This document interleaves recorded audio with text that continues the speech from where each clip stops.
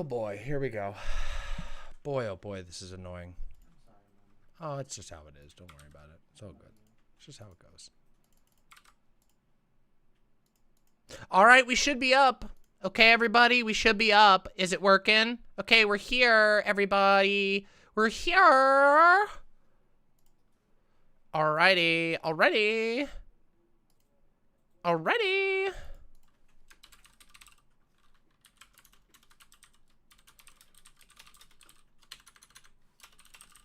Okay, this should be significantly better, okay?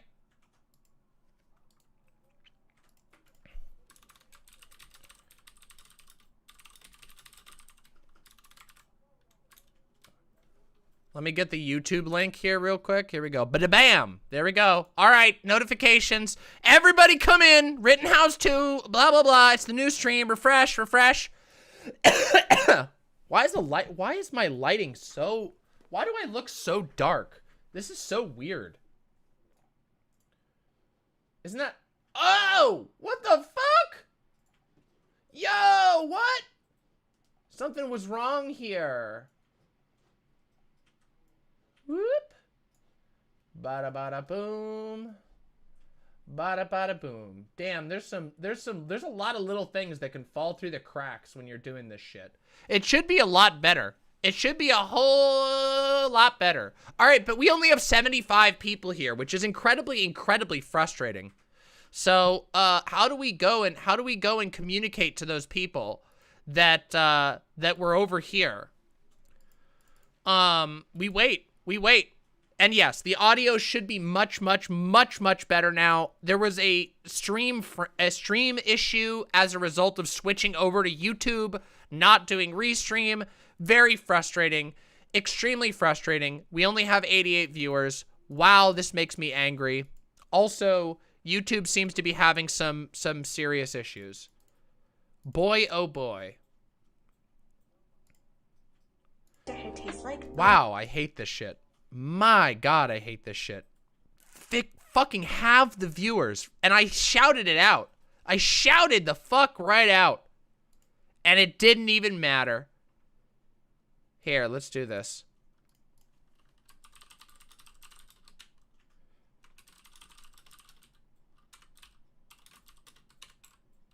Wow.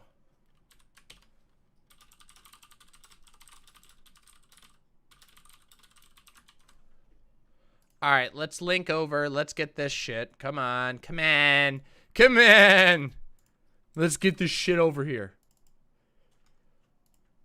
Wow, what a fucking mess. There we go. I tried so hard, and it doesn't even matter. We have less than half of the viewers that we had before. No, Anarcho Jedi, it just detects your account, so.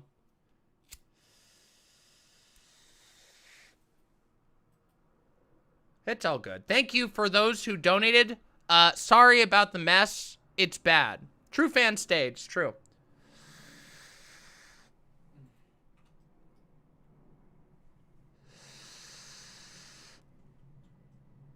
Maybe it just takes a minute for everyone to find the new stream and the YouTube API to update.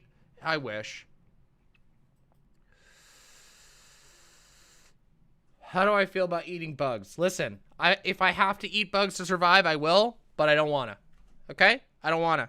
Where did I get my vest? This vest was made by my partner. This is actually my partner's vest. I stole it for this stream because my partner doesn't like to be on stream, and I wanted to show off my partner's awesome handiwork. The VOD was already replaying. Oh. Okay, hold on. Doing the same segments, well, that's good. But I had my stream up before Vaush. This much I know.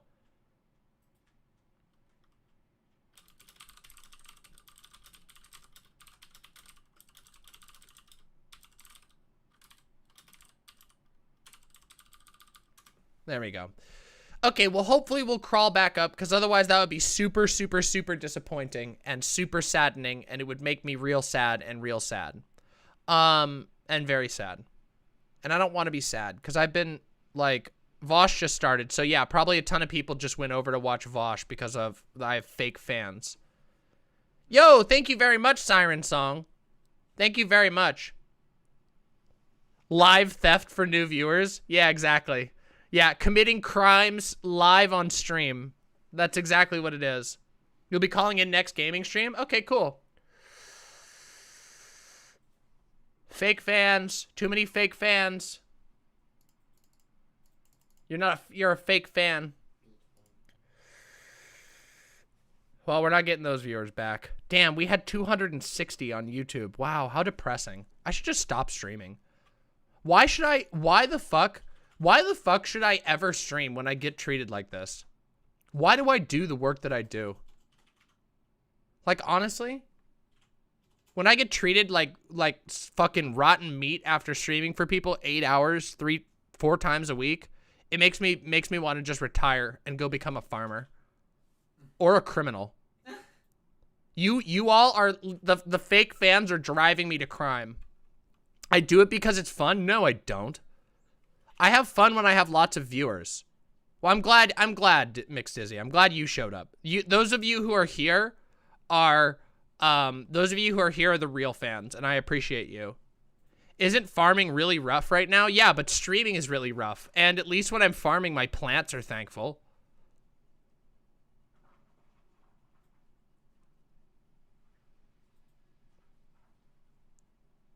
That vest is fetch. Oh, thank you so much, Barbara Wrist-Mason. I really appreciate that.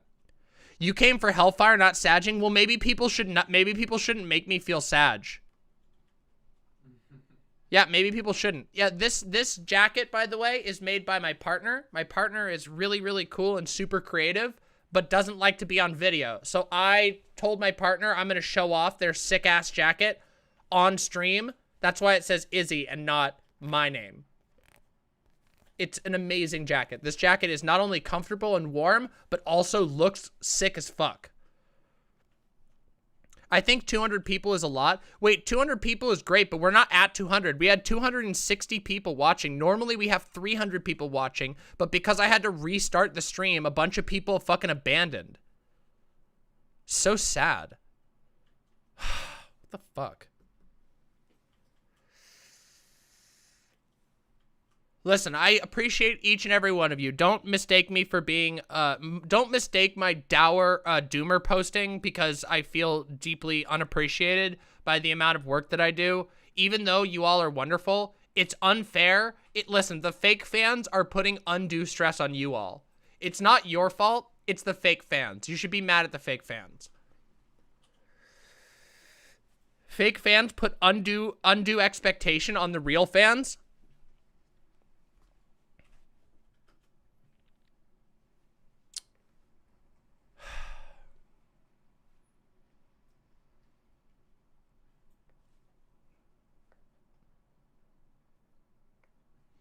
Yeah, fake fans.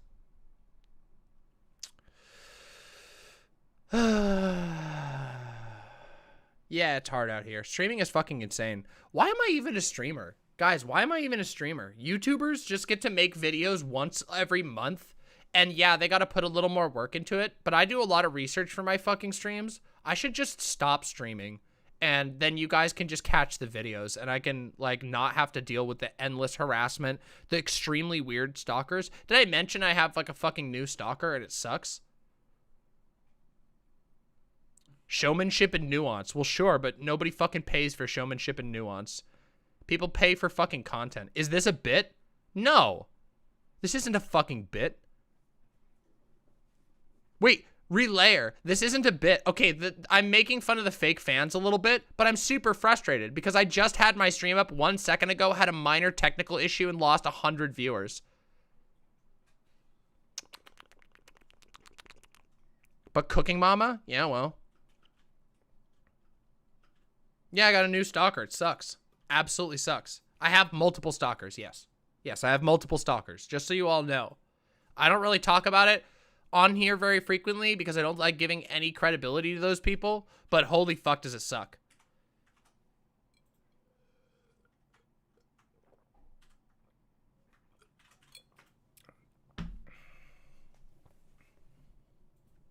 Yeah, my stalkers are fucked. Yes, truly, yes. I'm not kidding you. You think I'm making this shit up?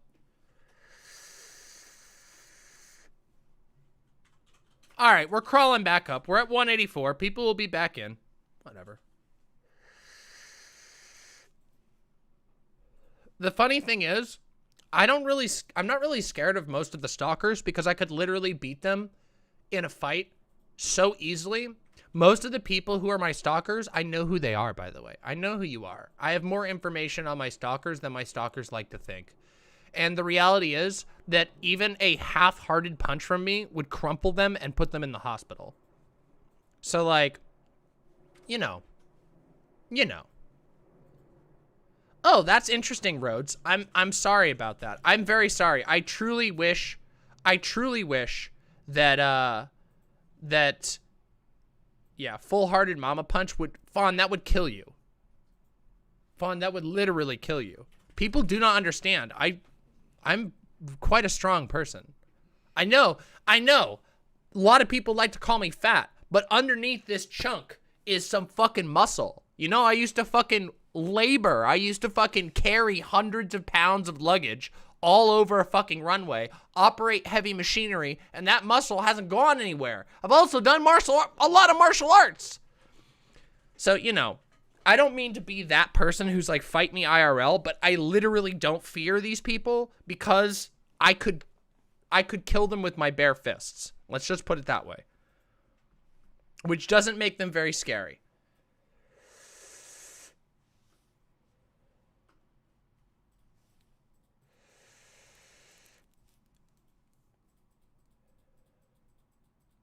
Yeah, we're back up to 200. It's good enough. It's good enough. The reality is, if I'm already pissing them off this much with my voice, imagine how much I would piss them off with anything else.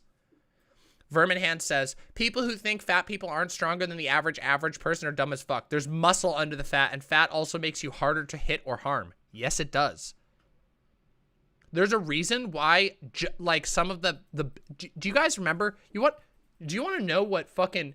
Look at this. Have you guys ever seen this shit? Hold on, let me just show you real quick. You guys, the Twitch viewers would look at this right here. I'm going to show you guys an image, and Twitch viewers would look at this, and they would go, oh, that guy's fat.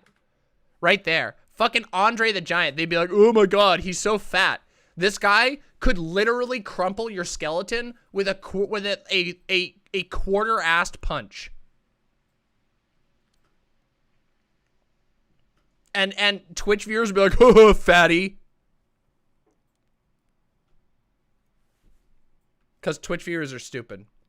Yeah, he died at 50 because of how fast his muscles were growing. Yeah, I know. Woo! Oh, I'll have to check that fucking out. Silent, I'll put that up here. Oh, that's fucking... Oh my god, that's fucking sick! Oh my god, that's fucking sick, Silent. Thank you, Piftle Cakes. Appreciate that. This was made by my partner. Wasn't that dude like 8 feet tall? He was like 7 something. Or maybe he was 8 feet. Let's see.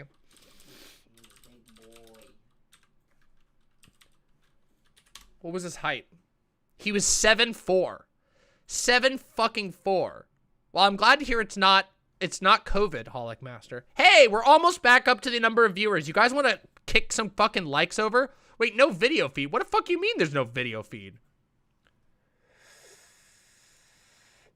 Have I seen The Princess Bride? The Princess Bride is one of my favorite movies of all time. Like, I fucking love that movie. It's, like, so important to me.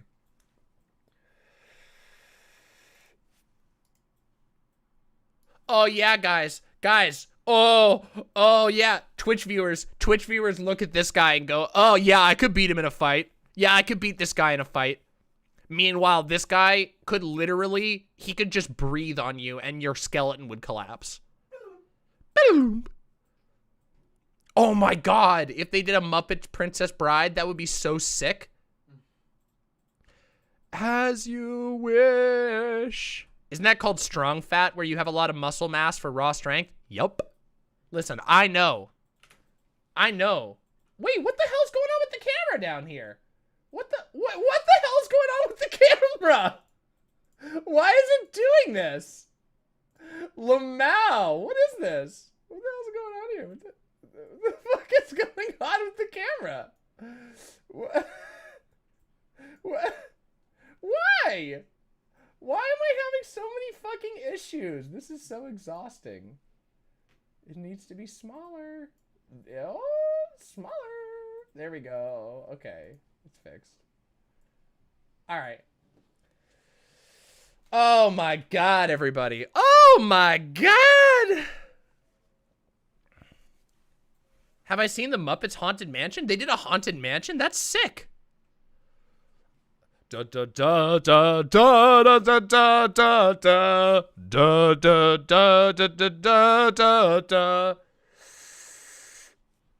Everything's broken because I completely reworked my entire stream. And guys, I don't know if you know this, unless you've actually tried to stream yourself, it is fucking difficult. There are all kinds of issues that go on with fucking streaming that you guys have no fucking clue about.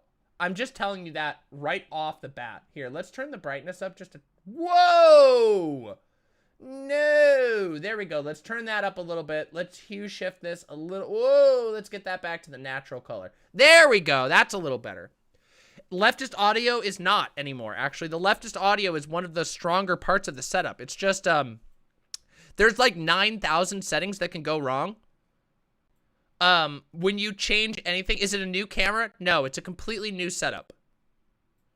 Yeah, Angel Mama returned for a second. Yeah, this shit is really difficult.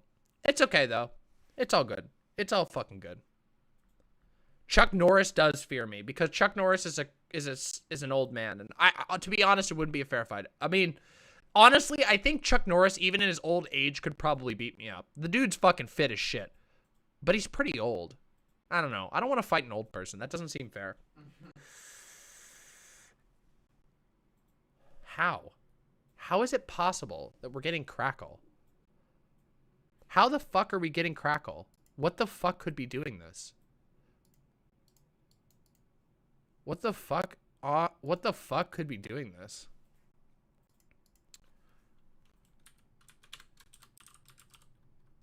Let's see. I knew there was going to be some issues we would have to work out, but it's a bit weird. Oh, wait a second. I know what might be the problem. Ah, I know what could be the problem. This is the one. This is the... We're on this one. So let's try this. How's that? Is that better or worse? Better or worse? Is that better or worse? Is it better or is it worse? Better or worse? Okay, you can tell me. Same. Sick. Love it. Fucking love it. Fucking love it. About the same.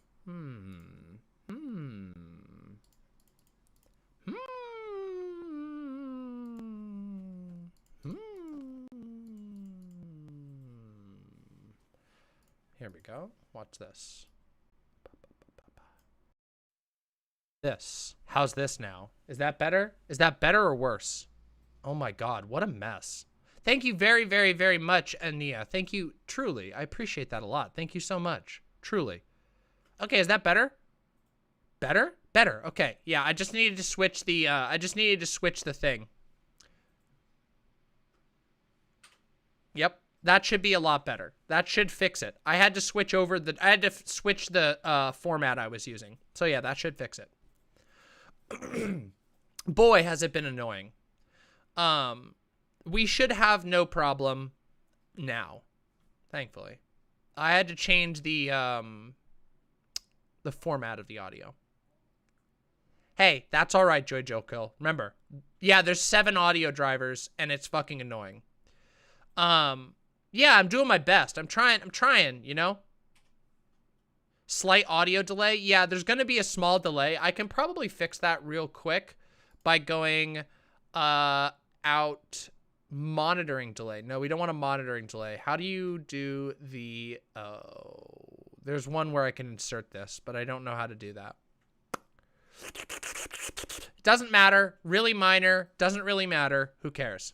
Why are there 7 audio drivers when there's only 4 directions? Because audio is basically, trying to do any audio at any point is basically like trying to pilot a mech that was built by 7 different alien species, and all of them had different ideas of how you're going to accomplish the same thing. Wolfs, thank you so much. Appreciate that.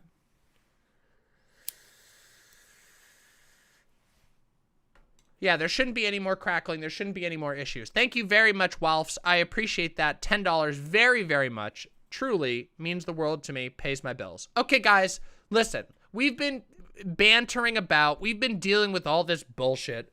And I'm rather distracted. But we got to talk about shit, okay? As Danny Fallon says, listen, audio engineering sucks so bad. If you have a cable that runs over another cable, it can fuck the whole system, even to the points where moving the cables doesn't fix it. Audio is stupid. Yes. It's incredibly messed up. It's fucking incredibly messed up. But that's okay. We'll survive. We will indeed survive. Okay?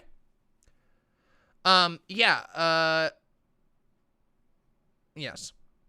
Why is none of the chat commands are working? Nothing's working. Everything is busted.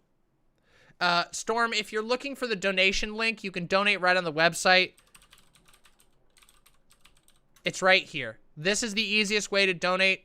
Here you go. There you go. Bada boom. Bada boom. Val9000, thank you very, very, very, very much. Deeply appreciate that. Thank you so much, Val9000. Deeply appreciate that.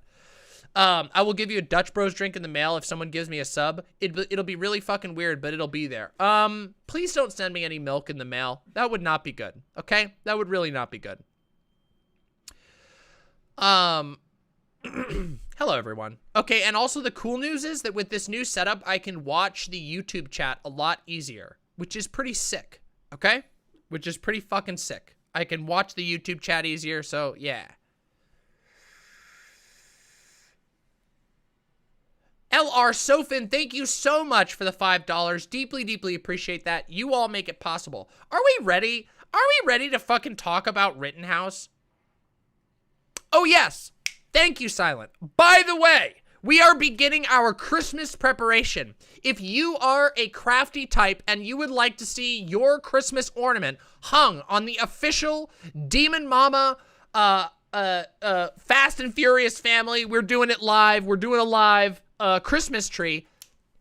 DM me for the P.O. box. If that's your thing, if you have a cool ornament you'd like to see hanging on the tree, send it our way. We're going to put a tree right over there. So there's going to be a Christmas tree with viewer ornaments, as many as we can fit.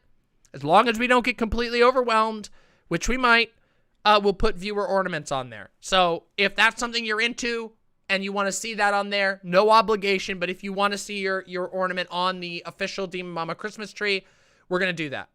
So, that'll be sick as fuck. Does the audio seem odd? Yes, the audio is experiencing a minor delay. I think I might actually be able to fix that. Hold on. I actually think I can fix that. Hold on. I think I know how to fix this. No. How do I do the advanced audio settings? Ba ba ba ba ba ba ba ba ba ba ba ba ba ba ba ba ba. Here we go. Advanced audio properties. How do we do? Here we go. Ready? Watch this. Marco.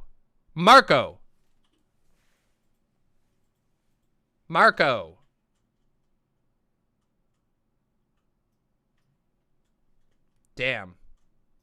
Okay, so there's a stream delay, but is there an audio delay? Hello. Watch this. Any audio delay?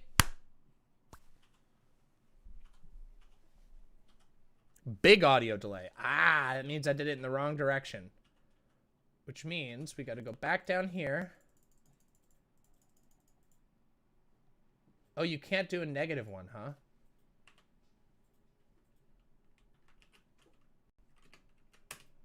How's that? This might be better. It's better than it was with Restream. That's true. Yeah, that's true. Look, okay. Okay, everybody. All right, we got to move on. We got to move on. All right. Yeah, we did the clap test. Here, watch. Here's the clap test now. Bam. Should be perfect. Should be basically perfect.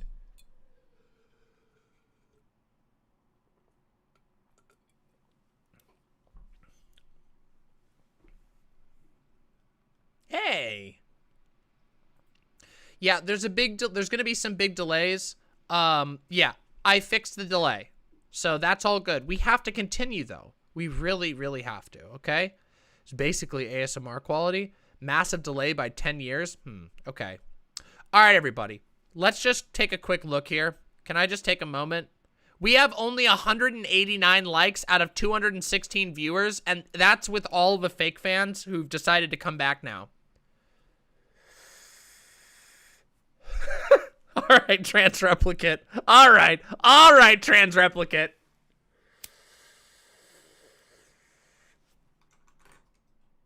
I will survive. Yes, we will survive. Okay, everybody, let's settle. Let's talk. Did we already pass Kyle Rittenhouse? No, we haven't even begun. We've been streaming for like an hour dealing with random issues that came up as a result of the stream. But it's worth it, okay? The audio delay will be fixed, and it is fixed, okay? So let's, can we start with a little meme to keep things light? Because I have a beautiful meme to share with you all, and I kind of want to vibe to this because it's good energy, and I want to vibe with this meme. So we're going to vibe with this meme. Are you guys fucking ready? Because I am. I'm fucking ready. But there's a problem, which is that I need this to go here. Here we go. Are you guys fucking ready? I'm ready. Let's watch this fucking meme. Here we go. Let's do this. Ready?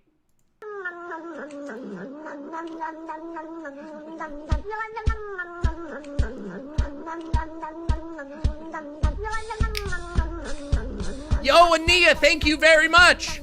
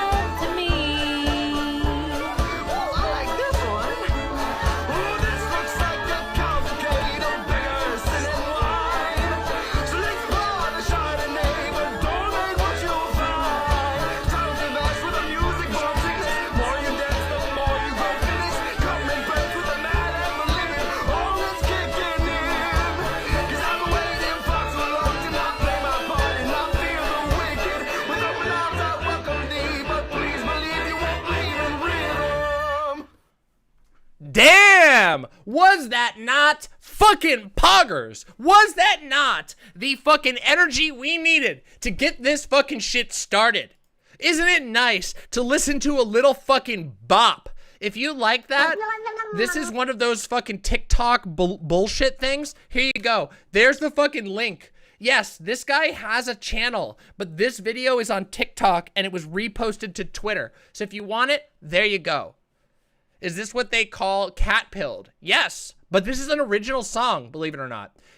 The lyrics are from a Nat King Cole song, but the mix is a total remix. Super sick. That is a swing. Some would argue that is electro swing. which proves that all of you who roasted Vaush for his takes on electro swing are basically full of shit. You know? Because there's some good shit.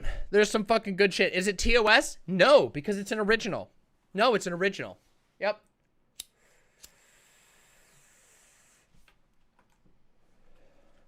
Yeah, you're on the real chat, thick boy.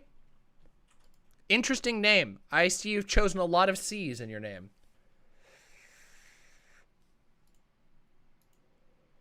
There's some good electro swing. Yeah, there's some cringe stuff out there too, but there's a lot of good stuff too. All music is good. Well, not all music, okay? Nazi music is pretty bad. Let's be serious about that, okay? Nazis, they make it pretty bad. They're not good at music.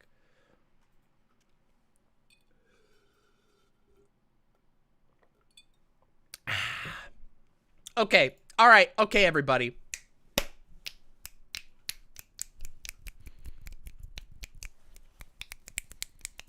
Let's do this. All right, everyone. What you've all been waiting for is us to talk about Kyle Rittenhouse. And you might be thinking, wow, Demon Mama, you sure chose a long time to wait to talk about Kyle Rittenhouse. And the answer as to why I haven't talked about Kyle Rittenhouse basically at all since Kenosha actually happened and the shootings, Kyle Rittenhouse fueled shootings happened is because who gives a shit? That's the real answer. The real answer is, why the fuck does anyone give a shit about Kyle Rittenhouse? And the answer is, well, I have the answer. And I'm going to tell you the answer over the course of this segment.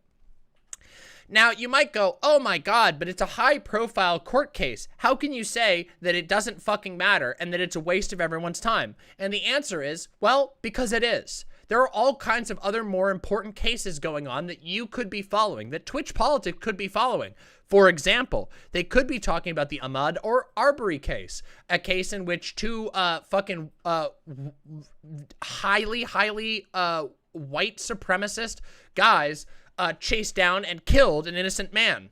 And yet no one's talking about Ahmaud Arbery right now, which is a little bit interesting. And they could be talking about Alex Jones, another interesting court case that's going on. But no, we're fixated on Kyle Rittenhouse. And I have to wonder, why? And the answer comes down to, well, personal drama. Let's just be real. We all know what happened in the Twitch space around Kyle Rittenhouse, don't we? We know what happened. Everybody knows why Kyle Rittenhouse became a hot button issue in the Twitch and YouTube politics space. But if we're completely honest, it isn't just the Twitch and YouTube politics space that's obsessed with Kyle Rittenhouse. Do you want to know who else is obsessed with Kyle Rittenhouse? The far right. And it's very interesting because the far right seems very invested in basically framing Kyle Rittenhouse as some kind of vigilante hero who's been done bad by the media and done bad by the communist Democrats, and is a perfect example of how BLM has gone too far. And as we all know, as with all things the right in America decides to talk about, it's all bullshit. Kyle Rittenhouse and the discourse around Kyle Rittenhouse is basically a rehash of the Mr. Potato Head drama. And you might think, well, wait a minute, but Mr. Potato Head didn't have any real world effects. It had about as much it didn't have as much real world effect as Kyle Rittenhouse. But for the vast majority of people who've been commenting on the Kyle Rittenhouse thing, the Mr. Potato Head situation has the same material impact on their lives as Kyle Rittenhouse. And yet everybody's fixated on Rittenhouse. Rittenhouse. Oh my God, Rittenhouse. Did you hear the Rittenhouse take? Oh my God, are you going to drop a Rittenhouse take? Do you know how many goddamn times I've been pinged while sick over, wow, when are you going to talk about Rittenhouse? Are you going to cope and seethe about Rittenhouse? And the reality is, go watch my channel. When was the fucking last time I talked about Kyle Rittenhouse? I think the last time I talked about Kyle Rittenhouse was literally when the shootings happened. I don't give a shit. I'm probably the only person in this entire space who, when I say I don't give a fucking shit about Kyle Rittenhouse, that I'm actually telling the truth. Yeah, okay, trans replicant. Yeah, yuck it up. Yo, you said Kyle Rittenhouse a couple seconds ago. Yeah, not in this stream, obviously. Thank you. It's been fucking forever.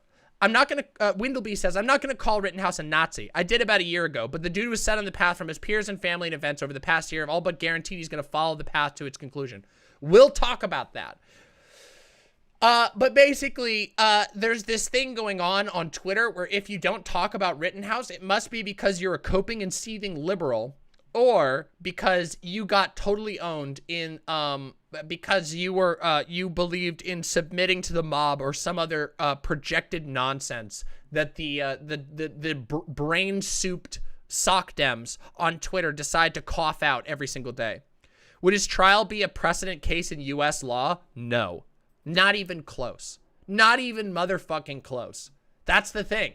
This isn't even an impactful law case. This is basically, the way the case is boiling down is deciding whether or not it's a self-defense case that the context has made it a hot button issue. But the reality is the actual case itself is going to boil down to self-defense. Only if it goes to the Supreme Court. Guys, there's like zero chance that Kyle Rittenhouse's case is going to go to the Supreme Court. You were worried about the precedent? What precedent? We live in America. In America, you can basically blow away anyone with a gun, and as long as they die and you don't, you're gonna be fine. Like, I don't know how to explain American self-defense law to you. You know that we have states that have the castle doctrine, the stand your ground laws, which basically mean that you have, if you even think that somebody is threatening you, you can just pull out a fucking laser gun and burn them down till they're just two smoking sneakers on the ground. And you would still be cleared by a court of law in the United States. There is no way that this is going to go anywhere. And the only reason this case is prominent is because of culture war soup-brained idiots who don't know how to focus on anything and just go, "Oh my God, Joe Biden is a communist." He tweeted a video once that had 2 frames of Kyle Rittenhouse in it, and he said the word white supremacy in association with the video that had 2 seconds of Kyle Rittenhouse's face on it, and that means that Joe Biden is secretly trying to corrupt the youth. It's the dumbest shit in the entire world.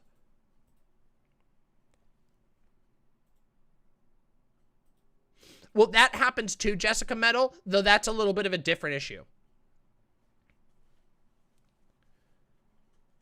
Castle doctrine is supposed to say limited to one's dwelling. Yes, but I'm talking about both of these, you know? It's very interesting, okay? And there's also a huge double standard in the United States. Do you want to know people who you want to know who tends to go to prison on, you know, despite acting in self-defense? Black people. That's who, in America, that's who. Because our system is ridiculously racist, and the laws around self-defense are so broad that they're basically designed to cater to the desires of gun-toting boomers who don't, first of all, don't know how to fire at all, but who blow down who blow down their own family member, their front door, and the person and the pizza delivery guy who was knocking because they forgot that they had ordered the pizza, and then they thought their house was getting robbed. America has the most ridiculous self-defense laws that you can possibly imagine, and they vary from state to state. And Wisconsin is one of those that has very, very, very open self-defense laws.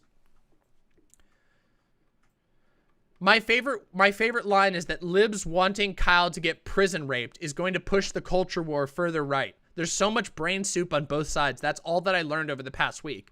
What you should have learned by watching the Kyle Rittenhouse drama unfold on Twitter is that nobody knows what they're talking about, and everyone is basically as obsessed with idiotic culture war issues as conservatives are about, you know, Mr. Potato Head's questionable genitalia.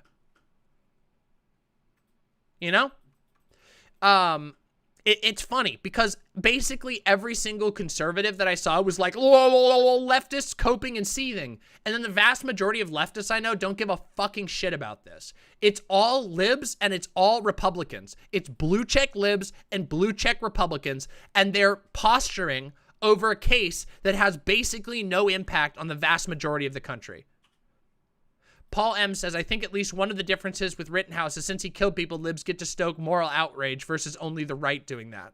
I mean, but even that is questionable, right? And has backfired. Now, let's talk about some of the details, okay? Because I know that everybody here was hoping that when I was going to talk about Rittenhouse, that I was going to go into some like true crime, gonna do a drama mama investigation and hash out the details, and we were gonna watch the video and try to analyze the pixels. Fuck that shit. Absolutely not. What a waste of everyone's time. Not gonna happen. I don't give a shit. And the reason why I don't give a shit is because, at least from my perspective, from what I care about, this is a completely inconsequential case. It sucks that people died. It sucks that there was a shooting. It sucks that this all happened in the middle of a huge civil rights struggle, but none of it actually impacts any of those things. Kyle Rittenhouse's decision is not going to majorly affect the law. Kyle Rittenhouse's decision is not going to majorly affect civil rights advocacy in the United States.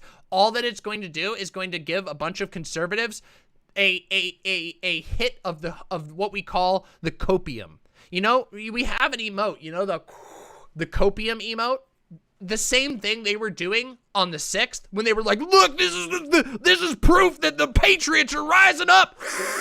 Oh, get owned, libs. All of that shit, that is all that Rittenhouse is. It is a giant huff of copium from right-wingers who think that they've made some sort of serious hit against the left by being the most heinous and obnoxious people on the internet for the past year. Every single vaguely right-leaning person has been the most insufferable piece of shit about Kyle Rittenhouse for the last year, because the simple fact is they worship him like a hero. Even though they will regularly argue, he was just a kid, he's just a dumb kid, he didn't know what he was doing. They worship him like a hero. Isn't that weird? Isn't it weird how two-faced it is? How on one hand, they're like, oh God, poor Rittenhouse, he's crying, he's traumatized, oh! And then on the other hand, they're like, yeah, based Rittenhouse, oh yeah, he's teaching those libs, keep those fucking Antifa in place. Even though the fact that none of the people involved were even BLM, like one of the people involved was a fucking medic, and the other one wasn't even a BLM protester. He was just somebody who happened to be on the streets and freaked out about the gun. It is the dumbest shit that you can... Why does this keep falling? That's so fucking annoying. It is the dumbest shit that you can possibly imagine. Rittenhouse getting off scot-free will only embolden more psycho far-right people. Yeah, maybe. You could... That's an argument. You could say Rittenhouse getting off scot-free will only embolden more psycho far-right people. But the reality is they're already emboldened. They know that these laws exist. Why do you think they bring guns to protests? Fucking far-right psychos in America, they already know that they can run people over with their car, that they can blow people away without basically any repercussions. Maybe it is. Maybe it is a cable, but I don't think it's a cable. Some popping. I don't even know how that's possible. How is it even possible that we're getting that? Radio static crackle ASMR. I don't even know how that's possible that we're getting these. It's all right. Hopefully it'll clear. Hopefully it'll go away. A little crackle is a treat. Yeah, I don't know what's causing it. I don't know what the crackles are, what's causing the crackles. All of my, right now I have my, my audio shit disabled, and I'm just getting the raw mic feed. So I don't know what would cause the crackling. I love how they forgive his emotional outbursts because he's a hero while they pressure the people they don't like into suicide. Well, yeah, that's how they do. They're fucking, they're fucking, hypocrites. Yeah. Windleby says, right-wing people fantasize about running protesters over and bringing guns to anti-American protests and blow people away all the time. It's such a goddamn meme. Yeah, it's literally a meme. It's a fucking meme with them. Listen, Kyle Rittenhouse's ability to inspire people has nothing to do with his with the decision in the courts. Do you think that, like, look, they were emboldened the moment it happened. The moment Kyle Rittenhouse blasted 3 people away, I always forget. The moment that he did that, the right was already emboldened. The actual case doesn't fucking matter. They don't give a shit. Now, there may be a short outburst of violence, but they don't care. Guys, remember, January 6th happened fucking regardless of the court cases around Derek Chauvin or Kyle Rittenhouse. Even Derek Chauvin, a much more impactful case, didn't affect the fact that January 6th happened. The right is already emboldened. They already know that they can get away with almost anything. There are already states that are passing laws that make it easier to get away with hitting protesters with your car. Like, Texas is aiming to make it easier to hit people with your car. The right has no shame. They don't care about the law.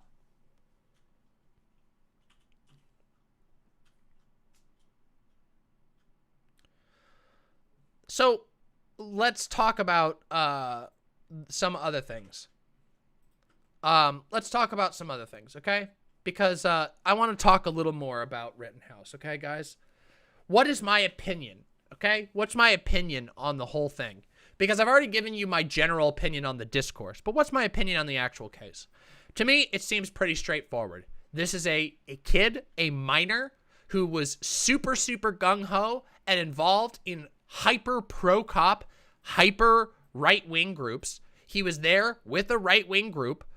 He hangs out with and has become a hero to right-wing groups. He's been pictured posing and making little okay signs with right-wing groups.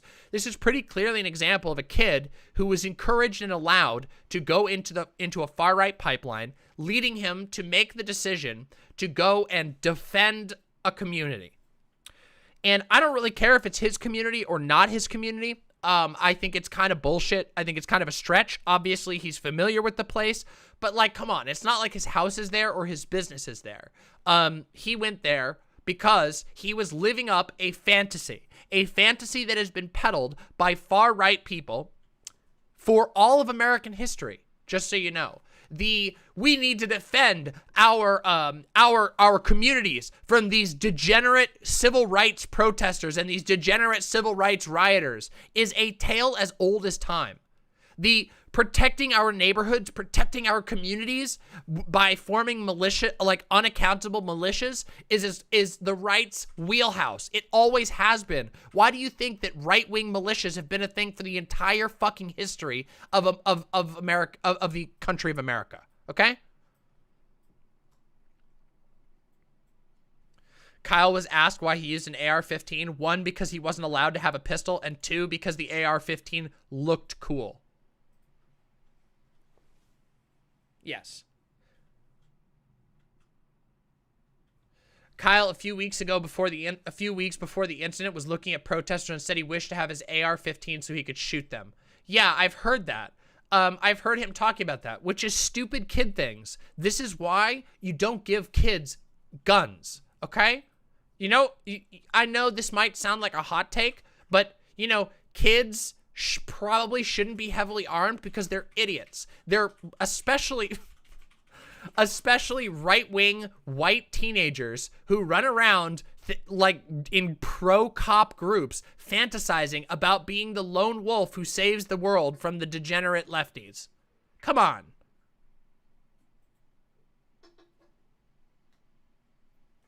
Like, wow.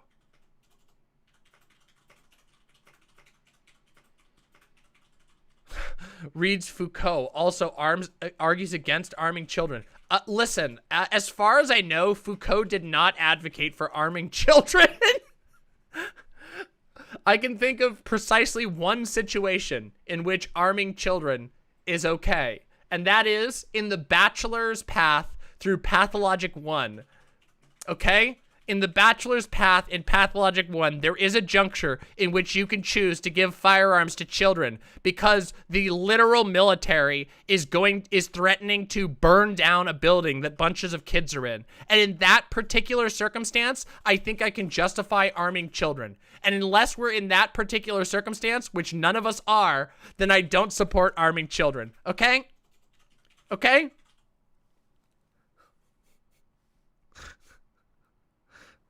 Okay, also, if they're near Matt Gaetz. If I support arming children if they're near Matt Gaetz. Yes, yes. Matt Gaetz or Matt Walsh. Basically, any conservative named Matt, you're allowed to arm children, okay?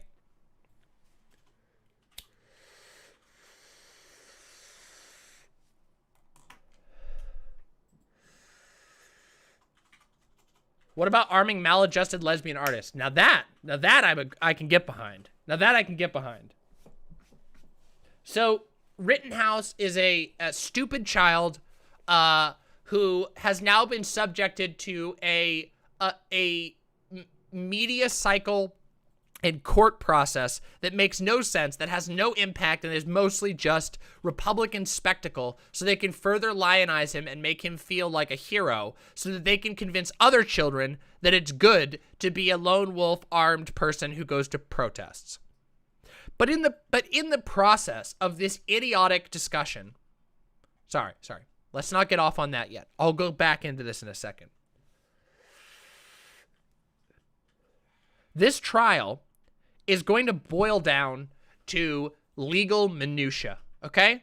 And I don't know about you, but most of the time, I don't give a fucking shit about legal minutia.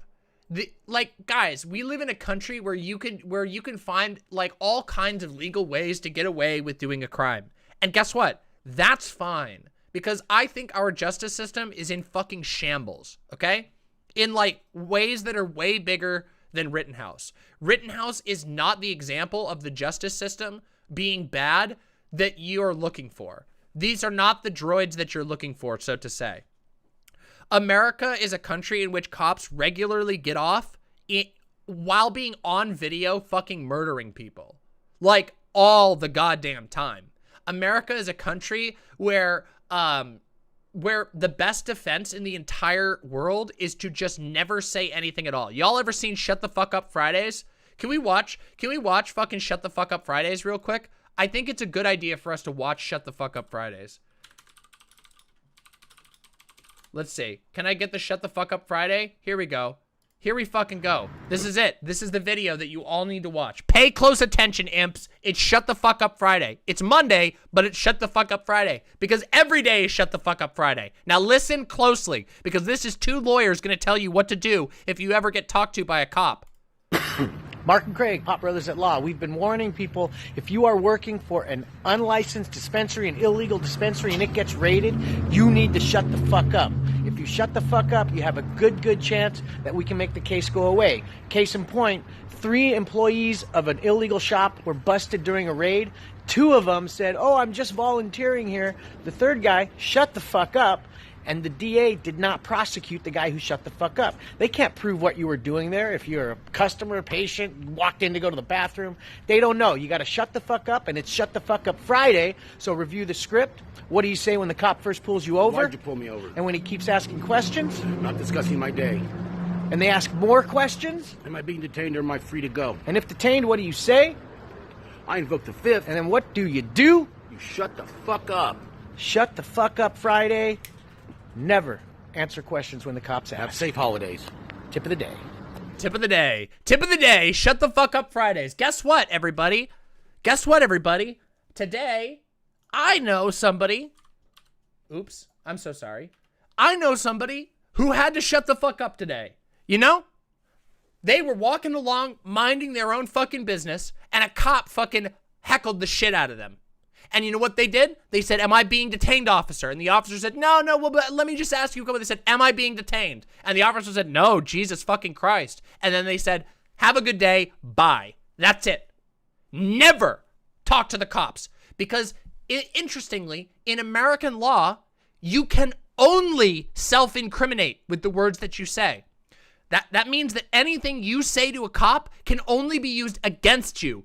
You know, have you ever heard, you know, the Miranda rights? Anything you say can and will be used against you in a court of law. You can't defend yourself with what you say to the cops.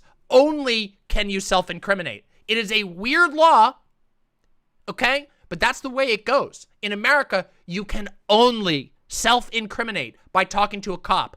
Never talk to a cop unless you got a lawyer present. That's it. Understood? Never. Never. Okay? Shut the fuck up Fridays. Am I being detained? If they say yes, I'm not saying shit. Let me talk to my lawyer. It'll be scary. It'll suck. They'll be mean to you. They'll put you in the car. They'll take you to jail, and they'll get you a lawyer. And then you talk to a lawyer. You don't talk to the fucking cops. Okay? People always forget the words can and will. Yes, it will be used against you. They gotta prove shit. Okay? That's how American law works. So, Rittenhouse, the long roundabout to what I'm saying here is that Rittenhouse is a shit-ass example, to like fixate on when you're talking about American law, okay? Because American law is fucked beyond all recognition. Yeah, it's Muzzle It Monday, then there's Tight Lip Tuesday, then there's What the Fuck Are You Saying Wednesday, then there's fucking Stuff It Thursday, and then there's Shut the Fuck Up Fridays, okay? And then Saturday and Sunday are You Hide in Your House, okay? There you go. Yeah, they're literally, they're paid to put you in jail. Yeah, it's their job. I'm just trying to have a nice conversation. Well, am I being detained? No. Okay, bye. I don't want to have a conversation with you. Yeah, I want my lawyer Thursday.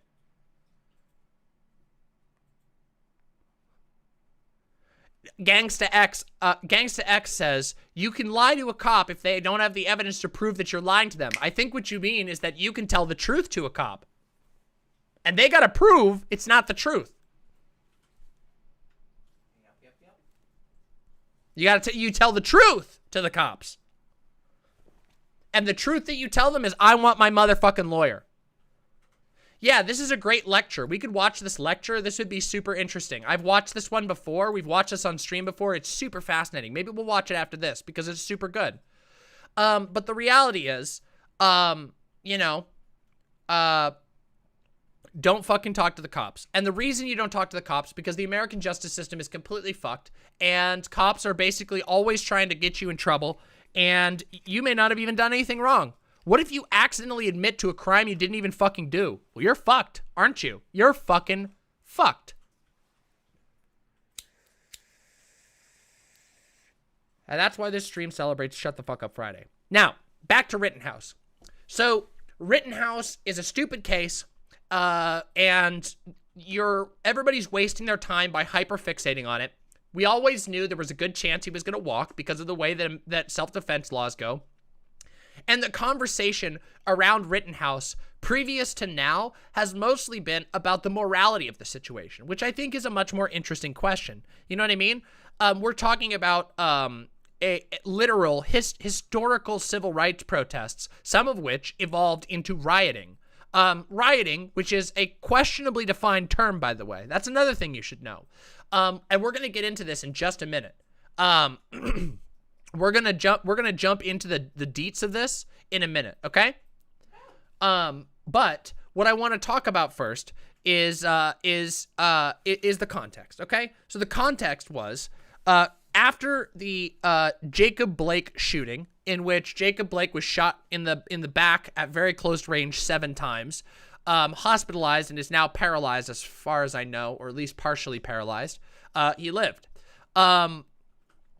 Now, after that shooting, there was a lot of understandable outrage. A highly televised, very brutal police shooting in a country right in the wake of George Floyd, right in the wake of all of the other BLM protests. And so protests exploded in Kenosha, and some of them turned into riots. Now, again, riot is a very legally questionably defined term. You see, because what defines a riot is whether or not basically the police call it a riot.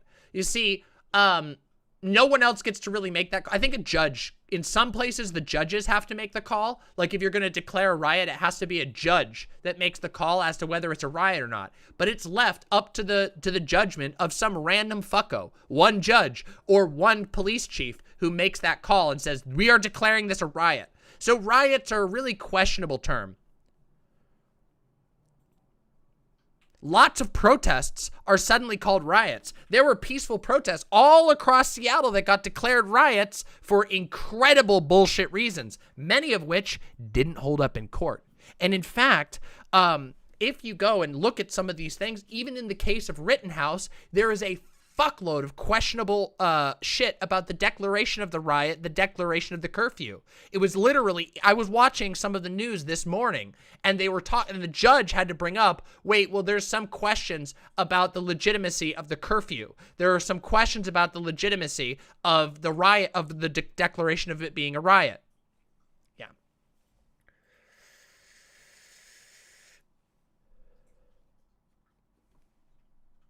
Wow. Do not click that. Okay, I won't.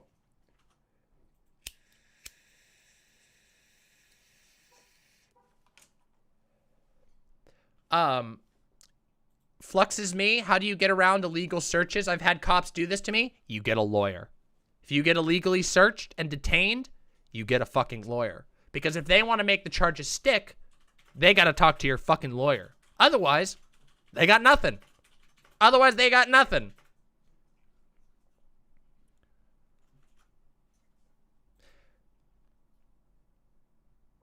A burning car sales lot isn't a riot? I see we have an idiot in chat. That's all right.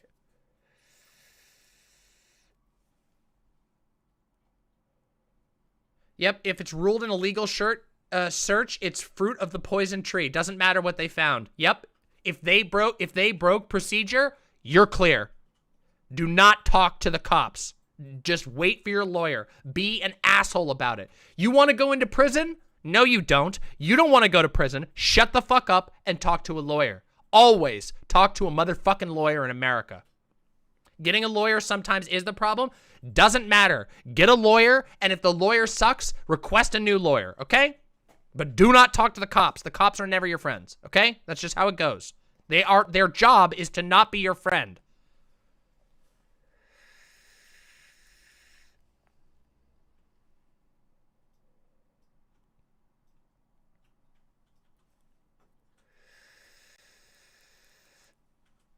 I will not spend your time with your stupid, I will not spend time listening to the stupid, whiny, idiotic, legally meaningless, morally meaningless complaints of stupid people in my YouTube chat. It's just not going to happen. I don't have the patience today to deal with the moronic complaints of like, oh, somewhere in the city there was a car lot on fire. That means it was a riot. That means everyone deserves to be shot.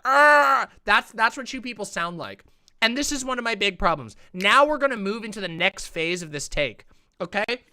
Because the next phase of this take is going to, what if they interrogate you? Cream bun mommy, they cannot interrogate you without your lawyer present. If they interrogate you without a lawyer present, they are in violation of the law and you're going to walk. So actually, if they interrogate you and you literally just zip your mouth and say nothing, you're going to walk. You're going to walk. I'm not a lawyer. But if they interrogate you without a lawyer present, you say nothing.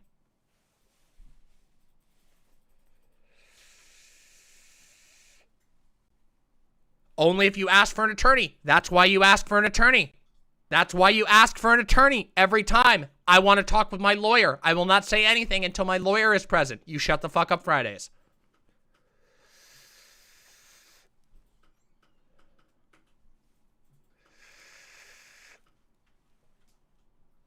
Understand? You need to say, I want a lawyer, and they must stop asking questions. Yes, the only thing you say to the police is, I want my lawyer. There you go. I will not say anything till my pimp is present. No, don't say that, you idiot. God, you people are stupid. Every single one of you is going to end up in prison in 2 years when they make watching live streams that aren't like Tucker Carlson live illegal.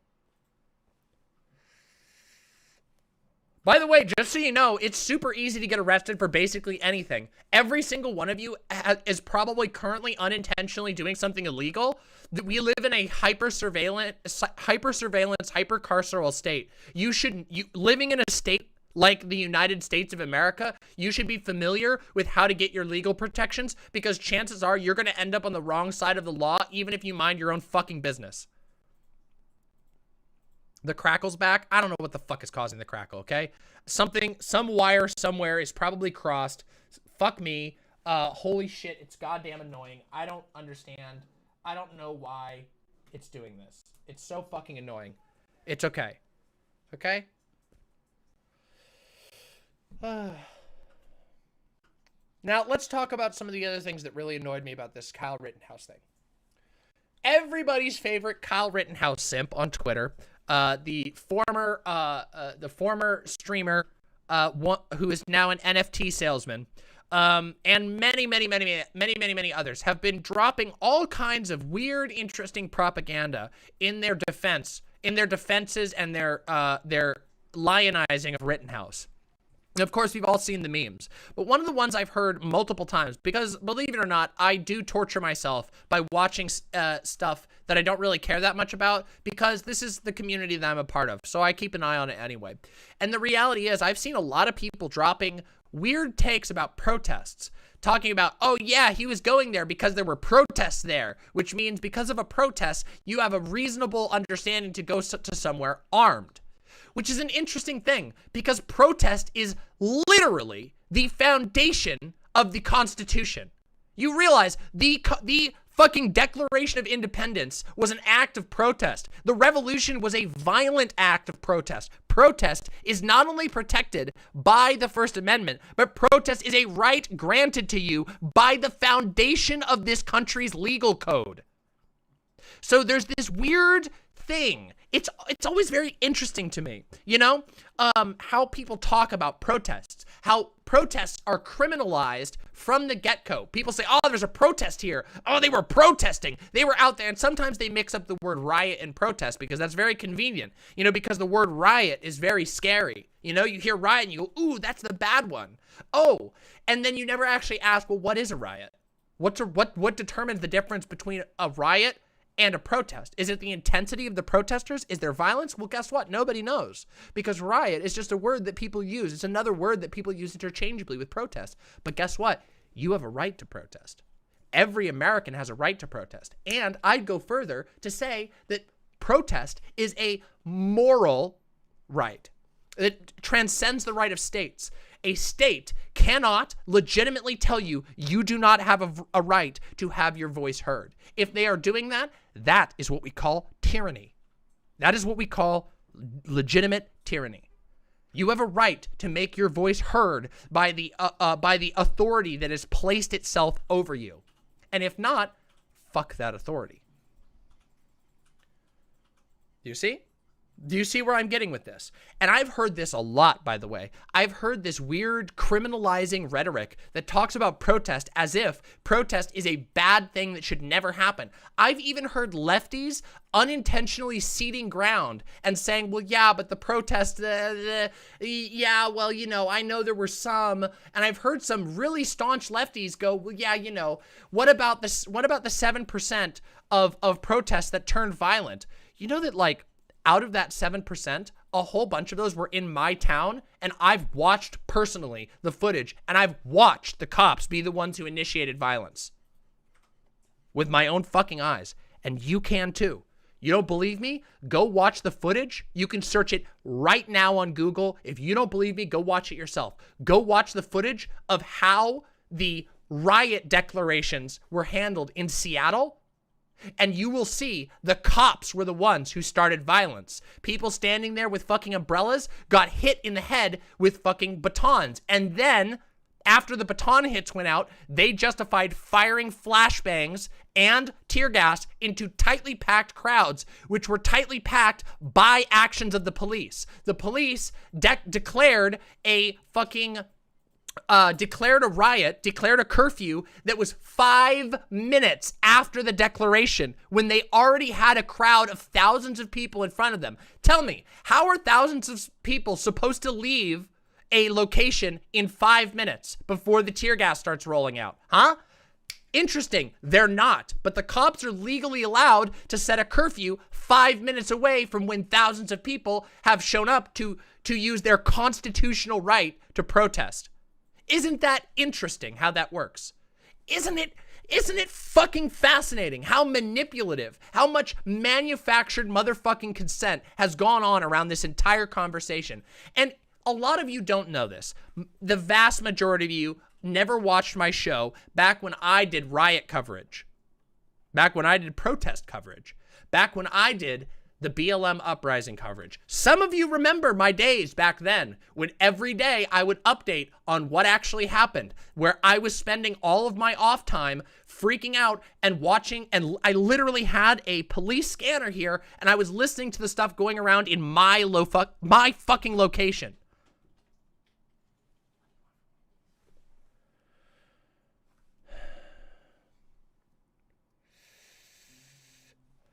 Gayfesh says, I remember getting a notice on my phone at 5:03 p.m. one day saying curfew has been declared for 5 p.m. Me too, because we live in the same area. I remember that as well. I also remember walking out to my front porch and warning my neighbors that they were about to go get fast food after a curfew had been declared and that they would be pulled over in violation of curfew. I remember that. Does anyone else? No, because everyone else on the internet has a memory of a fucking goldfish. How did I get a police scanner? They're available online. There are all kinds of services that allow you to listen in. Police scanners have to be, there's a whole bunch of rules about it, but there are all kinds of legal police scanners you can listen to online. Just search it.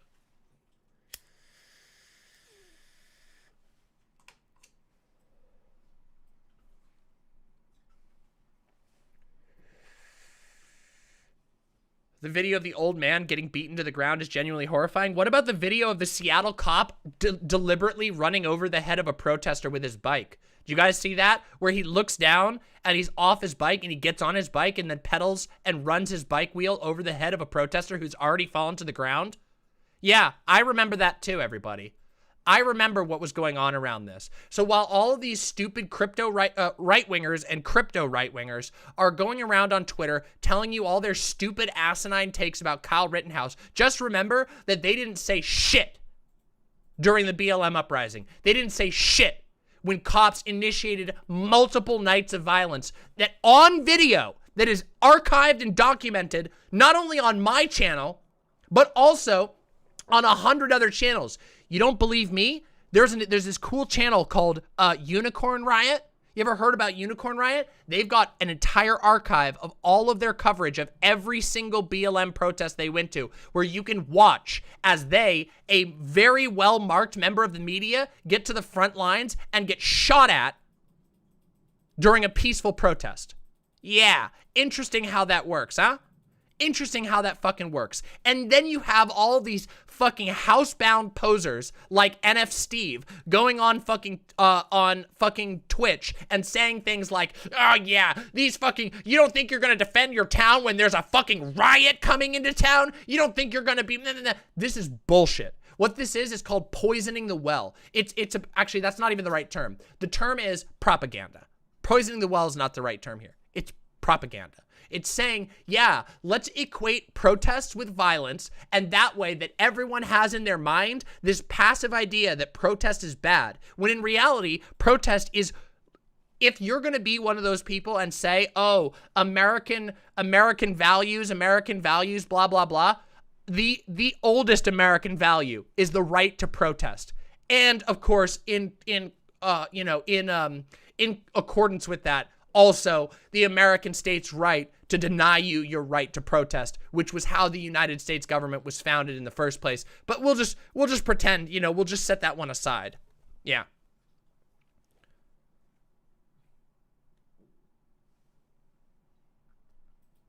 And it's not just the NFT salesman either. It's a bunch of other people. I've seen a fuckload of people all over Twitter, even people I respect, unintentionally demonizing and criminalizing the idea of protest, which, in my opinion, in a country where the National Guard was deployed to defend the cops, that, let's make no mistake, that's what it was about. These were protests about injustice, about corruption. They were about the cops being used as a violent arm to oppress minorities. That's what these protests were all about, all across the country. The biggest civil rights uprising in the history of America.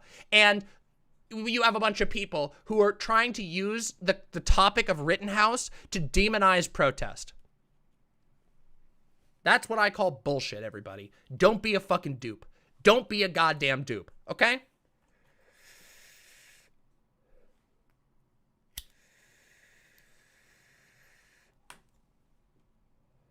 Yeah, it's very telling. Yeah, exactly, A-Pillow. It's super telling that people who were a part of the Tea Party just a couple years ago now shit on peaceful protest movements.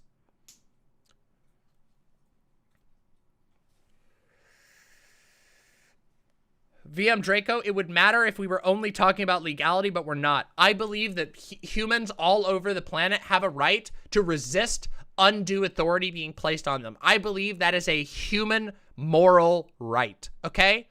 I believe that humans have the right to resist any authority that they believe is unjustly placed over them. I just believe humans have that right.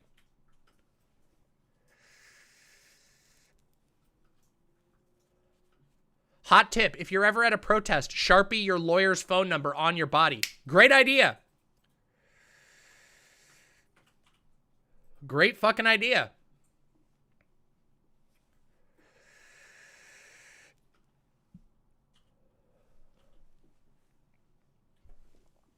Do you guys remember when they were doing on-the-street cavity searches of people in Portland? Anybody remember that? I remember that. I remember when they were pulling random people who were out on the night of protest. I remember when a fucking streamer I was watching who was marked as media and had a media badge from a recognized media organization was asked to the side, and the cops were trying to demand that they let him do a cavity search.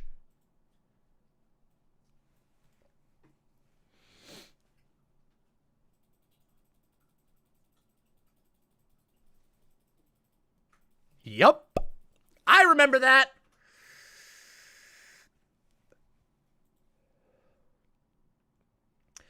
Natalie Marie says, I'm so glad I got out of that right-wing YouTube pipeline. I remember watching Slightly Offensive channel covering a Proud Boys versus Antifa clash in Portland, being scared to leave my house because I live blocks away from the protest. So happy to have found this space. Yeah, it's funny. It's interesting that, you don't have anything. You have literally nothing to fear from a... first of all, Antifa isn't the organization that right-wingers make it out to be. But secondly, it turns out a group that's devoted to fighting fascists, you don't really have much to fear if you're not actively running in a fucking fascist gang like the Proud Boys.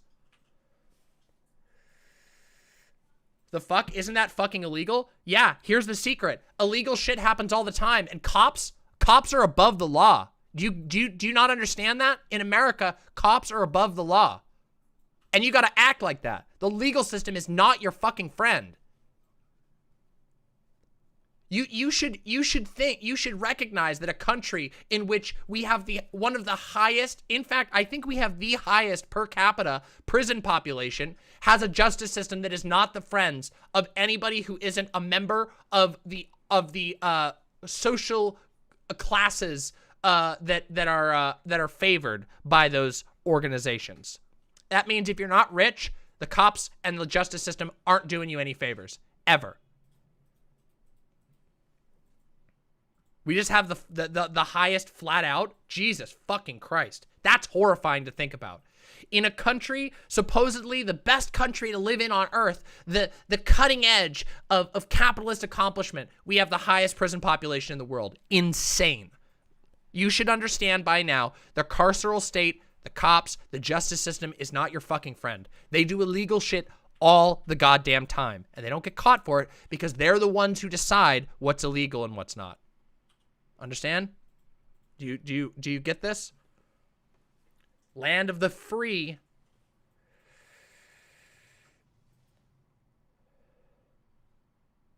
Right to protest means any day, any fucking time.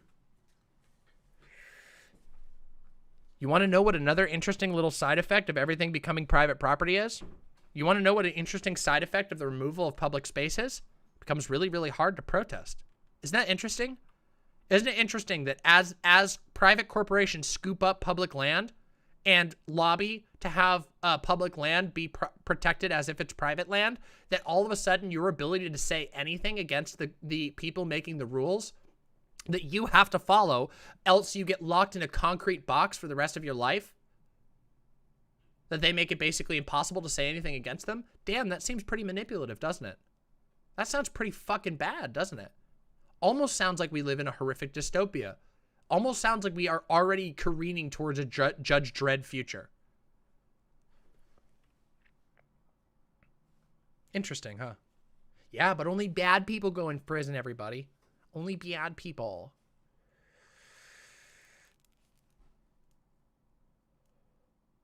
The U.S. prison population is half of Norway's entire population. Isn't that sickening? Isn't that fucking disgusting?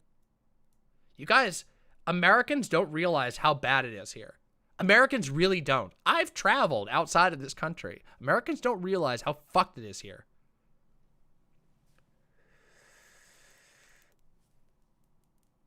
Yeah, corpos run this country. Yes, they do. Get used to it. Wake the fuck up, everybody. I'm sorry to pull that line. I'm sorry to be the one. I'm sorry to be like, wake up, everybody. You gotta wake up. The goblins are fucking running wild. But if you might pardon me being a little bit of a fucking sandwich sign prophet for just 1 second here, I would really love it if you could take a second to realize that you live in a fucking dystopia already. Rittenhouse doesn't affect that fact at all. This is why the Rittenhouse trial is a giant waste of everyone's time, why I'm talking about it only in the most broadest sense, because the trial itself is fucking meaningless. The only thing that matters is the indication of how the fever pitch around Rittenhouse is influencing the direction of the right wing in our country. That is literally all that matters about this trial. And what we're seeing is that the right thinks that this is a perfect win for them, that they're going to be able to just, if they don't like you, they want to get away with killing you because that's their worldview.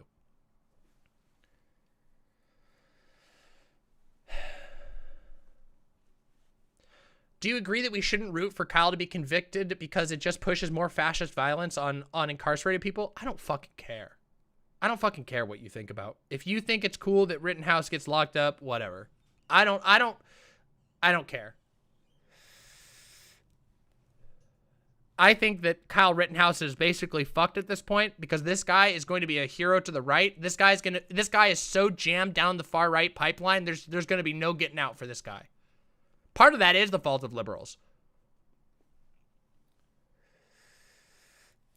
The take on Rittenhouse crying. Guess what, guys? Crying in court is a surefire strategy to benefit your case.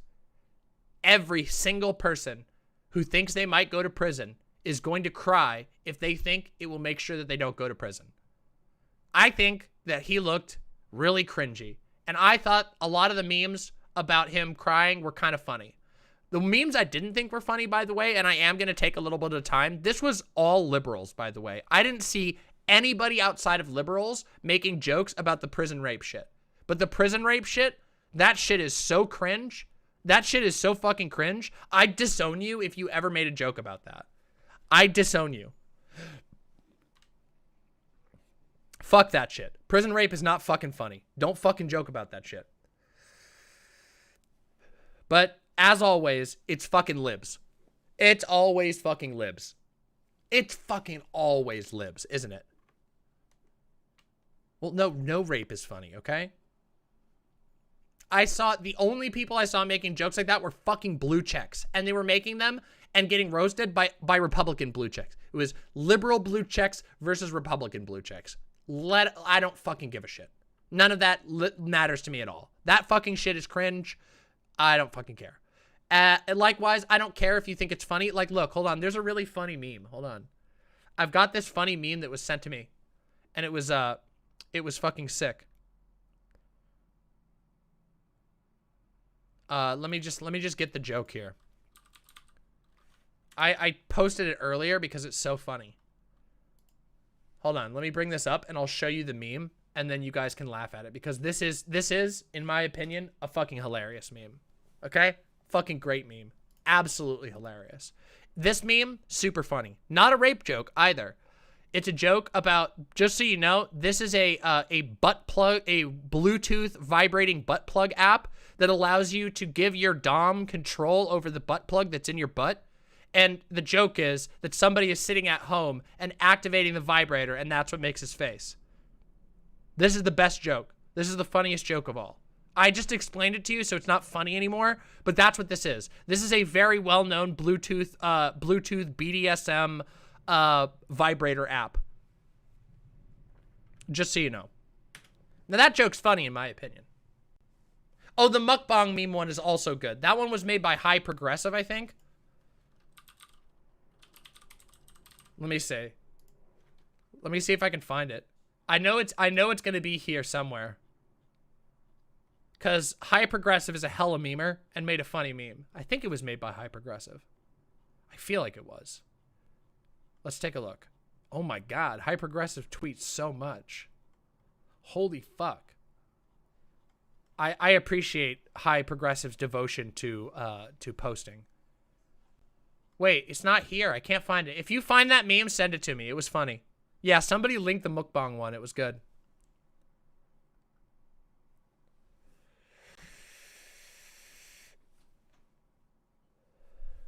Hey, you want some?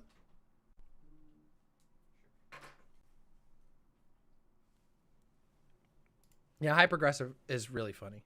Why does he look like Nick? Oh, here it is. Here's the mukbang one. Or mukbang. I don't know how it's supposed to be said, but this is also really funny. Look at that. This is the Kyle Rittenhouse mukbang meme. You know, because of the mukbang streamer that always cries when there's food. Of course, people are going to be more interested in my Nikado takes. Here's my takes. Nikado is a giant, like a giant meme and a lol cow, and it's functionally indistinguishable from like Chris Chan to me. Like the whole situation, the whole like NikocadoAvocado thing just reminds me of Chris Chan. So I don't really care, but this meme made me laugh. So Nikocado, I don't know how it's said. NikocadoAvocado, whatever. Fuck you. I don't give a shit. Do you think I fucking care? I feel bad for him. YouTube and capitalism are leading to his death. Maybe. Watch this. Bam.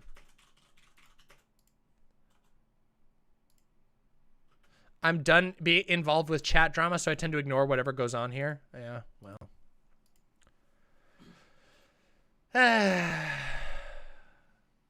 It's honestly really fucking sad that Nikocado's need to keep up views is literally killing him. I don't know that it is, though. Like, we don't know.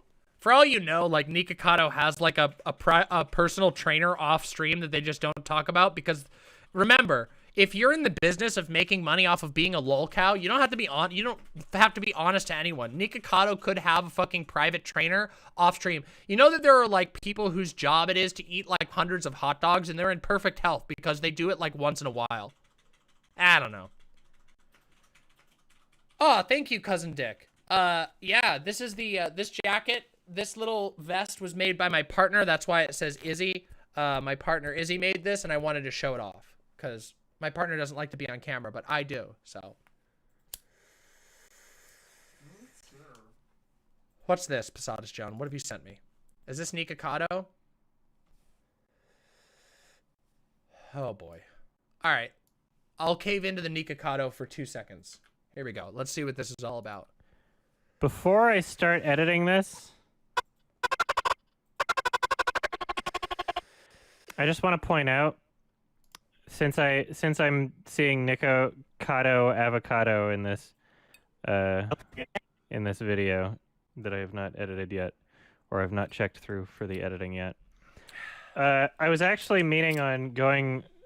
I was actually planning on going on a bit of a rant about NikocadoAvocado at some point as content for the highlights channel because it's something that I wanted to talk about anyway.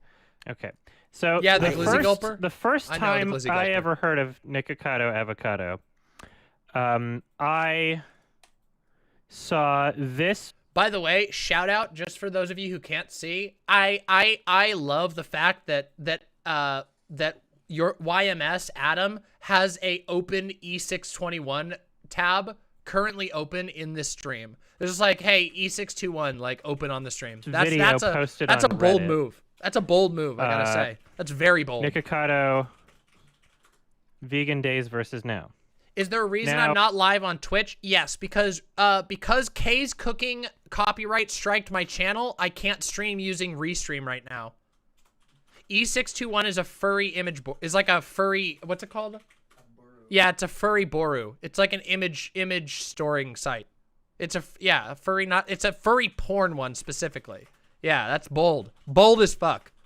What's interesting about this video is it shows the progression, right? Of like someone, look how fucking skinny he is. Look how skinny his boyfriend is. They're both still together. They're both in, doing the video thing. You don't even know where I'm going with this, so don't criticize me yet.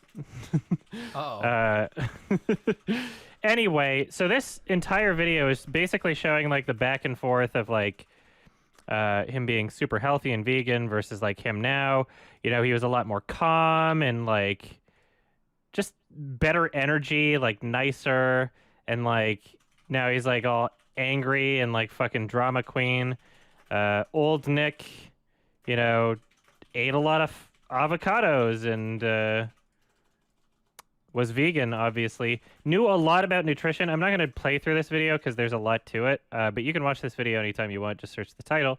Wait, if they know... Look, this is just confirming what I was saying, guys. This is just confirming what I was saying. If Nikocado knew a ton about nutrition, chances are Nikocado knows what they're doing or knows what he's doing, and everyone else is getting grifted. You all are getting fucking goofed. This is the same thing that happens all the time. There are people who are really good fucking performers, and you don't know what they're actually doing off screen. You don't know. Like, I don't know. I just think that everybody's getting grifted. I think that Nikocado is like a professional attention grabber. Yeah. Didn't he gain like 200 pounds in a year? Yeah, okay, and? He has a humiliation fetish? Okay, I know a lot of people with humiliation fetishes. I also know a lot of people with feeder fetishes. Who fucking gives a shit? Okay, whatever. I don't know. People are fucking weird. Viewers are weird about people online.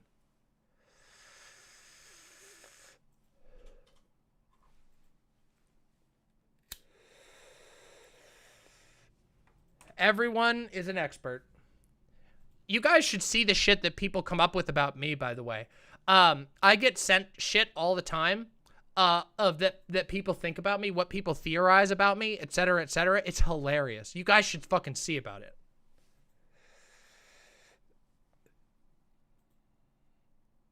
What did you miss? Everything.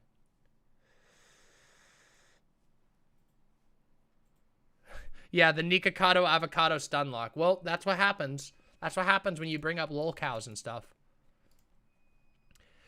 For those of you who don't know, I look with great disdain on the general lol cow culture. I think it's extremely toxic, and that most people who are participating in it are basically just rubbernecking things they don't understand. Almost like 99% of the time.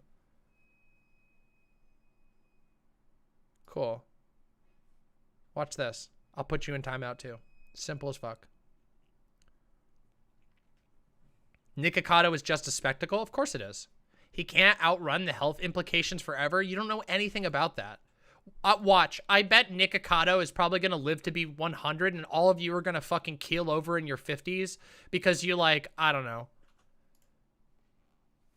Because Nikocado probably is really active and like moves around equipment and makes videos and shit while you guys basically sit and watch streams, which I appreciate that you watch streams, but it's kind of funny for people to throw stones when I know that a lot of you guys like your entire lives is watching streams and sitting down, which is like one of the worst health decisions you can make. I know because I fucking sit around and do streams for a living. And when I'm off of stream, I try to avoid sitting around as much as I can. Although I end up doing it a lot because a lot of the stuff I do requires me to be at my computer.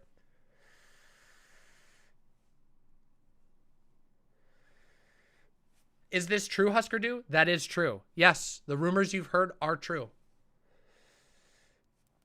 Yeah, and we're not 300 pounds. That's what you say, but I can't see you, okay?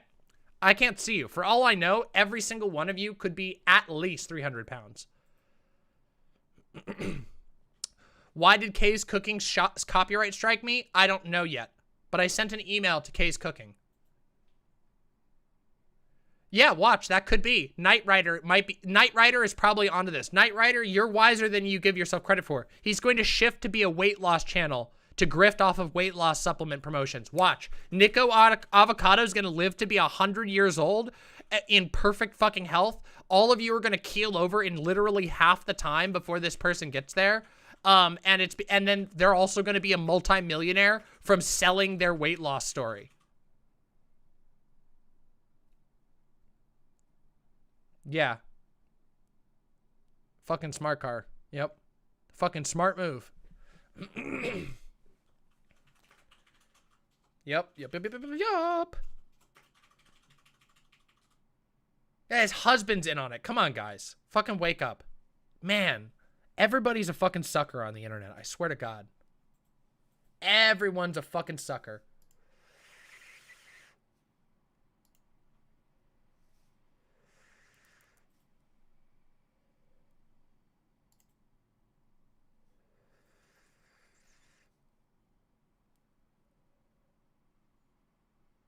Wait, what the fuck?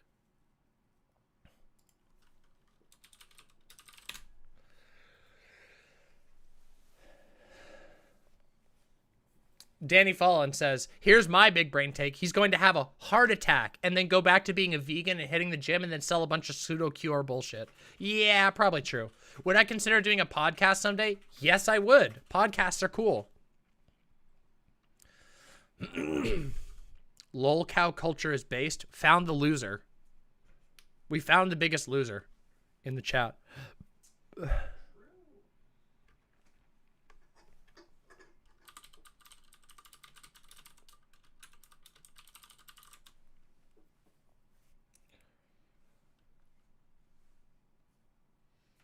Oh shit, people are picking a fight with Keffals? I support Keffals. I grant all of my support to the Keffals armies. We support Keffals on the drama front.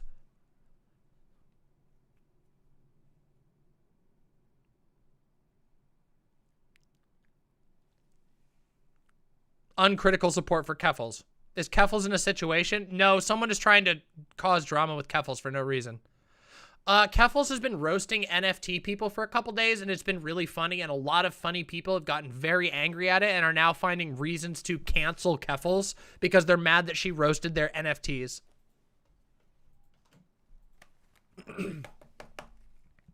But I won't give any attention to this. You all can go find it on your own because this would honestly do more harm. I just want to say uncritical support for Keffals. Never put Keffals into a situation. Keffals is insanely funny. Yeah, Keffals started the trend that the NFT losers are zoophiles. That was really funny. That was actually hilarious, to be completely honest. The rest of Adam's video is him theorizing that Nick is a feeder fetishist? Yeah, probably. There's a lot of people like that.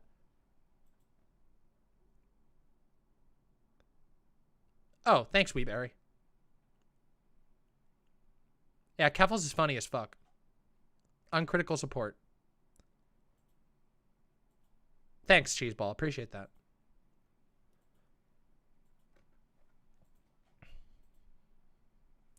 Hey, Dastardly Pharaoh. Here's the secret. Watch this. Watch this. Now you can have your wish. Now you are the lol cow. Everybody laugh at Dastardly Pharaoh. Dastardly Pharaoh has a humiliation kink and thinks it's really funny to poke at lol cows. So now we're going to give Dastardly Pharaoh the wish that they've always wanted, which is to be the lol cow. So go ahead, give your funny laughs at Dastardly Pharaoh. Poke at this embarrassing loser in our chat who is now a chat lol cow. We've even given them the little lol cow name.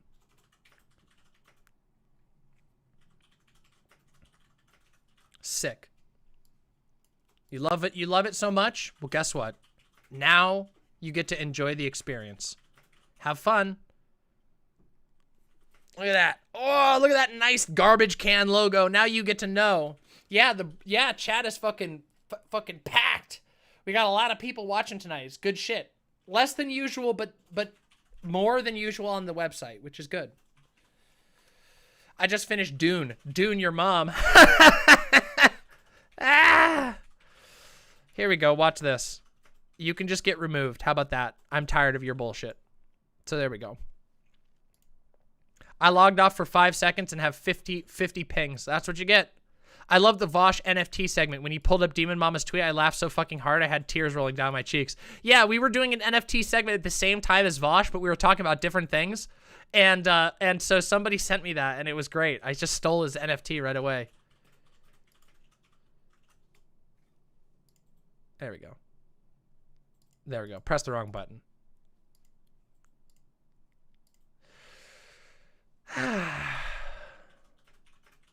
I am feeling a lot better, Big Orange Jew. Thank you very much.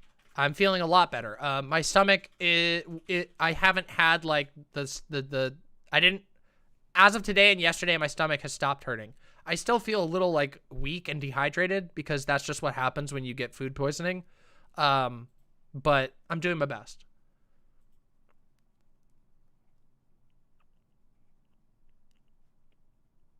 Is consensual bullying? What? What's consensual bullying? I do consensual bullying. Listen, there's a lot of good reasons for it, okay? A lot of good reasons for consensual bullying, okay? But it's got to be consensual. You got to have, the consent is really fucking important there. It's really fucking important. Wait, why'd you ban him? Why'd you put... No!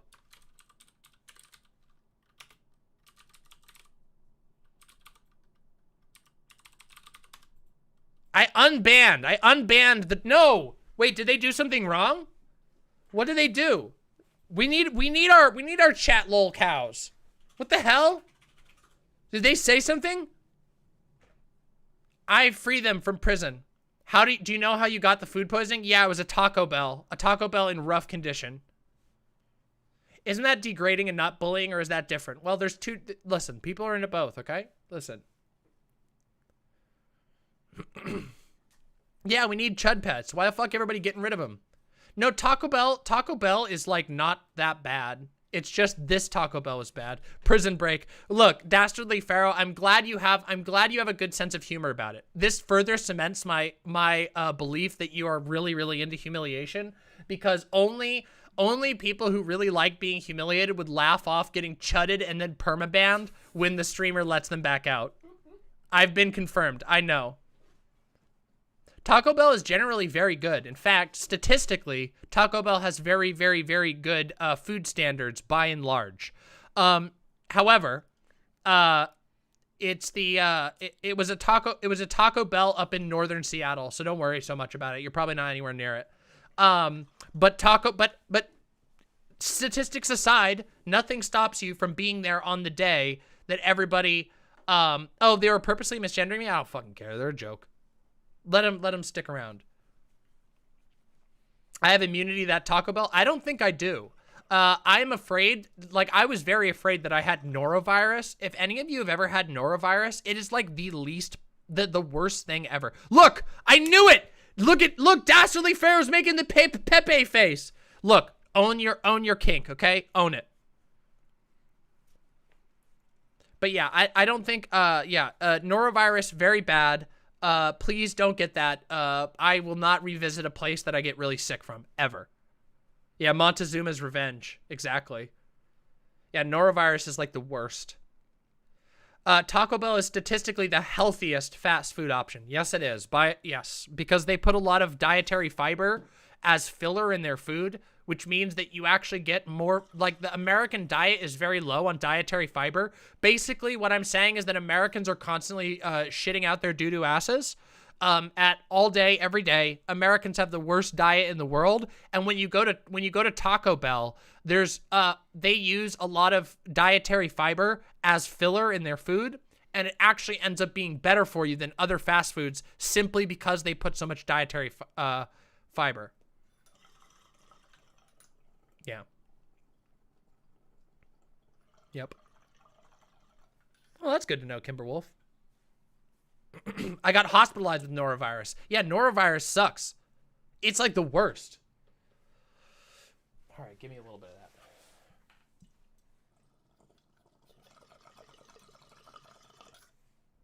Fuck you, we're going in. We're fucking going in, everybody. Woohoo! Yeah, norovirus fucking kills people. It's bad. It sucks. That's why I'm very lucky. Better than Subway? Yeah. Bong moment. Okay, everybody. All right. We've talked about Rittenhouse. We've talked about everybody's embarrassing bullshit. We've talked about all of the stream problems. The stream's working fine, nice and steady. Audio's doing relatively well. There's probably a few little pops and crackles I gotta iron out, which will be fine. Is norovirus food poisoning? It's a type of food poisoning. It's one of the types of food poisoning you can get. For those of you who don't know, I once got salmonella from a restaurant while traveling, and I was sick for a month and a half. Salmonella is agony. I fear bacteria because I respect bacteria. Bacteria, listen, after spending a month and a half, literally so weak that I couldn't get out of bed, because I ate a random meal while traveling, is one of the worst experiences I've ever had in my entire life. It's genuinely miserable. I have been through a lot of bad things like that. The worst type of food poisoning is botulism. Yeah, botulism will just straight up kill you. But yeah.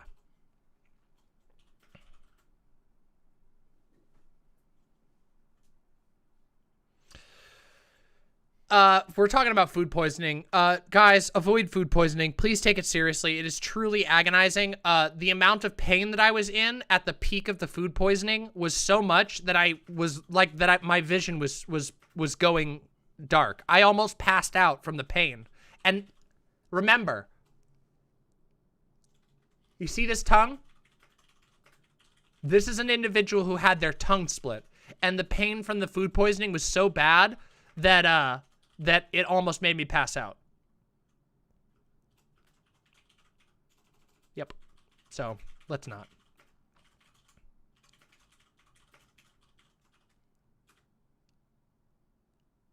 Want to see something cool?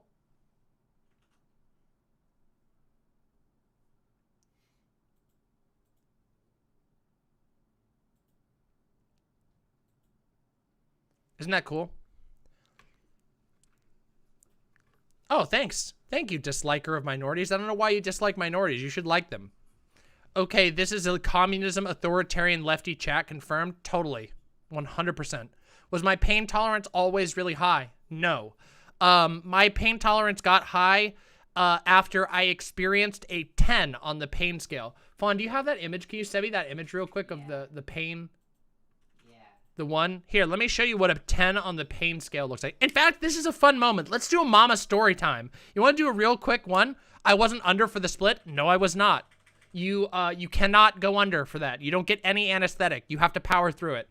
It's not as bad as you think. The recovery is worse. The recovery was really bad, and I had no painkillers outside of this, naproxen, and which is like a Aleve. Yeah.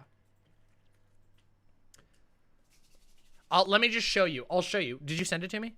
Yes. Okay, here. Let me open this up. This is an image of pain, and I'm about to tell you a really cool story. I love Mama Story Time because this is sick as fuck. Okay, this warning for everyone. Just a real quick fucking warning. This is gonna get painful. Okay, let me just show you an image of pain real quick. Okay, this is not the trigger or anything. Okay, this right here. A 10, worst pain possible. Screams, convulsions, about to pass out. Okay? I've experienced this level of pain, and this right here was the level of pain that made my pain tolerance go through the roof permanently. Okay? So, a couple of years ago, I had a relatively invasive surgery. And after the surgery, I had a surgical complication that is a quite rare surgical complication that resulted in me passing out on the stairs on my way down to the recovery clinic where I was trying to ask for help because the pain was so bad, and I almost passed out on the stairs. Then I was carried to the recovery clinic, and there I was I had to undergo minor surgery on a very sensitive part of my body with no anesthetic whatsoever. And like the local anesthetic could not work because it didn't matter. This was internal. The opportunity was either rush me to the emergency room for an emergency surgery or do it there. And my surgeon said he believed that the best option was just to power through the pain very quickly instead of having to go under and be trapped and incur all of the danger and the cost of going to an emergency room. The pain that I suffered was so much that I literally lost my mind. If you've ever heard of like feral pain, this was where it was. When you reach a certain level of pain, you stop being like a social human, basically. You become an animal. And in that moment, I literally couldn't speak. All I could do was screams and convulsion and about to pass out. And I grabbed onto my partner was holding my hand, and I dug into my partner's hand really hard with my nails. And I don't even fully remember it. All I remember is like a red-white blur and my own voice screaming. That's the only actual memory I have. And also like a snapshot of my partner's face. Yeah, a Gom Jabbar moment. Yes. And I survived, by the way.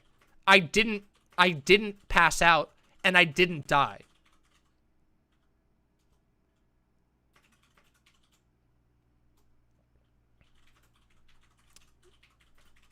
Excellent, Faun. That was fantastic. That was fantastic, Faun. Good move. It was the worst pain I've ever felt in my entire life, and since then, my pain tolerance has been through the roof. That was quite a few years ago. Since then, I've been able to get my tongue split. I've been able to do all kinds of stuff. So yeah, I didn't die. Prove I didn't die? I can't, but I did my best. I had a toothache so bad once that I could only march up and down my hallway gripping my head. Oh yeah, toothaches are a good way. If you wanna like speed run getting to this level of pain, if you wanna like speed run getting to this level, you wanna go for tooth pain. Tooth pain is a real good way to get to a 10. Yo, Aska Ashenwan, thank you very, very much for the gifted tier 1 sub. Yellow name for husband. Yay! Yay, husbands. I am a 100% monster fungus. I am a monster fungus. You just didn't know it. And I'm blasting right now all kinds of spores through your ears. And you're going to be a monster fungus too. The most pain I've ever felt was during a bronchioscopy. Ooh, that's really rough. That's really hard.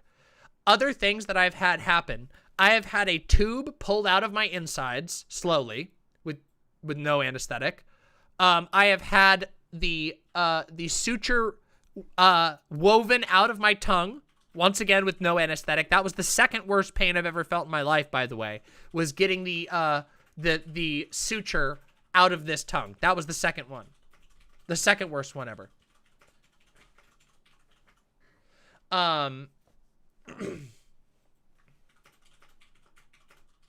Yeah, real rough.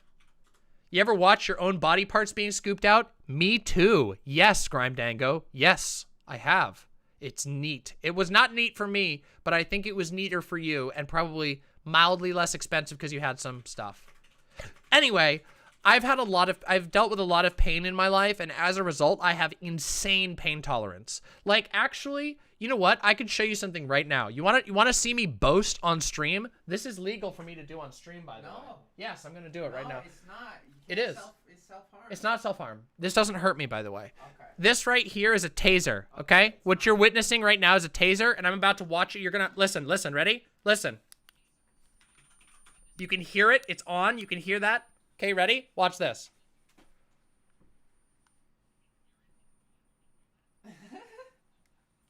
That hurt a lot, but I'm fine. Ready? I'm gonna do it again.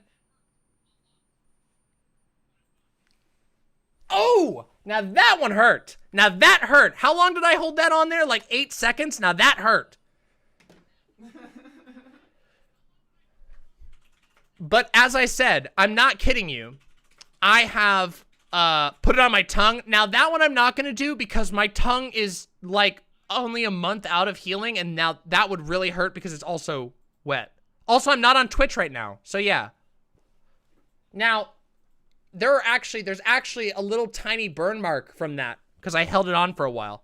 But yeah, I'm not afraid of pain. I have huge pain tolerance. So yeah. No, see, listen. I've already said this once before, Devious Chilster, but you're forgetting a prefix to that word there. Pain fears me? I don't know about that, but I am not afraid of pain. Yeah. I don't like it, but I'm not afraid of pain. What the hell is Demon Mama doing? I'm proving that I'm not a liar about my pain tolerance. What is my constitution score? Really fucking high. I like my stats are like all constitution and wisdom, and then like mild strength, low dexterity.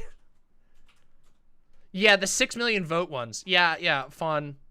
Yeah, thank you, Devious Chilster. Thank you. There's an electric shock game my ex has. Each of you hold onto a shock probe, and the shock slowly builds in intensity until one person lets go. The first time I played with her, she quit before I realized it was on. Oh, that's fucking wild. Am I a barbarian? I don't know. I feel like I might be like a warlock. Don't warlocks pull from constitution and charisma? Maybe there were too many votes, but 6 million? 6 million volts? Yeah, I think that's a strong one. The worst pain I got was when I had a tooth spacer and it broke. Oh! Holy shit. Ow! Oh, that sucks. What's a constitution score? It's how well you can resist pain, basically. Warlocks are charisma? I thought they were charisma and then secondary was constitution. Yeah, they're pretty fucking bad, Lady Kelgana. I've never had one, but I am very, very aware of them. Okay, everybody. We got to talk about, since we're talking about pain, do we want to talk about someone that we don't like being in pain? Because guess what? I have good news. Someone that we don't like is in a lot of pain right now. Are you guys ready? Are you all ready? That's right. That was the segue from fucking hell. Are you fucking ready, people? Are you ready to talk about Alex Jones? The fucking segue from hell.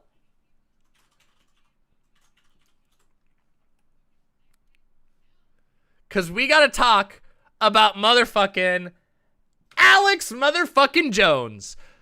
So some of you here may know that I'm pretty proud of my Alex Jones impersonation. So what I'm going to do is I'm going to do my best to read this entire article, or at least a good chunk of this article, in my Alex Jones voice until my voice gives out. Okay? So here we go.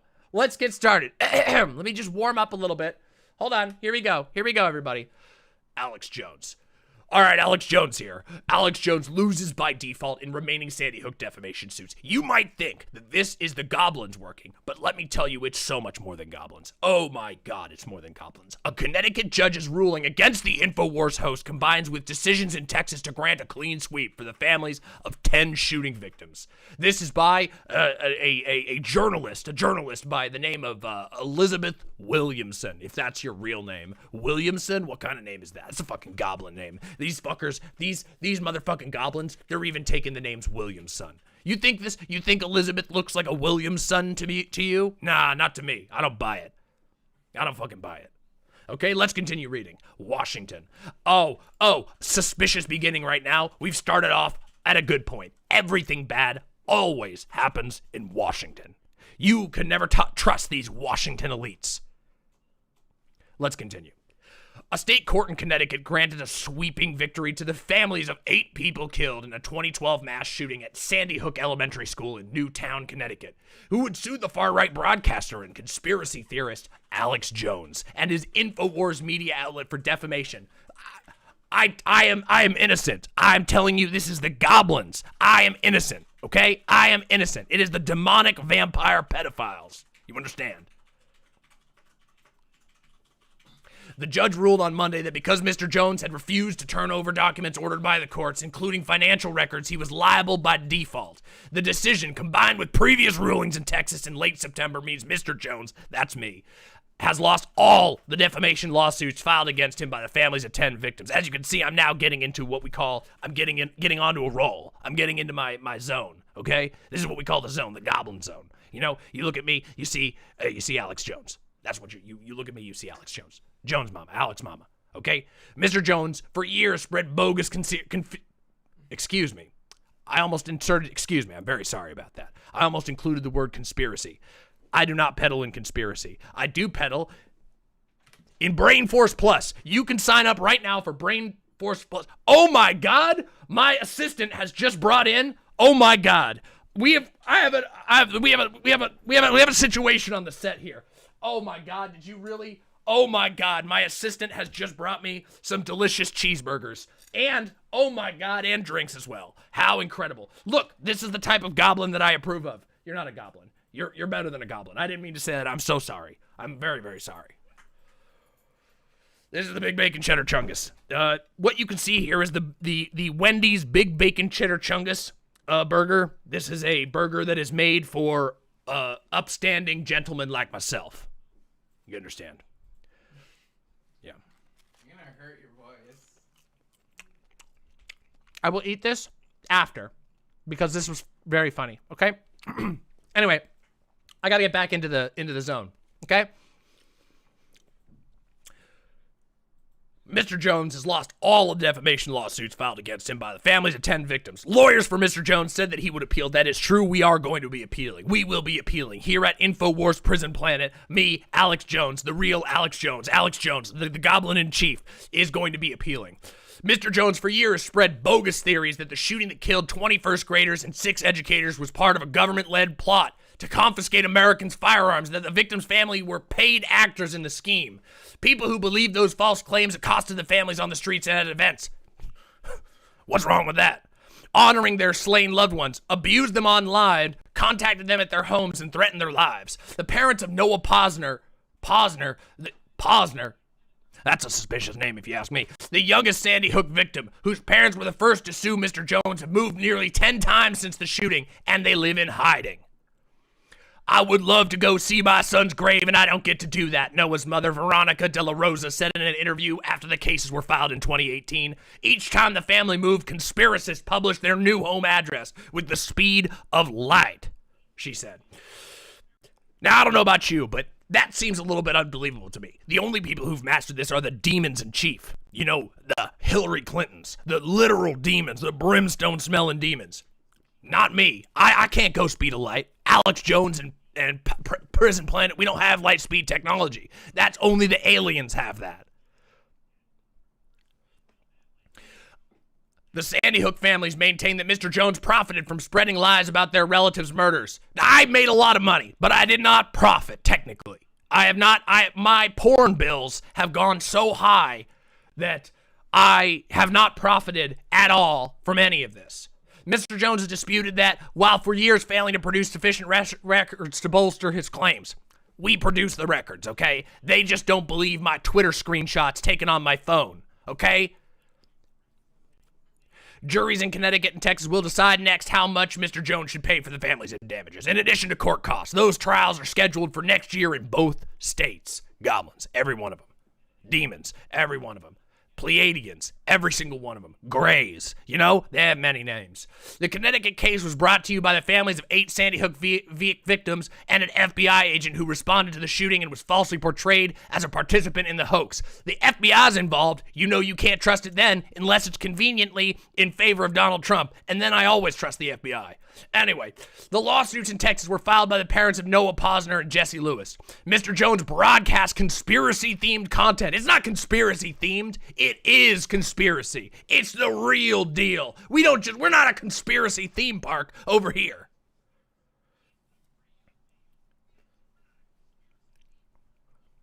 Where was I? You goddamn goblins. These fucking goblins in my chat. These motherfucking goblins in my chat. How distracting me.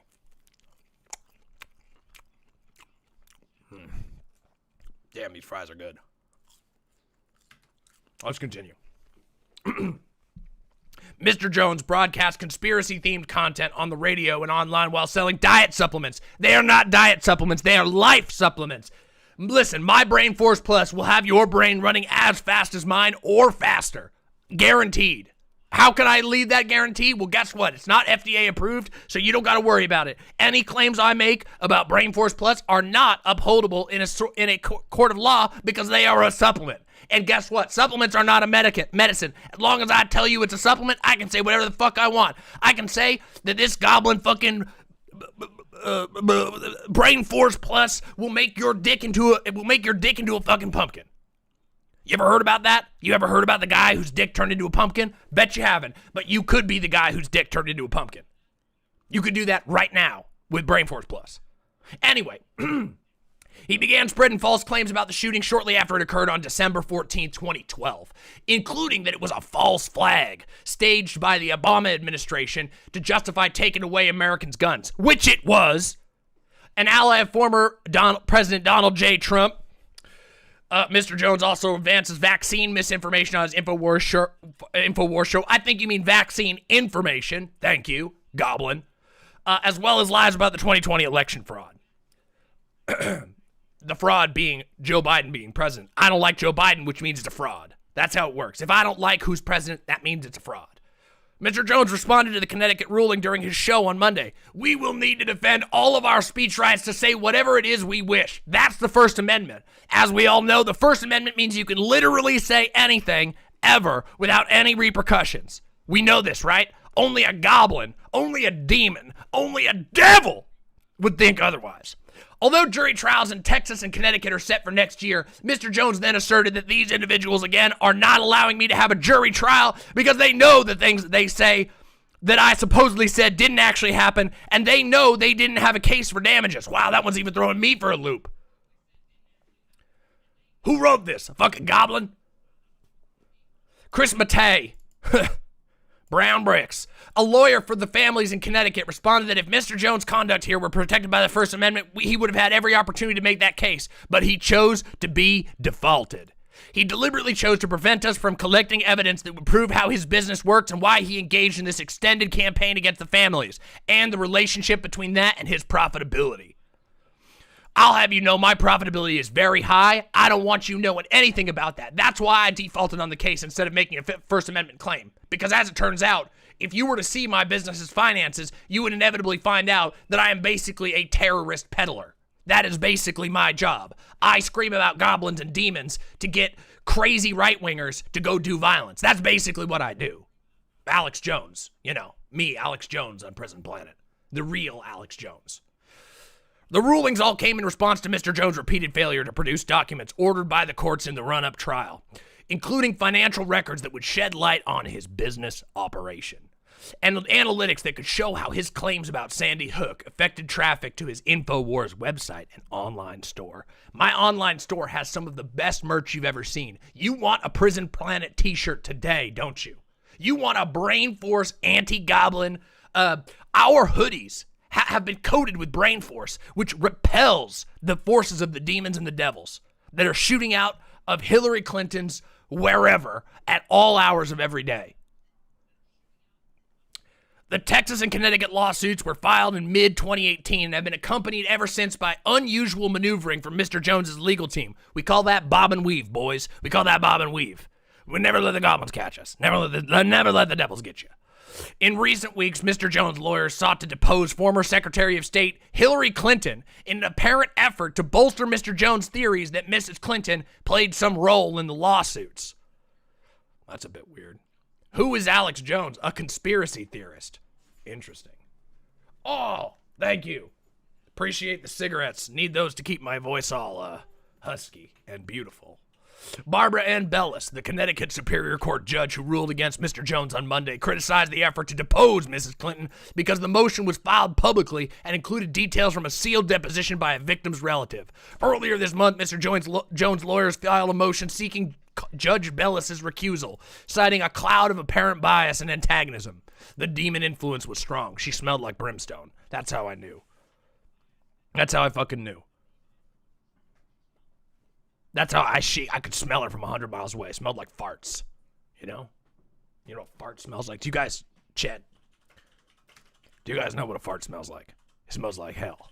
It smells like brimstone. That's what a fart smells like. Let's continue.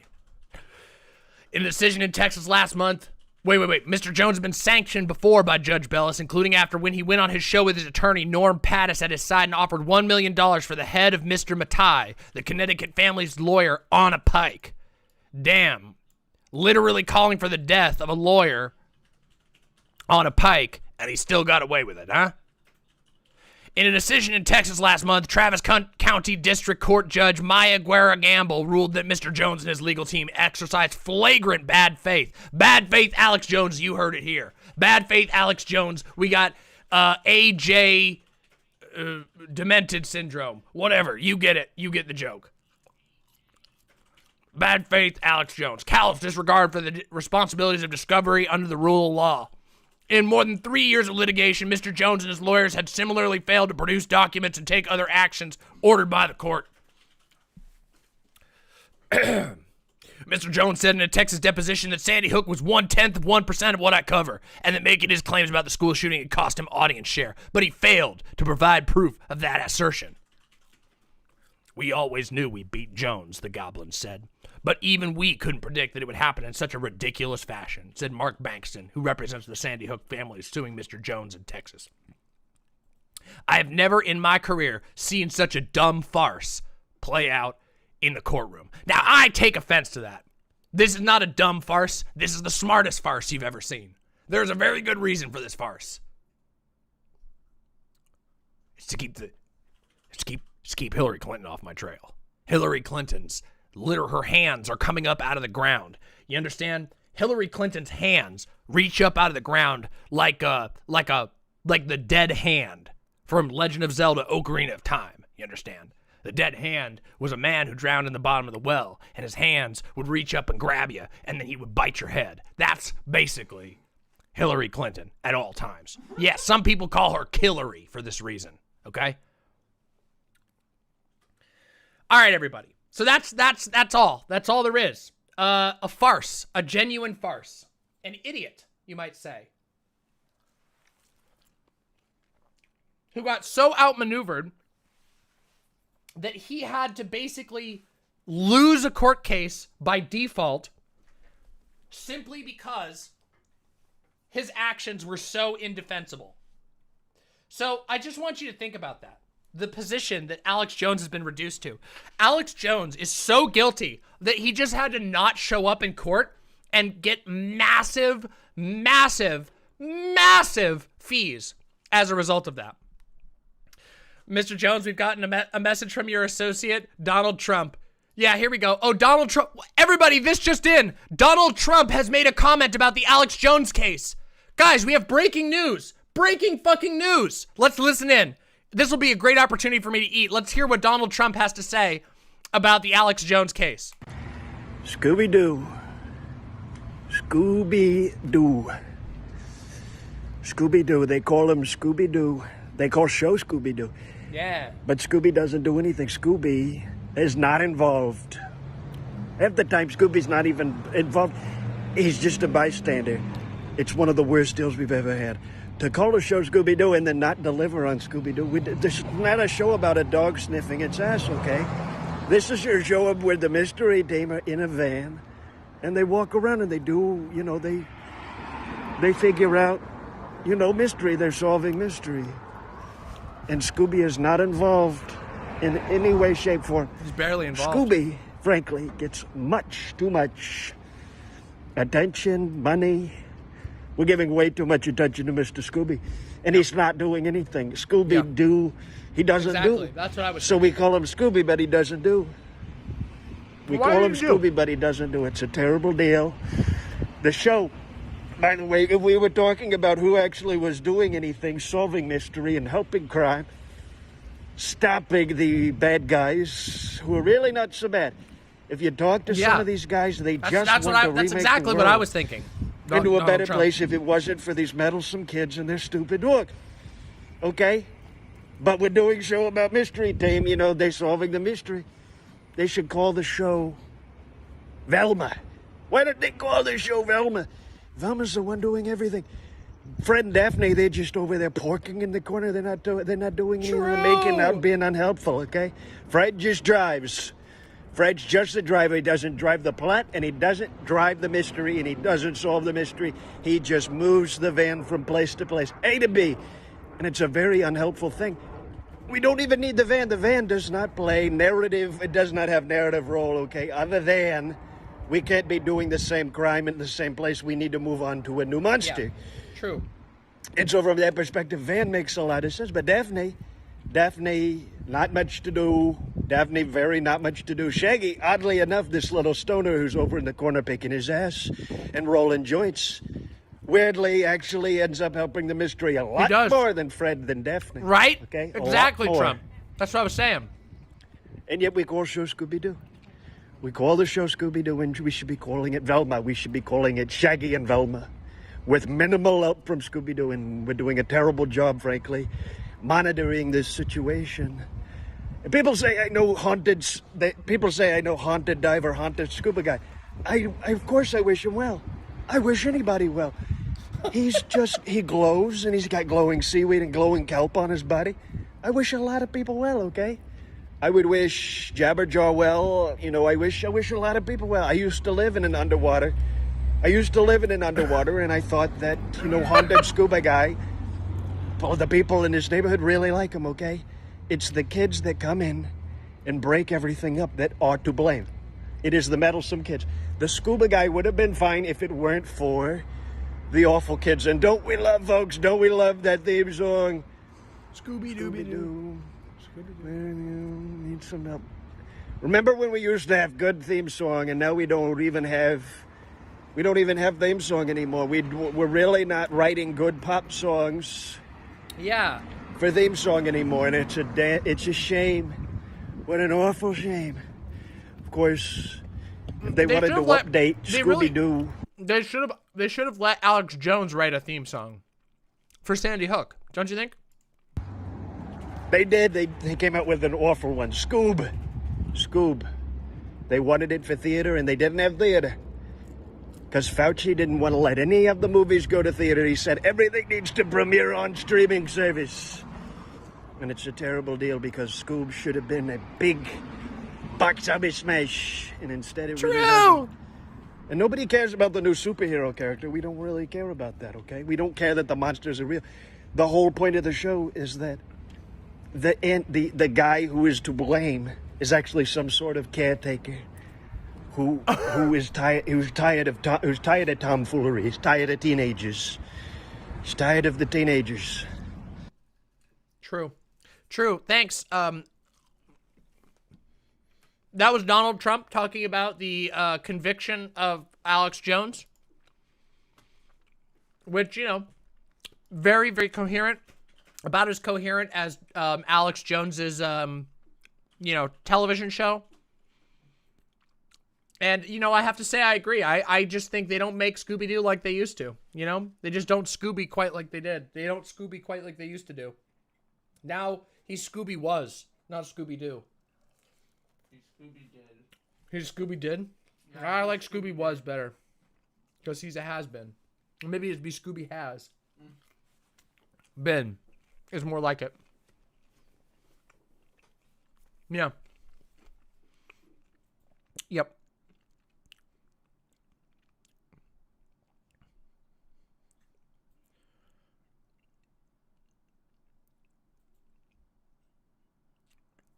Scooby done.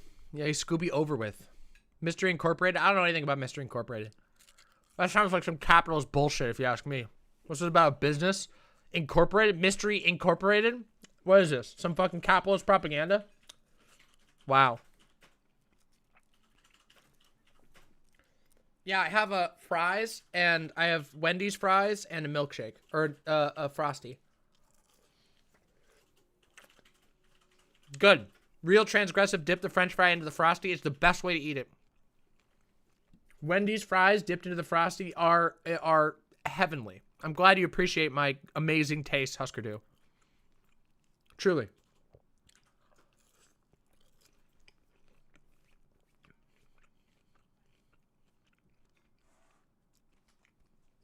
These are the current Wendy's fries. Do they use sea salt? I have no fucking clue. Potato and ice cream? Yes. Of course. Fried potato and ice cream? Yes. Hell yeah.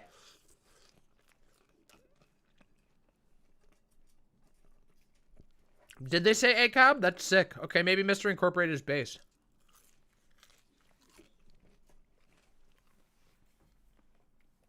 Velma was intended to be gay? Is that true? I don't know about the intentions, but I always read her as very gay. Thoughts on Takis? They're good. I need to eat my cheeseburger, okay? There's not much else to say about Alex Jones. Alex Jones has to pay a fucking lot of money. So let's see what the actual amount is. Hold on, let's see. InfoWars accumulated more than $100,000 in sanctions from the court, including ignoring orders to produce documents. They also failed to show up for their scheduled depositions. So yeah, we're talking Alex Jones has now pissed off the U.S. government and now owes the U.S. government a lot of money. And let's just say, Alex Jones has made a lot of money off his show, but it's pretty hard to need to be able to pay up. Wow, excuse me, hiccup. It's pretty hard to come up with hundreds of thousands of dollars in cash to pay the government. So, yeah. Yeah. Uh-oh. And now Alex Jones has officially gotten a lot of people on his ass. Because, see, now that the fact that he's lost in court, other people know that they can sue him, and he's got so much shit to hide that all that he can do is delay. That's about it. So, wow. Impressive. Death of a grift. Yeah, we might not... I don't know if we're going to hear as much from Alex Jones. I don't know if we're going to hear as much. I don't know. We'll see how much it is. We'll see how much it hurts him. You know? Just got to say.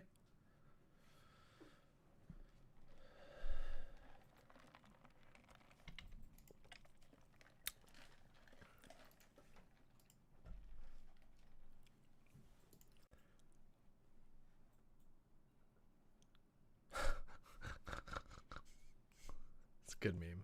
Sick meme. That's the Alex Jones story. It's shorter than you might think because he got owned. We've been sitting here waiting for this story to resolve for so goddamn long, and now it finally has. It almost feels like a disappointment, doesn't it? Can we watch this? What is this? I don't think so. I don't think we can watch that one here. But maybe another time. Years. Yeah, we've been sitting here for years.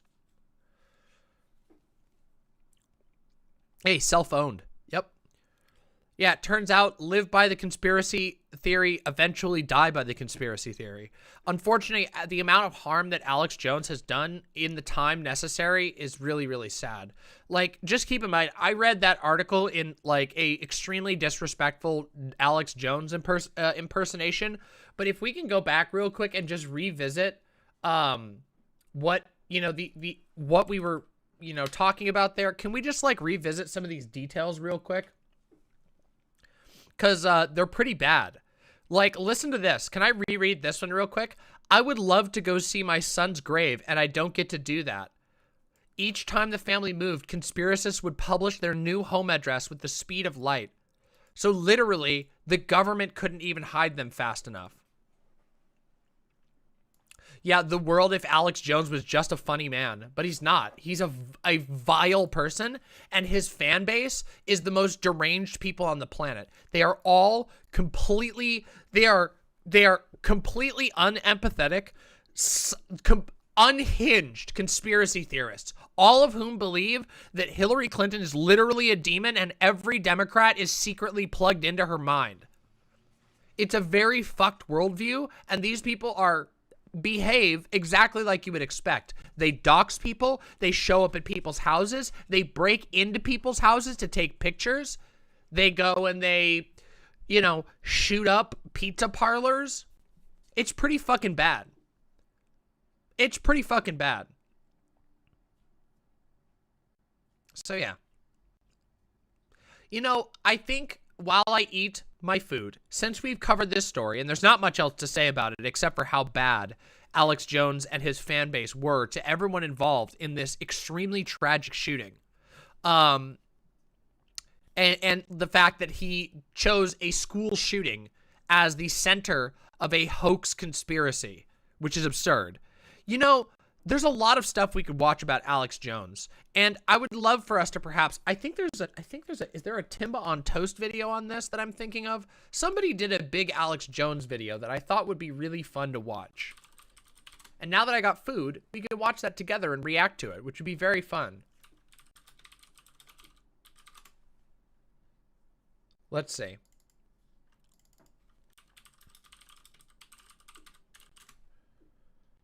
Let me just grab the video that I'm trying to remember who it was who made this video. Mystery Incorporated made Velma a canon lesbian and gave her a girlfriend. Oh, that's cute as fuck. Oh, I've seen this character. Oh, she's cute. That's really cute. Okay, that also the art is really good. Who the fuck was it who did the video? Was it Vadim?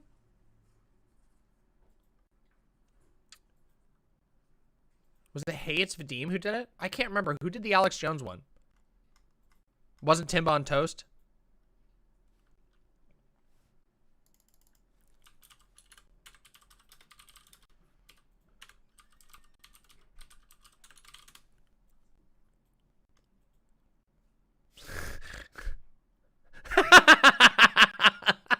Wait a minute. I forgot about this. This is not a BreadTube video. This is a clash between Eric Andre and Alex Jones. Bring the agitator on in here. Just Bring the agitator on in here. Bring him out. Yeah. We'll watch this while I eat. Hold on. Let's all try to fight, guys. Hey, man, how you doing? What's your name? Hey, they keep pushing me, but I just wanted to sign up for the open. No, the Democrats are never violent, like the Black Lives Matter events and attacking the Trump people. I'm not a Democrat either. I'm a nihilist. I know. But the Daily Show's not a Pentagon weapon program. I'm not on the Daily Show. I'm on MySpace. Okay, well, that's good. But listen, I mean, you seem like you're upset. I want you to have sex with my wife. So just trying to be shocking. No, not at all. Here's my hotel key. I want you to have sex with my wife. Sir, I know you're trying to be shocking right now. I'm super into Trump. I'm Trump all day, baby. Right, Trump, baby. All right. Now, you have been up here at the front of the deal, kind of Why does my pee-pee come out yellow? Oh, now I know why folks want to matter. This is an agitator who doesn't want to actually even have speech. He wants to shut down our speech. That's his job. No. You want me to have... Well, we have children. You can't melt steel. We have... The bombs in Tower 7. Well, I've exposed all that. I'm with you. All right. I'm on your side. Well, you said something legitimate. You're looking for an argument, and I want to know who put the bombs in Tower 7. Yeah, he wants to edit this later. He came up and talked about his hotel room and sex and pee-pee. Don't tread on me. pee-pee. I got a song called Don't So, Tread this on is Me. all He the came up edited- and talked about his all the pee-pee. edited- Eric Andre. This is all disinformation. I got it. Completely. All right, appreciate you, sir. Now you've disrupted. All right, good. Thank you. You have nothing to say. Go on down. Just vulgarity. All right, folks. Oh my god, it's so loud out there. Absolutely fucking incredible. Are they? Oh. How convenient. Thank you. Absolutely fucking incredible. Did we get to Crybaby Rittenhouse? We already talked about that earlier. Alex Jones is a very strange individual. And he has a lot of weird theories. Like, I mean, there's so much we could watch about, like, shit that Alex Jones has said. Wait, hold on. Can we see? Do we have the footage of... Let's see. Do we have the footage of him at Waco?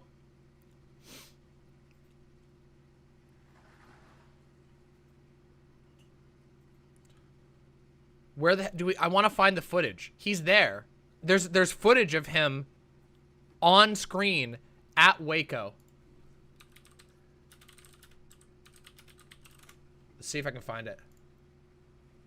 Yeah, here we go. Here you fucking go.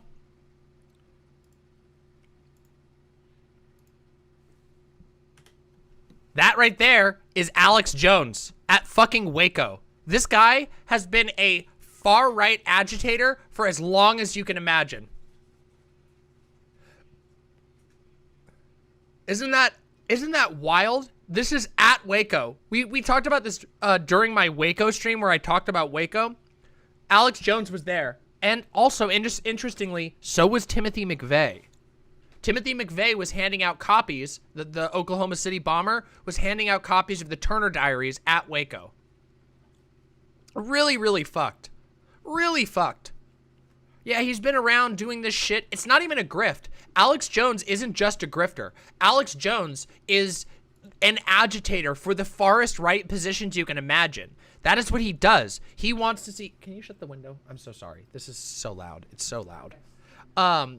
Yeah, his entire career has been trying to promote anti-Semitic conspiracy theories that he vaguely recolors to be about aliens. He did a whole thing on all the Bohemian Grove. Have you guys heard about the Bohemian Grove? Alex Jones is obsessed with the Bohemian Grove, and like a bunch of conspiracy people are obsessed with this club that exists in like San Francisco or LA, I can't remember, that's called the Bohemian Grove. That was Alex Jones. Alex Jones made the thing that put the Bohemian Grove into the like eyes of the public. And guys, the Bohemian Grove is like a weird billionaire's like resort. There's no child sacrifices going there. It's just a bunch of billionaire theater kids who dress up weird and do weird shit because they're bored and they don't know how to like socialize. Yeah, he went undercover to the Bohemian Grove and he sensationalized it like the Bohemian Grove is weird, but like there's no children sacrifices. And that was the thing that he was obsessed with. Walk, let's see if we can find it. Let's see.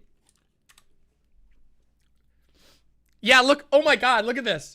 On YouTube, if you type in Alex Jones Bohemian Grove, they put a fucking Encyclopedia Britannica context thing up on top. That's how ridiculous. That's how out of control the narrative around the Bohemian Grove has gone. I just searched this on YouTube and they put up a fucking warning.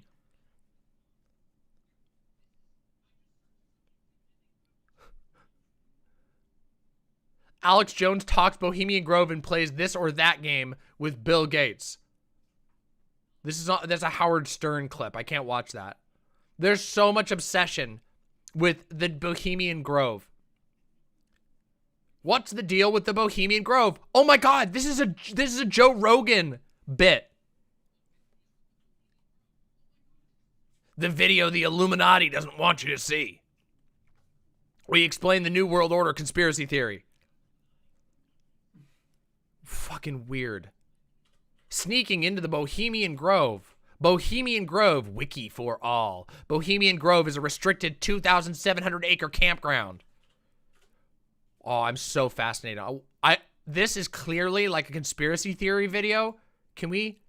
Bohemian Grove is a restricted 2,700 acre campground at 20,601 Bohemian Avenue in Monte Rio, California, United States, belonging to a private San Francisco-based gentlemen's club known as the Bohemian Club. In mid-July each year, Bohemian Grove hosts a more than 2-week encampment of some of the most— That's a robotic text, damn it. I was really hoping we'd get to like watch some conspiracy theorist video. It's so hard to find them because there's so many, like there's been so many attempts. Oh look, somebody re-uploaded it. Here's some, oh my God. I know. This is the— Oh boy, here we go. Oh, well. Yeah, we're definitely in the no trespassing area.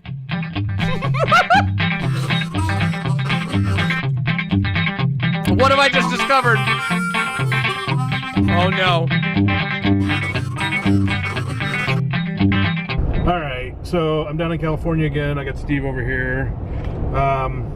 We're headed towards, we're gonna go to a place where we're working, and on the way, after all these times that I've come down here, I found out a place down here that we've passed many a time that it has to be looked at, and so that's what we're going to try to do. We're going to try to drive by and take a look at it. What it is, it's called Bohemian Grove. There's all sorts of information online, especially because of the election. There's a whole bunch of stuff from the— A whole bunch of information online, especially because of the election. Hillary released emails all sorts of crazy stuff about it. You can take a look, but essentially it's a private men's club that is heavily frequented by political folks, business folks. When I say political folks, like senators, presidents, secretaries of state, you name it, there's a lot of them. And it's been doing this yearly festival where they all come into town or in the Grove and hang out and talk to each other for 2 weeks. And there's a lot of conversation out there. You'll see that they do like terrible satanic rituals and crazy like dance off, pants off rituals. What? They do crazy satanic child rituals and they dance around with their pants off. I love conspiracy theorists. We need to do more conspiracy theorist content. Holy shit, we need to cover more conspiracy theorist content. This shit is so funny. The fact that you're just like, the first two things you think of is like ritual child sacrifice and dancing around with their pants off. And drinking, and it's craziness. So there's so much crazy stuff. They do crazy shit, evil shit. I just promise. I stumbled upon it a couple of weeks ago, and I'm like, "Holy cow, where is this place?" And so I looked up where this place was, and lo and behold, it's like 2 miles off of the road that we've been taking every time we come down here to California to work. So we have to stop this time, and we're gonna try to sneak in. It's a private club, and they got like Gestapo type police that'll hunt you down and shoot you. They've got Gestapo police that will hunt you down and shoot you. Yeah, totally, dude. The 900 teenagers who've snuck into the Bohemian Grove since Alex Jones did it in the 90s, every single one of them has been killed by the Gestapo. Oh my God, this is so perfect. Okay, get ready, guys. This video is a live leak video. This man is going to be killed live on this stream, and you're going to see it with Demon Mama. No, just know you're going to witness this man be killed by the Bohemian Grove Gestapo right now. Maybe. But we're going to try to take a look inside. And there's also a road that goes around the outside of it. So if nothing else, we'll try to... Steve will drive. And I will jump out and try to take pictures and video until I get shot. And then Steve will take the camera and put this online. This is going to be really exciting. I know it's going to just be awesome. It's very hippie in this area. Totally, bro. Redwoods, totally. Lots of tie-dye and long hair and satanic hippies. Uh-oh, the satanic hippies are coming. Be careful, everybody. Good times. And, well, I don't think that has anything to do with it, but we'll see if that's a contributing factor. I don't know if it has anything to do with it, but we'll see if the hippies are a contributing factor. Holy shit! Oh my God! A couple miles of the city, Monterrey. I wouldn't call it a city. I'd call it like a hovel. Hovel of Monterrey. This is a hovel? Okay, first of all, I think you mean a hamlet, not a hovel. A hovel is like a shitty house. But this is a hovel? This is like beautiful. What the fuck? This is like $1 million properties. This guy's an idiot. You can see how tree it is. Lots of dense redwoods and stuff. So this is it. This is what I was explaining. It's a really teeny town. And the sun is really bright. Sorry about the glare. Not much I can do about that. The road will change direction. There you go. So I got it there. I can't finish lean to, and welcome to Monterrey, a vacation wonderland. Or is it a wonderland? Uh-oh, is it a wonderland? Uh-oh, who knows? Maybe there's Satanists there. Ooh! Keep going. Oh, spooky guy's house. Some random person lives there. Oh, how spooky. Are they a Satanist hippie? Okay. Oh yeah. Wait, I can say this on... I'm not on Twitch. Richard Nixon said that the Bohemian Grove was the faggotiest place on the planet. That's what Richard Nixon said about the Bohemian Grove. I disagree. This. Yeah, my house is the faggotiest place on the planet. Let's be real about that. But just so you know, since we're not on Twitch today, I can drop my slurs. This tranny faggot can drop the slur about the fact that Richard Nixon called the Bohemian Grove the faggotiest place on Earth. Faggotiest place on Earth.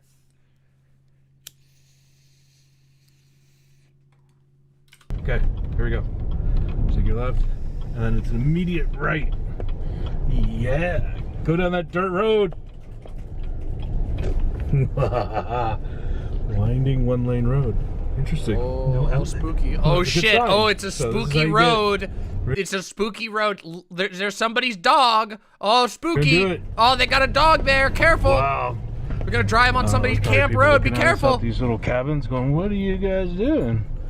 These random people who happen to live here who are like, oh my god, more of Alex Jones' weird zealots are coming by our house to film it again. Make sure that you're not standing out in your underwear enjoying your life, because these fucking weirdos are gonna drive by and try to make you out to be like a hippie Satanist or something. For you out here. Oh, it already looks like we're there. This is what the other videos show is in the place. Is this. Yeah, Striped Kidder, you gotta remember, the days when I was only on YouTube, before I streamed on both YouTube and Twitch, I said the F slur and the T slur a lot more. Listen, I'm edgy. I'm edgier than you. I clean up for Twitch. That's all. Well, they talk about the world order and all that, supposedly. Oh, yeah, this is where they talk. This is it, everybody. This is where the new world order's going on. I'm glad you got the big car this time, Steve. Bad video. I wonder if we can turn around at the top. No, we might just back down the whole thing. No, that'll be a great video. Dude, there's a turnaround right there, bro. There's a turnaround right there. What is this garbage? Oh no! Oh no! They've reached a fork in the road! Ah! Those fucking sneaky hippie Satanists have put the conundrum of conundrums. Where will the thumb man turn? Right or left? Do not believe Satan's lies. Yes, true, Vermin. that is true. You got go straight. Crappy road to the left. Straight. Go crappy road still. Go crappy road. Okay. Yep. According to the map, it's crappy road. Yeah, okay. Crappy road, everybody. I can't believe they bring politicians on this road, though. You know what I'm saying? Ooh, that's a... Ooh, that could have... That's a... It's a good thing it's a rental. I'm not feeling very comfortable about that turn. Backing down, it'll be really fun. I'm not going to back down this. We're going to find a spot to turn around up here. If we have to turn around. Idiots. There's no way. Oh, man, what killer footage. Oh, shit. What's that? Do you see that? Are those mailboxes or perhaps beehives? Or perhaps spirit boxes? These are the spirits where they trap the souls of innocent forest children. Go down this road. It says this is Oh, never mind. It's just a guardrail. False alarm, everybody. It was just a guardrail. False alarm. It was not the spirit boxes. Just a guardrail. Just a guardrail. I didn't. Sorry. Oh! Down Holy shit! That branch almost got him. What's wrong with your seat? It's the rumble strip is reminding me that we're close to a cliff. Or something else. What is this? Just stairways? Oh, stairways to people's camps? Oh no! People have stairs going to their campsites in the woods? Ah! Fancy houses. Where do they park their fancy cars to go in this? This is a crazy street. I don't know that we can technically call this a street right now. This is like half of the roads in my home state. Literally. This is like half the roads in my home state. Not kidding. Like a real problem. Well, and at what point is there... Oh.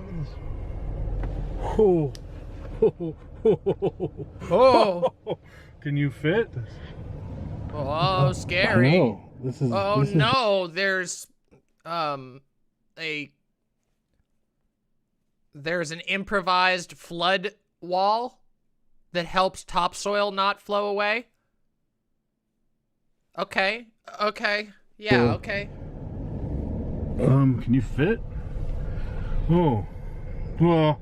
Yeah, Hey, maybe if you're gonna go off-roading, don't drive a fucking Suburban, you fucking hogs.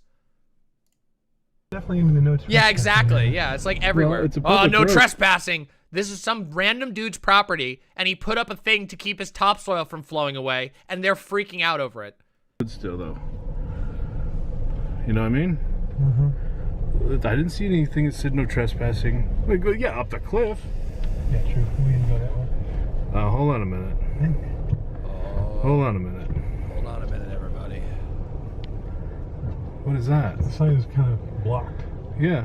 I think this is where we get to turn around. I think this is it, though. How are you going to turn around in here? It's very carefully. That's what they have to block us. That's it. So in reality, this was the wrong road. This is the wrong road, and this person who lives down here constantly gets annoying Alex Jones people in his fucking yard turning around, and so he put this up to make it harder for them. This is a literal cat tree. Yeah, they put this out here to block fucking idiots from their road. This is a fucking cat tree, and they think that this is a satanic ritual. Conspiracy people are the dumbest people on the planet. I hope you know that. They are the dumbest people on the planet Earth. It's not very defensive. But that means these houses are in it. Okay. Okay, dude, sure. What are you gonna do? I'm gonna try and get this thing turned around. So these are their houses, apparently. So these are their houses, apparently. This is the conclusion he comes to because they ran into a cat tree that was left out for the garbage to pick up. Probably left there so that people won't turn around in their driveway. We don't even know if this is, this is just some random person's house. They've never entered any sort of private park. This is just a random dude's house. Seriously. Some kind of like camp structure that an everyday person, a cabin that they might go and stay in with their family when they go camping. Wow. Shocking. That they stay at. That's kind of freakish. Now, I don't know how Steve's going to turn around, but I'm going to ignore that because I'm going to start freaking out any minute because I don't know how he's going to turn around. And how do you turn around? Remember? Guys, don't worry. They're definitely going to get chased away by the Gestapo in the last 5 minutes of this video. Don't worry, everyone. This riveting video, I promise you, will probably end with a rapid flight from the Gestapo. Simple little 8-point turn. Okay.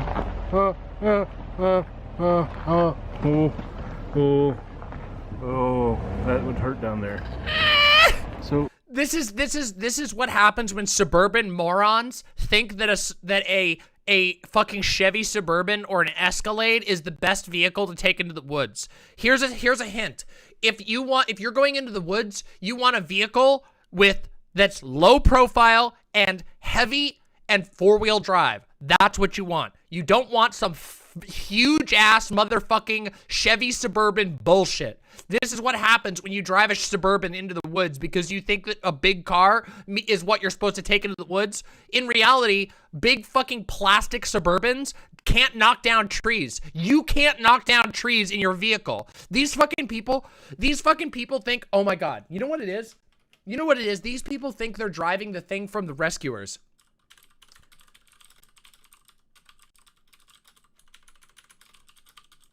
Hold on, let me show you this. This guy. This is who they think. Hold on, let me find the video. Remember does anybody seen the Rescuers Down Under? Hold on. This shit, right here. This is the one. These motherfuckers think they're driving the bushwhacker from the fucking Rescuers Down Under. This is what they think they are when they're driving their fucking Chevy Suburban in the middle of the woods. These goddamn idiots. They're just like, oh yeah, they're this guy. They think they're this motherfucker. They're like, yeah, that's right. We're gonna go. Here we go. This is what their self-perception is. Who they think they are is this guy right here. They're like, yeah, we're gonna go show those liberal commies what's what. And in reality, what they actually are is a fucking Matchbox car. They're a car that's it's made out of cheap plastic to make them feel like they're big on the road. That's what it is. That's literally all it is. Yeah, we're gonna go plow down. We're gonna go steal the Golden Eagle from the liberals. Crackling again? I don't know why the crackling keeps coming back. I don't know what's doing it. It's not, there's supposed to be a gate and shit. Thank you, Spyro Gallows. Made by my partner. I'm really showing off my partner's my work. Security gate. I can walk up there and find it. What's going on? Make sure I got the right gear. Make sure you have the right gear. Holy cow, that would have been bad. Oops, wrong gear. Yeah, they think they're driving a war wagon. when in reality they're driving a piece of shit. Oh, they did it! They turned around! They're fleeing! This is frightening. Where's the Gestapo? This is scary, mother. Like, yeah, this is so scary. Oh my god. A person literally reinforcing the cliff so that there aren't...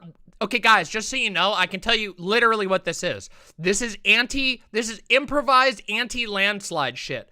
So whoever owns this doesn't have as much money as you'd think, and they built a do-it-yourself wall against landslides. When it rains in California, there are landslides in mountainous areas. You build walls like this to prevent the floods from washing the road away and from knocking cars down the road and destroying the houses below on the mountain. That's all this is. These fucking suburban morons have no fucking clue what they're talking about. alien that's like Lord of the Flies kind of shit. Yeah, that's some crazy stuff going on. Oh yeah, Lord of the Flies. And they keep out, totally, and they dude. just throw the trash over the hill. Whew. There's no way government vehicles come back this way. That was a door. What? There was a door there. No way. There was like a gate in the little... These guys, this is the definition. This face right here, what you're witnessing right here, this is peak man-child. This is what a man-child is, right here. This is peak man-child. Oh, there's a secret door? Yeah, dude. Let me just go upload a video to YouTube of me, like, pretending I found the site of satanic pedophile rituals. Doorway in the wall. Don't distract me. Wow. Well, this is... Remember the Gestapo? Remember how they said they were going to get shot by the Gestapo? Do you think they're going to get shot by the Gestapo in the next 3.5 minutes, guys? We're going to go down the other road. Because no one's ever gotten in trouble following Google Maps. Yes. Like I said, there's another road, but this is the way the Google Maps said to go. So Google Maps isn't usually wrong, right? Oh yeah, Google Maps isn't usually wrong, right? Yeah, totally, dude. Totally, bro. But looking at the map, there's another road that goes that way, which we're going to do right now. That seems more logical because I'm pretty sure when Bush and Reagan came here, they didn't go that way. I just don't have a feeling. However, those are shacks are kind of frightening and satanic. Yeah, exactly. They have helicopters down. Oh, that's helicopters. Good. Okay, all right, I'll give you that. Helicopters, they just fly in. So this is Bohemian Avenue, which would logically make more sense to go to Bohemian Grove, for which it is named. This is a private men's club. Wow. Security patrol. Wow, look at that bro. wire. That's not They some cheap literally wire. just took a wrong turn and they're so stupid they left it in. Oh, not a through street. No kidding. Here we go. Ooh. No trespassing. A fence. That's the parking lot. I saw the parking lot in the Oh, video. parking lot. Oh. What do you mean no trespassing? I didn't see no trespassing. This is private road. Oh. No through traffic. What? No trespassing. You here? Turn around. This is where you are. No, turn around. Trespassing forbidden by law. Private property. See that? Oh, you guys suck. You got all the right signs. Dang it. Nice gate. Got a good gate there. Oh, that's a good gate. That's a good gate. Where's that Gestapo? It's like an anticlimactic. Okay, well, since this is a private road, Yoda. with turn Hi, around, no baby. through traffic, no, so no trespassing. Yeah, no trespassing. It is pretty clear. It's pretty. And no trespassing over there, so you can't just jump the fence. They Look do. at the power they got. Yeah, that's quite a bit. This must be a good-sized facility back there. But those cars were coming out of here. Oh yeah, they have a power line going to their campsite. Well, but they may actually be authorized. Well, yeah. That's like the thing right there. That's their big parking lot. You look around for the counter surveillance. Where's the? I'm sure we're on camera right now. Pointing at us. I'm surprised there's not dampeners on my camera. There's one right there, by the way. These guys are so stupid. Oh hi, look, it's Yoda. Here, let's look at something funnier. Look who it is. It's Yoda. Hi, Yoda. Yodi. It's Yoda time. It's Yoda time. It's Yoda, Yoda, Yoda time. We love the Yoda. Yes, we do. We pet the Yoda. Yes, we do. We love the Yoda. Yes, we do. Incredible. Such a darling. What a beautiful dog. What a beautiful dog. Let's continue, huh? Let's continue. Let's watch the climactic finish where they get sniped or whatever. There's the camera, by the way. These idiots don't know how to spot a camera. It's right there. Huh. Did you see that? Look, I spotted it. They didn't spot it. It's right here. There's the camera, guys. It's right there. And here's the floodlights so that they can get your plate if you're trespassing. There's on my camera. Yes, she was named Yoda for her ears. I did not name her. We adopted her from a family member. That's not cool. Enough. Oops. Enough. Oops. Oh man, I wanted something. Look, it is. I was right. This is a fucking Chevy Suburban. Look at how fucking huge this car is. Enough. Oh man, I wanted something. Anything, These idiots like are paying a like $120 a day extra just to drive this car. goat's head or post or something. Unfortunately, we're respectable people supposedly, so we can't like actually break the law, or even in a protest action that wouldn't work for us very well. So, how depressing is this? Pussies. Oh, we can't do a protest action because oh no. It's a power truck. They're freaking out over. It's a tree removal truck. They're like, oh, very nefarious. Working for the man. I wonder what they were doing. Well, apparently they were authorized. Maybe removing a tree. There is a story that they want to cut like 2,000 trees back here to make more space. Oh. Oh wow! How nefarious. So much for my Area 51 abduction. Sorry.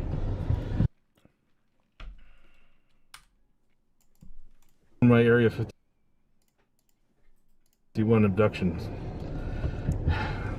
Sorry. Alright, well, we'll go, instead of getting arrested today, we'll go work. Not depressing. I like the other road better, though. That was much more exhilarating. Yeah, that was definitely the deliverance road. By the way, look at this. I know I've got these people fucking profiled. Look at this shit. I've got these motherfuckers profiled. What's that right there? What's this, you say? Can you even see it? You can't because my camera's in the way. Hold on, I'll move my camera and you all are going to see how genius I fucking am. Look at this. Watch this. What's that right there? What's that you see? What's this? The Chevy logo? Driving a Chevy Suburban? A giant motherfucking fake-ass, shit-ass SUV made mostly of plastic? That's right. Who called it? I fucking have these guys fucking pegged to a T. Got him. Got him! I fucking called it. You witnessed it here, chat. You fucking witnessed it here. Yeah, that was some scary stuff. And they're technically, according to Google Maps, they're in the property, so those must have been... Nope, I've never seen this video. I just grabbed this live. Like, special servants' quarters or future ritual people. I don't know. Ritual sacrifice storage. Yeah, notice this whole time they're laughing and joking while buying into the narrative about the Bohemian Grove being a secret kidnapping child ritual sacrifice location.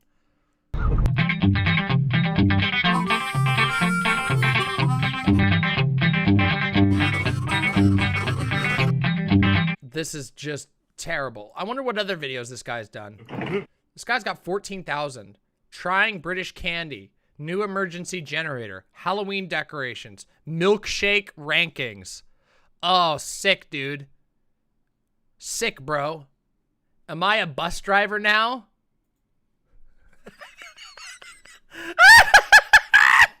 Rating fast food milkshakes. This guy's just a car dad. Damp rid update. It works, sort of. Oh no. Our new family next gen car is here. Which car is our new next generation car? Oh my god, I need to watch this. I have to. We're going down a rabbit hole, chat. That's right. Ride with me. We haven't gone in a rabbit hole in a while. This is like when you went from Star Trek to... His son has a Fortnite shirt on. His son literally is wearing a Fortnite shirt in the video. Oh my god. Star Trek The Next Generation. Same ship, but totally different and modernized and everything, so...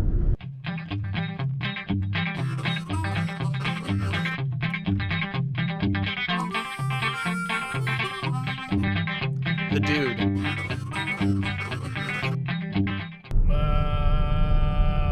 Hi.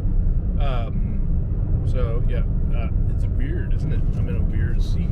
I'm in a not the normal location that I usually am in. See, there's like the dude over there, which makes no sense.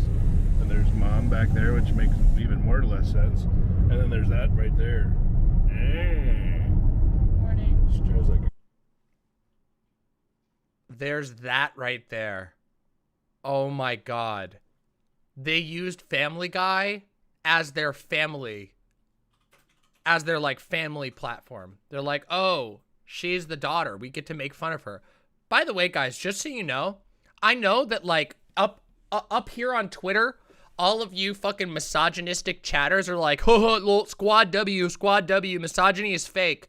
This is what most of America, this is how most of America treats their daughters and their sisters. Just so you know. I hope you know this is literally how most of America treats its daughters and sisters.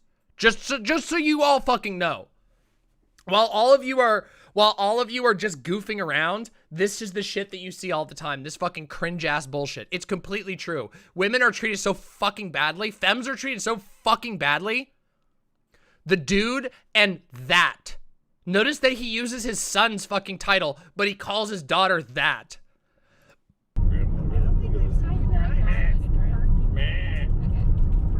what? Look, she's visibly uncomfortable as he's making fun of her while she's driving them around. I understand both of you talking at the same time. I can't understand both of you. So anyway, yeah, that is a problem. Well, it's not a problem. It's actually a good thing, but it's the reason that where I'm sitting in this seat is that and the dudes in the back. Dude. Back, and Jen's in the back. But the reason that all of that is happening is because we're driving. Because of that problem, we're on our way to get another car. Yes, so we're buying another car because Morgan is taking this car as her car to drive to college in, and as slow as that will be. And Mom and I were out shopping for a couple weeks now, and we found a car, and we're on our way this morning, bright and early, to go buy said car, and then we'll have 3. And the kids haven't seen it yet. Well, they've seen it on the internet, but they haven't seen it yet. Dude, what do you think of this new car? Oh, look at that. It's pretty cool.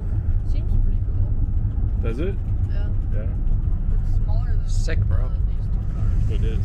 It's small and sleek like a sports car, but not really a sports car. It's not even close to a sports car. But anyway, we'll show you guys what the car looks like when we get there, obviously, so I'm not going to talk about it too much. The car keeps driving itself. It's Yeah. kind of messing me up. I don't like it. It's because I turned on all the secret, like, lane assist and things because you need extra help. I don't need I can drive a car. I learned how to do it without that. This guy's such a fucking... Well, now this you know dude's such an asshole. Emotionally abusive dad alarm is just fucking flying off the handle right now. Actually know how to do it. Well, I do. Well, the car will tell you. Yeah, and it hasn't told me crap. You just told me that the lane assist is telling No, me. I can feel the wheel locking itself in like the direction. That means you're breaking the law. No. The car knows the law better than you. No, I can just feel. She's trying. This is every single woman in America knows exactly what's going on here. Every single woman, every single femme in America knows exactly what's going on right here. The wheel kind of like, see, okay, watch, it's doing it again. So it locks the wheel, right? And so it doesn't let me turn the wheel any other way. And I wouldn't turn it any other way anyway, but it's like, I don't need the car to help me. Control issues. That's what that's about right there. Wow. Literally just doing misogynist stereotypes. It's the woman who has control issues. I think I just figured out the name for this car. Mom, I know what your name of your car is now. The naggy one? That's Nope. what I call it. Nope. Why can't we just call it Judge Judy or something? That's a way better name. That's very grandma of you. Especially with your driving techniques. You're very grandma right now. Okay, sure. I'm driving the way they taught me to. I'll go with Judge Judy. Okay. That seems totally awesome. Judge Judy the van. That's cool. I'll go with that.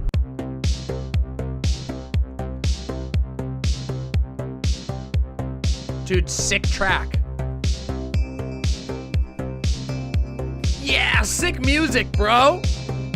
Oh yeah, look at that. It's a Honda Civic. Oh, a Honda Sonata. Ooh, a Hyundai Sonata, I should say. Sorry.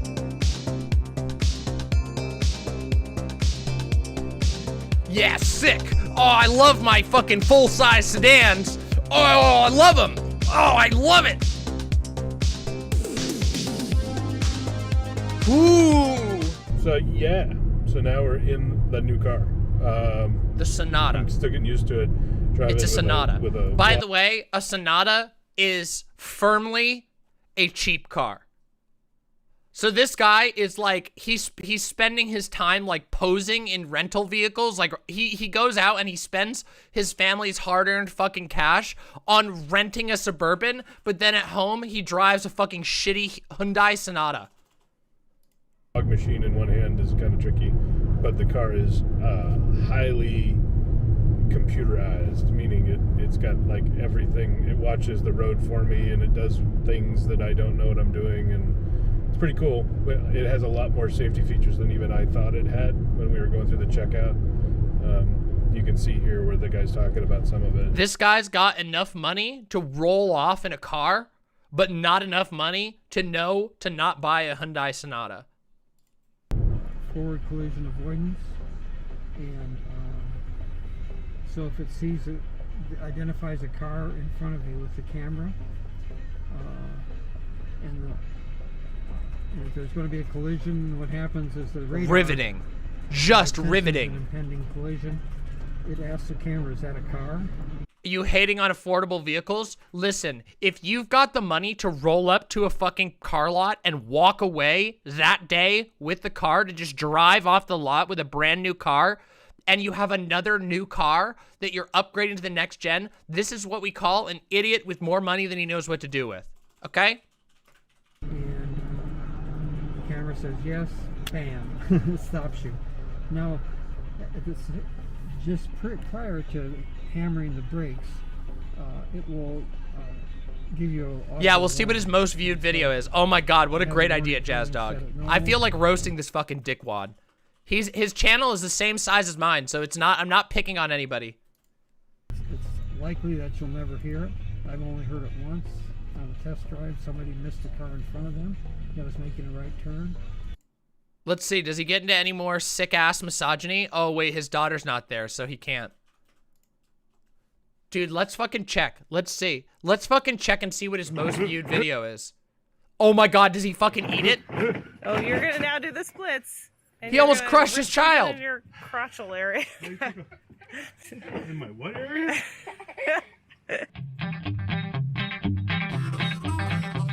Incredible. How do we see the most viewed? Sort by most popular. His most popular video. Pulling kids' teeth out is fun for parents. Cast cutting and men versus wasps, in addition to how testing for allergies really works. Oh my god, he's an orthodontist. Oh no, he's an orthodontist and he put videos of his kids getting their fucking teeth pulled. Let's look at men versus wasps. We're trying to get rid of this wasp nest that's in my brother-in-law's front yard, right by his front door. There's the front door. There's the nest. Unbelievable. Unbelievable. Unbelievable. My house, some wasps set up at my house. Unbelievable.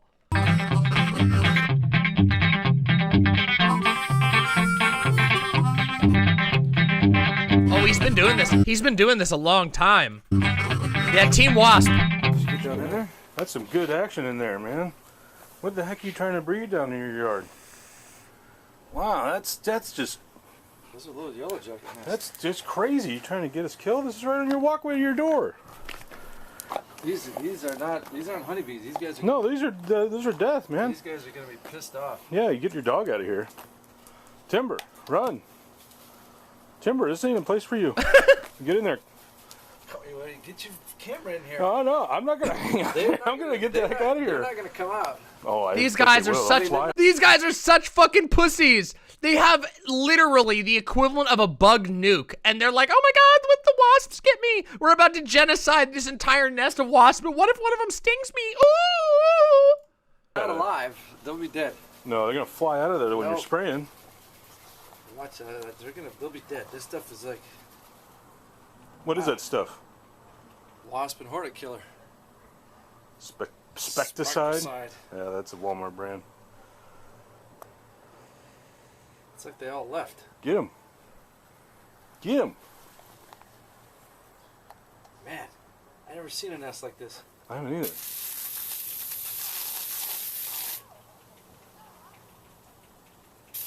Ah! Oh god! Yeah, you're right, they're not The coming out. Gestapo! The wasp Gestapo is coming! Agent Orange? Drops them dead, man. What the hell? That's bad juju. They This is don't a like... great commercial for that stuff. See him going in there? He's like, oh, screw that. Oh, hey, oh, there. Whoa, whoa, whoa! Oh, you can smell it. Wow, that is some really toxic stuff. I know. Oh, you know, that guy got away. Did he? Yeah, he got up, he flew away. He's like, screw this. Yeah, because now they get close and then they can smell it. And they're like, oh, this is By bad. the way, the amount of poison he's spraying in there, he also just killed the bush. I mean, look what it does with the grass. Yeah, it like instant melts the It's like fucking shooting a grass. Quail. Bee just died, right? Like, died in seconds. He's dying right there. That's incredible. Congratulations, dude. You figured out that poison kills bugs. Specticide. Well, you can hear him. Listen to that. Dude, there's a shit ton in there. Holy crap, dude. I bet this bush is full of them. Oh. Yeah, he's gonna kill his bush. Oh. With that much poison, he's gonna end up. Look at that! He's putting more in! Dude, they're dead! You're gonna kill your that entire bush is full, front I bet. yard and your kids! I'm almost used up this whole can. Holy shit, a full fucking can? Oh my god. These guys are not, these guys are just, oh god, I love discovering dumb guy channels. Boy, they have a good sense of smell. You see them get close to that? Yeah. They just totally Well, yeah. get out of there. Ooh, got him. Got him. He's still alive, dude. He's gonna get out of there. There you go. Oh, good shot. This is like video games right here, man. Literally poisoning your entire front yard to own the pissed. wasps. You probably blocked their hole full of dead carcasses. Oh, I gotta go get another can of this stuff. You gotta get a fire. Smoke them out. Old style. Oh, now they're getting the... I got one more can of this stuff. I got... How many cans of Agent A Orange did you second carry? fucking can? You gotta keep two on hand. We can hear them. They're here is the entrance point, and they go back into here. So you think there's a huge This isn't net. even the hive. This is just one entrance. This whole plant is actually the wasp hive. And these guys, their house is about to get lifted off the ground by a swarm of angry wasps that are like, you stupid assholes. You destroyed our entrance gate. We're going to lift your house off the ground. It's back. Oh, wow, there they are. I don't Look at know, that. Akira Tanakel. It could be a cookies issue. Like 60 of them sitting right there. Wow. Oh, dude, they're pissed. You didn't Pretty even get it. awesome. I decided to start taking a film of it because I didn't know how it would end. Because bees are always fun on video. And it looks like it's... Bees are always got fun them, on but video? They're really angry. He's doing it again. He's blasting them again. He's just killing the entrance. That's it. Well, I'm sure it won't give you cancer immediately.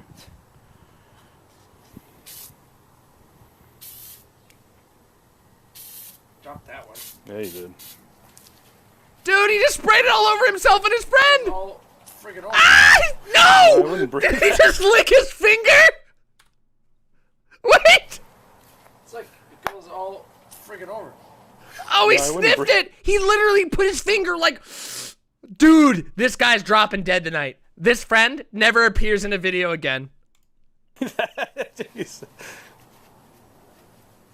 Literal nerve poison, You and he should just stick that sniffs it. in there in the whole deep.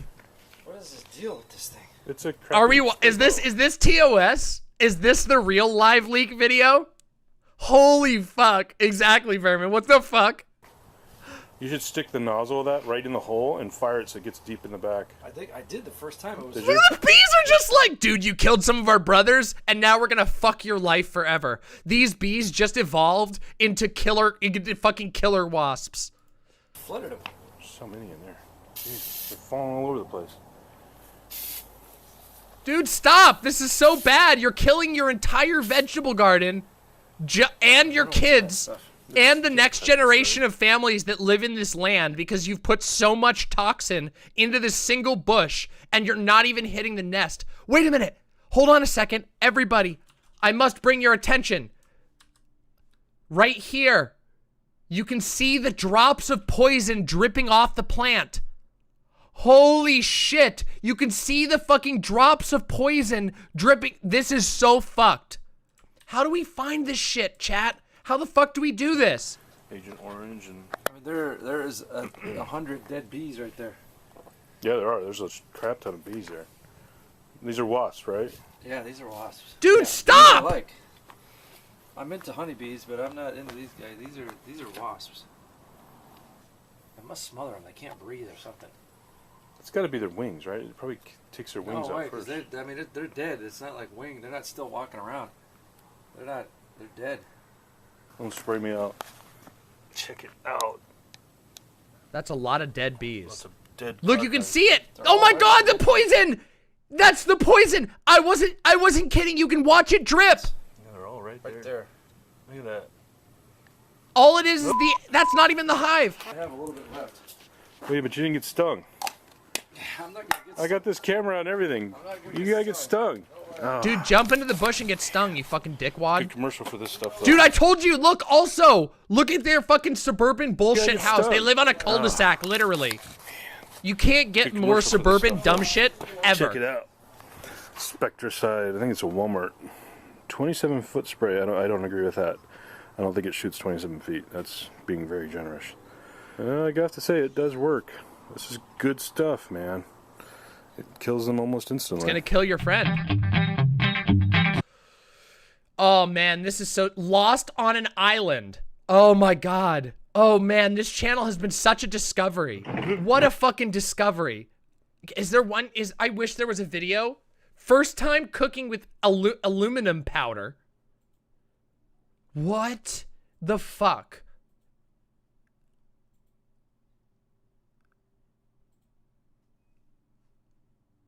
Gaming chairs side by side? Oh no! Oh no! The best tool ever, and Jen tries to run over Dan. Shredding the channel away. Does it shred? Shredding from the 1990s. Jacqueline sent me to get jabbed. Wait, isn't he an anti-vaxxer? Yes, interesting getup today, yes. So, guess what's going on? He's an anti-masker. I'll explain in detail, but we're on our way to get a shot. We, being her and me. Oh boy. Oh no, it's a crossover with the daughter. Is he gonna be mean to the daughter?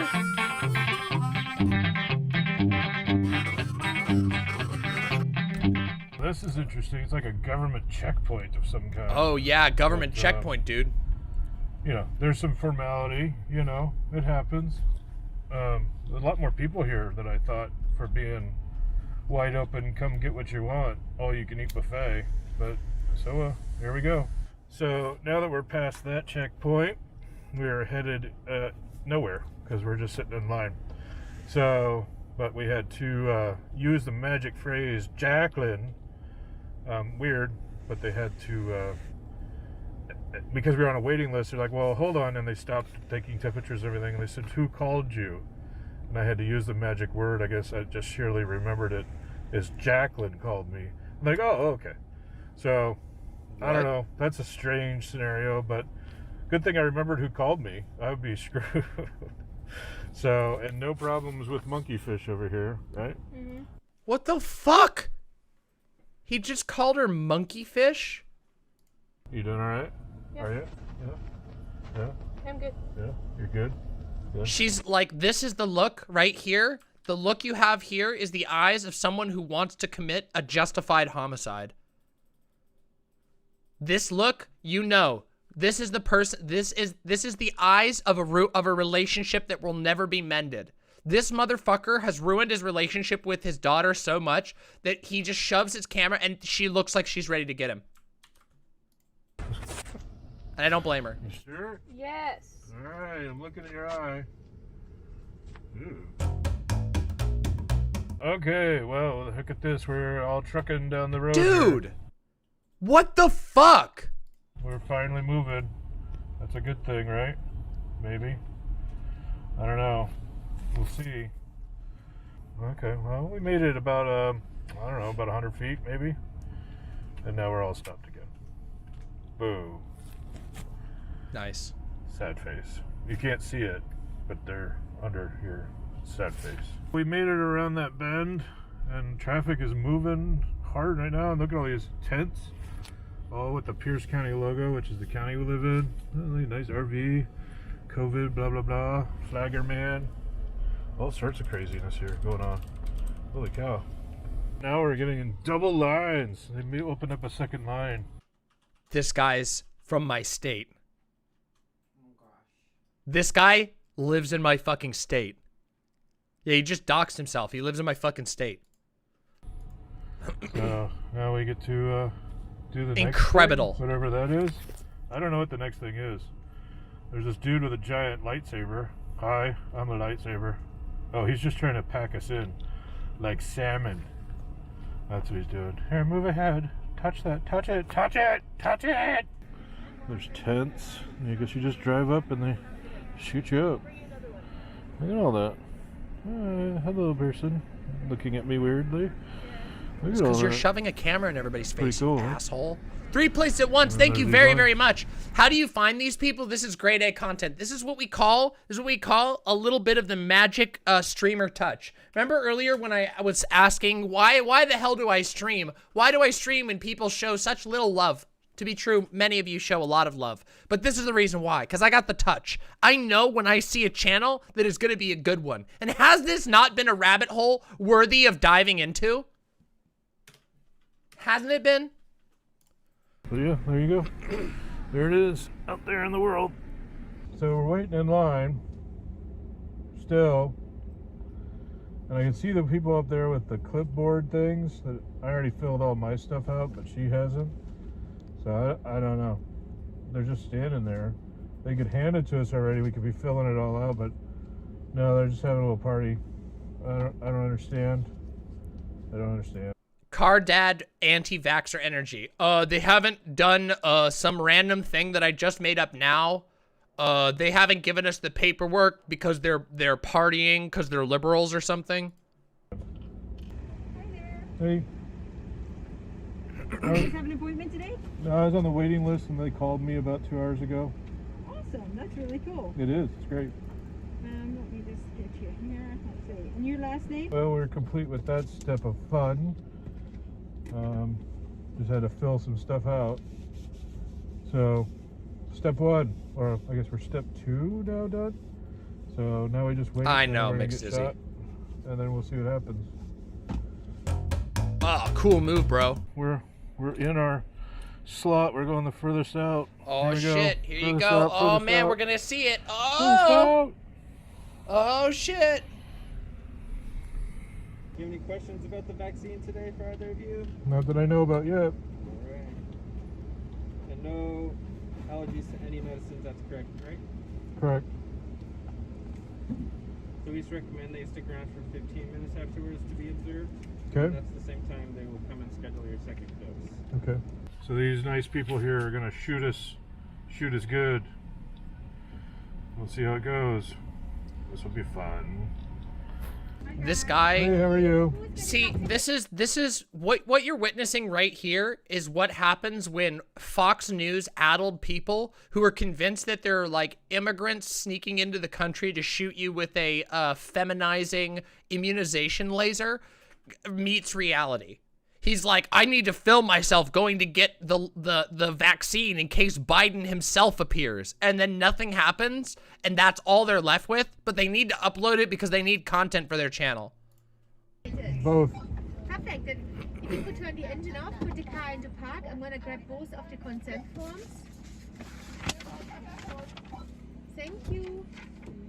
And then, yeah. Hello. Hi. Mind opening your door, please? Thank you. All right. right, just go and drop your arm. Let him relax. First Pfizer There you go. vaccine today, okay? So first Pfizer today, okay? Sure. You're gonna get your second Next one one's gonna be in 21 days. 3 weeks. Here we But I go, believe they're everybody. scheduling In 2 weeks, appointments you're for your gonna next get one, your okay? email. Get set ready. for Here the we go. vaccine, Here's where okay? this is it. Watch what you're about to witness. This large, hirsute man is about to become a femboy before your eyes. Prepare for this man to immediately transform into a feminized male before your very eyes. Prepare yourself. And you'll be waiting in the lab for 15 minutes. Oh, that's Make neat. sure you Well done. Ooh, that honk your burns. horn if you Someone experience burned any that one? side Oh, the effects. burning one. Medic's just right there ready to There we help go. out, You're all okay? set. Right on. Thank you. We just, who do we Did it work, guys? Did it work? Bring that- I think I can see him. I think he's becoming, look, his face is becoming, it's got that feminine glow. Do you think he'll start insulting himself instantly because he hates femininity so much? Back for the second shot, okay? And then this person right here in the late, whatever you call this color. Whatever that is. Yeah. Go. They'll direct you where to park, okay? Okay. That's And just then wait for someone your up there schedules us? Yeah, I think somebody's walking around with their Oh, little there we are. iPad. Okay. Oh, there it is. Thank you. Perfect. Yep. Yeah, you can see some of his hairs are just disappearing immediately. Okay. No problems? No? So there we go. That's our vaccination fun.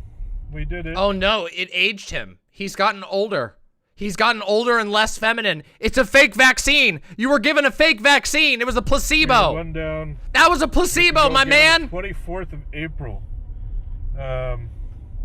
which will be fun. And then 2 weeks after that. So, sounds like the second week of May, I'm free to go lick light posts and dance in the woods. You could have danced in the woods anyway. You just had to do it alone. Nah, I'm Go around the streets. gonna lick every light post imaginable. Bad idea. It's so a good idea. Well, that was fun. So, as I said, I got on a waiting list just by sheer luck. That was the kids' high school that they do high school at, but they've been doing. Dude just doxed his kid's high school. Vaccination every 2 weeks at Saturday. This guy has doxed himself so hard. It's so bad. It's so sad. There. And so I jumped on a waiting list yesterday, just as lucky, I guess. I tried it, and the waiting list is if you have spare doses. I'm confused. Is he anti-max or vaccine, or is he just trolling? This is a weird video. He's doing what all Republicans do, which is they bitch and moan the entire time, and then they end up doing what they're supposed to do. Because at the end of the day, conservatives love being told what to do. It's their favorite thing. That's why they're authoritarians. That's why they like Big Daddy Trump. That's why they like the big strong man. So when they have to do, when Uncle Joe comes in and tells them they need to get their vaccine, they bitch and moan about it, but they go and do it. That's why. That's what you're witnessing here. That's why he's like, I'm going to go lick every light post. This looks like a government checkpoint. He's bitching and moaning, but ultimately complying. I know these people to a motherfucking T. This was the type of people I fucking grew up around. It sucks. Then they'll let you jump on, and they called me at like, I guess they called me at like 1 o'clock today. Said, hey, if you can be here, you're welcome to try to get it. And I'm like, oh, okay. And then I said, wait. And they said, well, if you know anybody else, they brought it up. They said, if you know anybody else that doesn't have a shot and they can get here, let them know. And I'm like, oh, okay. So we did that.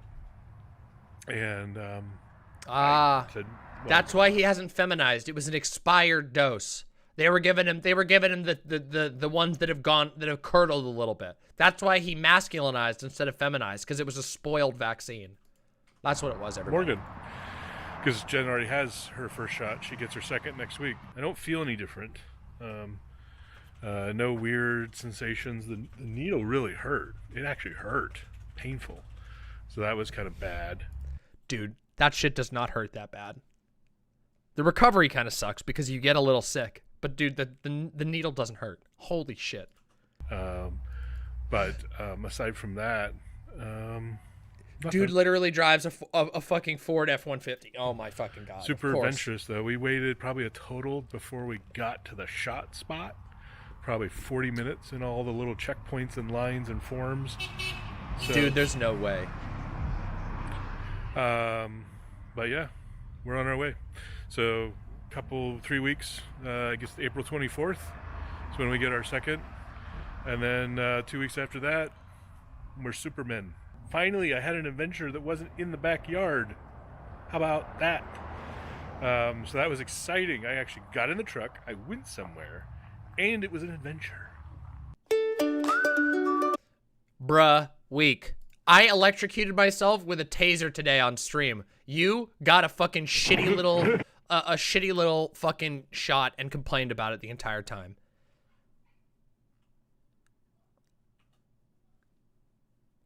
This dude's been vlogging for 10 years.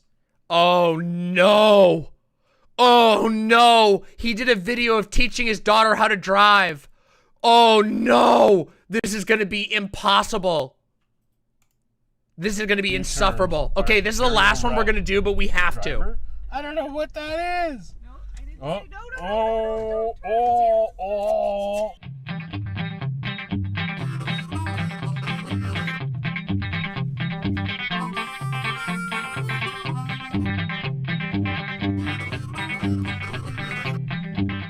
I'm in the side seat. You know what that means. Hello. Behind that shambling mound of hair, there's She's literally trying to hide her face. somebody That's sad. still mucking with their chair. I'm Look at adjusting that. my seat. Look at that. Oh my God. Shut up. Look at how, look, I mean, this is we gotta get you a step stool. I don't need a step stool. Booster seat. Yeah. Oh, you guys hear that? There she is. What's up, Mom? Not a lot. Just trying. This mom has the most ominous energy, by the way. This fucking mom, I swear to God, this is the mom where when you went over to your friend's house, you hated going over to your friend's house because of this mom. I'm telling you right now. I'm just telling you right now. This mom has the, oh shit, she's gonna like make fun of the snacks that I brought. She's gonna like neg my parents because they don't drive a new car. This is the mom that all of the poor friends fucking hate. I get the girl trained up. Trying. There's an old lady behind us. Let's go. She's wearing the same shoes as me. Wow, that's really sad. Isn't that funny? Does that mean we go, or does that mean you go as slow as she is? No. No. Oh god, she's going to the car right behind us. Come on! I'm adjusting so I can actually see. I can't even see out this. Let's go, let's go, let's go, let's go, let's go, let's go, let's go. Oh my god, the old lady's back there. What?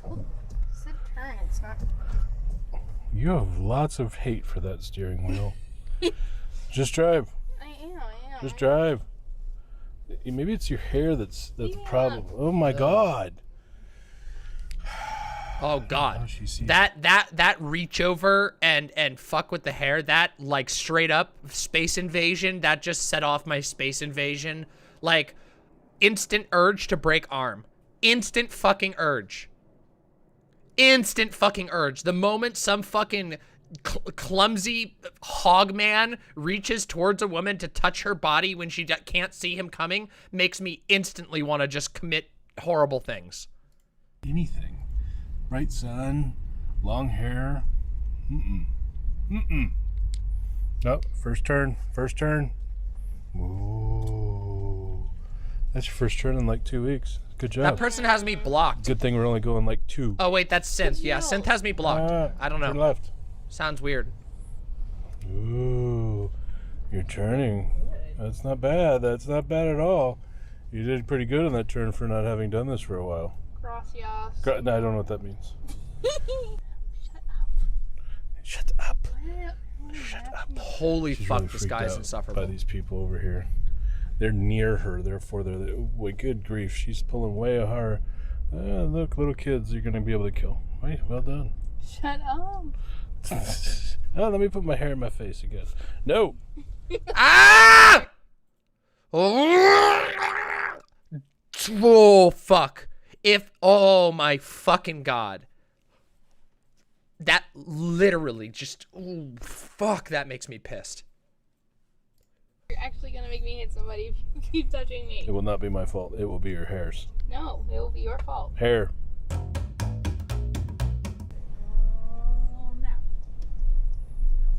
Ooh, signal usage. About time. I forgot. I haven't driven in 3 weeks. Make sure you cross the middle line as you turn. Shut That's up. good. I'm Jeez. working on it. Hey, Faun. Could you come here real quick? Is this not literally the neighborhood that you stayed in that one time? And they all look the same. I'm pretty sure this house that they just went by is literally the house that you stayed in. In 3 weeks. Make Right sure here. you cross the middle line. Is this not literally the house?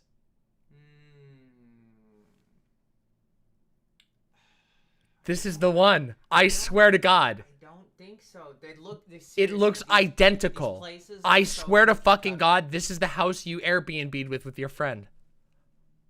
Holy shit. No, okay, the reason why I'm having this moment is because I went, wait a second, I've been here. They don't all look that identical, though. I fucking remember, we parked up over here. We parked up over here and you got in the car. I fucking remember. You had French written all over you. It's painful today. Remember? It's painful today. Drive. It's the same. This is the neighborhood. We turned down that road. No, this is the fucking place. This is the fucking place. We turned down that road. This is the fucking place. Holy shit. What the fuck? Holy fucking shit. It's so weird. This is fucking weird.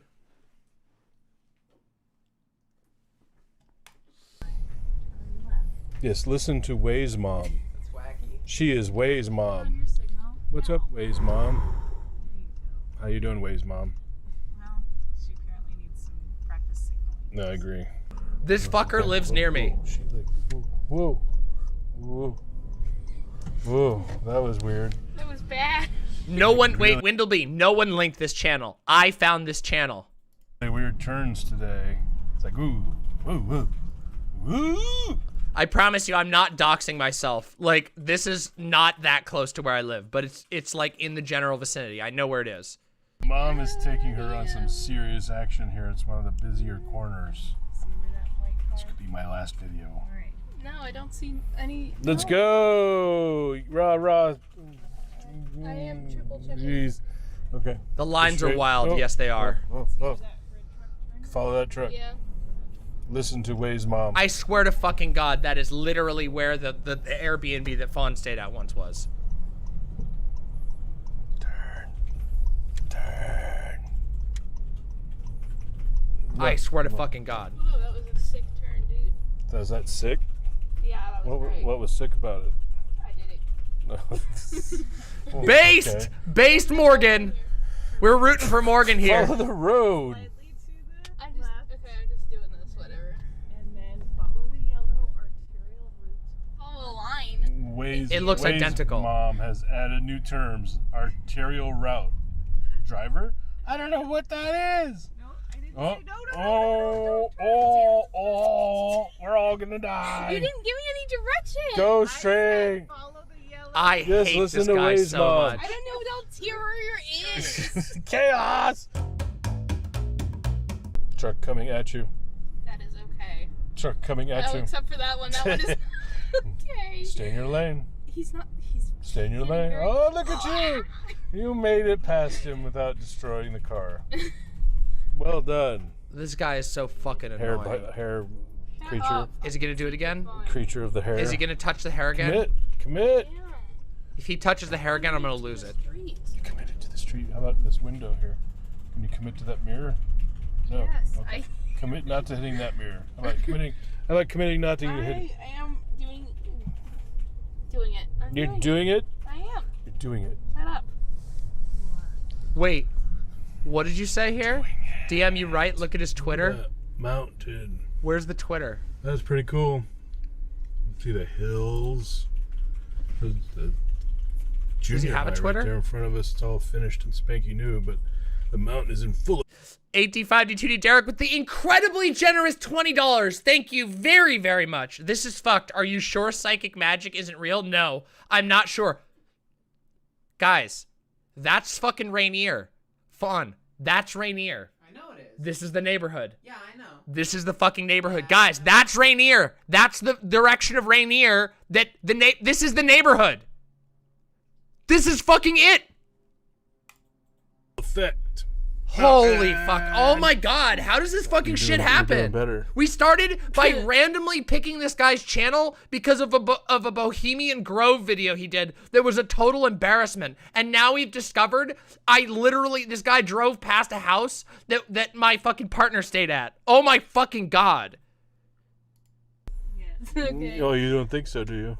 No. Okay. You need to focus more with less hair. Less hair. Wow. Right. She's like, Less if you hair, don't Mom? get this out. She can't hide in it because it is a distraction. Yeah, you're distracted by your hair. I'm not even. Look, I told you. Horrible mother. She's like, yeah, she needs to get rid of her hair because she's distracted by it. Oh, fucking horrible. This is the mom. This is the fucking shit ass mom that all of her friends hate her fucking mom. $20. Her and all of her friends bitch about this mom constantly. Oh my god. In college, this girl's gonna tell all these horrible, weird stories about how her mom was such a fucking asshole and embarrassed her in front of her friends, and her dad was doing the same thing. Hide in it because it is a distraction. Yeah, you're distracted by your hair. I'm not even. You're literally distracted by your hair. She just drove fine. You guys, Mom's the only one who can relate, so Doesn't matter. you can't yell at me. When you get to more complicated stuff. I know, but I'm not into more complicated stuff. So Yeah. I'm allowed to What do you do it. mean more He's into complicated the stuff? simple stuff like Your hair is not, go-karts. your long hair is not gonna get in your way while you're driving, you fucking Running idiot. over small children. Drive a moped. Not stopping. Using your turn signal 2 feet ahead. It's simple stuff. Holy shit. What a fucking asshole. Yeah, I know, Chariot. That's what we were talking about. You should have seen, Chariot, you got here just recently. You should have seen the other video we did where he was just fucking insulting his daughter, and he kept calling his daughter that thing. And he kept touching the girl. He kept reaching over and touching his daughter's hair. It was fucking creepy as shit. Holy fucking shit. We gotta do this more frequently. We gotta, like, dive into this weird shit. Uh-oh. Oh my god, wait a minute. Guys, there's one more video I want to do. I said this was the last one, but I'm having so much fun with this fucking idiot. He has a video about his video game collection. Okay, hold on. Should we watch the video of him with his video game collection? Yo, sick, Zan! That's sick to hear! Okay, hold on. Let's do a vote.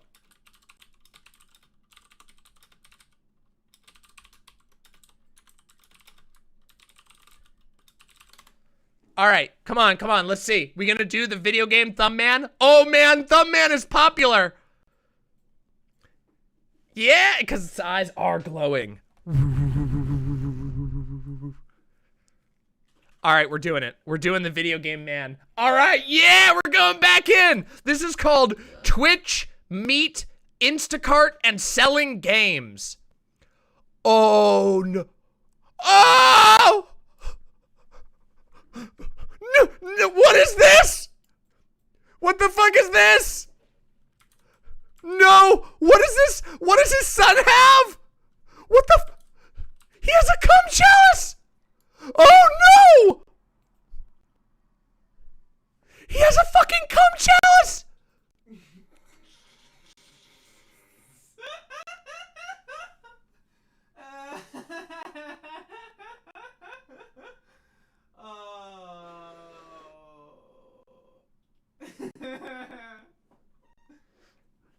Bro. Very cool. Yo, is that like Goosebumps art on the wall? I don't know what's that. Yeah, I think it's a Yeti? Goosebumps or something. Yeah, I think it's a Goosebumps. Dude. Primal Rage. Oh no. Also, notice this. Dude, is he playing bootleg Minecraft? He's playing. It looks like he's playing. Wait, that looks like Valheim or something. Oh, maybe it is bootleg Minecraft. He's playing But look at this, guys. You know what this is right here? This is the parental surveillance device. This kid's got an Alexa on his fucking desk. So the reality of what happens is that this fucking Alexa is monitoring everything both kids are doing, but this kid gets to use it to have pizza delivered from downstairs or nuggets delivered from mom, and the daughter gets fucking a camera installed in her room that watches her every single move. 20 fucking bucks. The dude uses this to summon pizza rolls from his mom, and the daughter gets fucking surveilled by this shit. No, this is like an Alexa. I don't think that's maybe it's a humidifier. This looks like a fucking Alexa though. See? Doesn't it look? I think that's an Alexa. Yeah, that's like the speaker on top. Oh, this is Ark. The game is Ark, apparently. All right, let's continue. Yeah, you look like you drank like a fifth of Jack Daniels. Your eyes are all bloodshot. Dude, you look totally drunk. What do you mean? Oh yeah, do you think they're one of the families that doesn't give the daughter a lock on her door or even a door at all?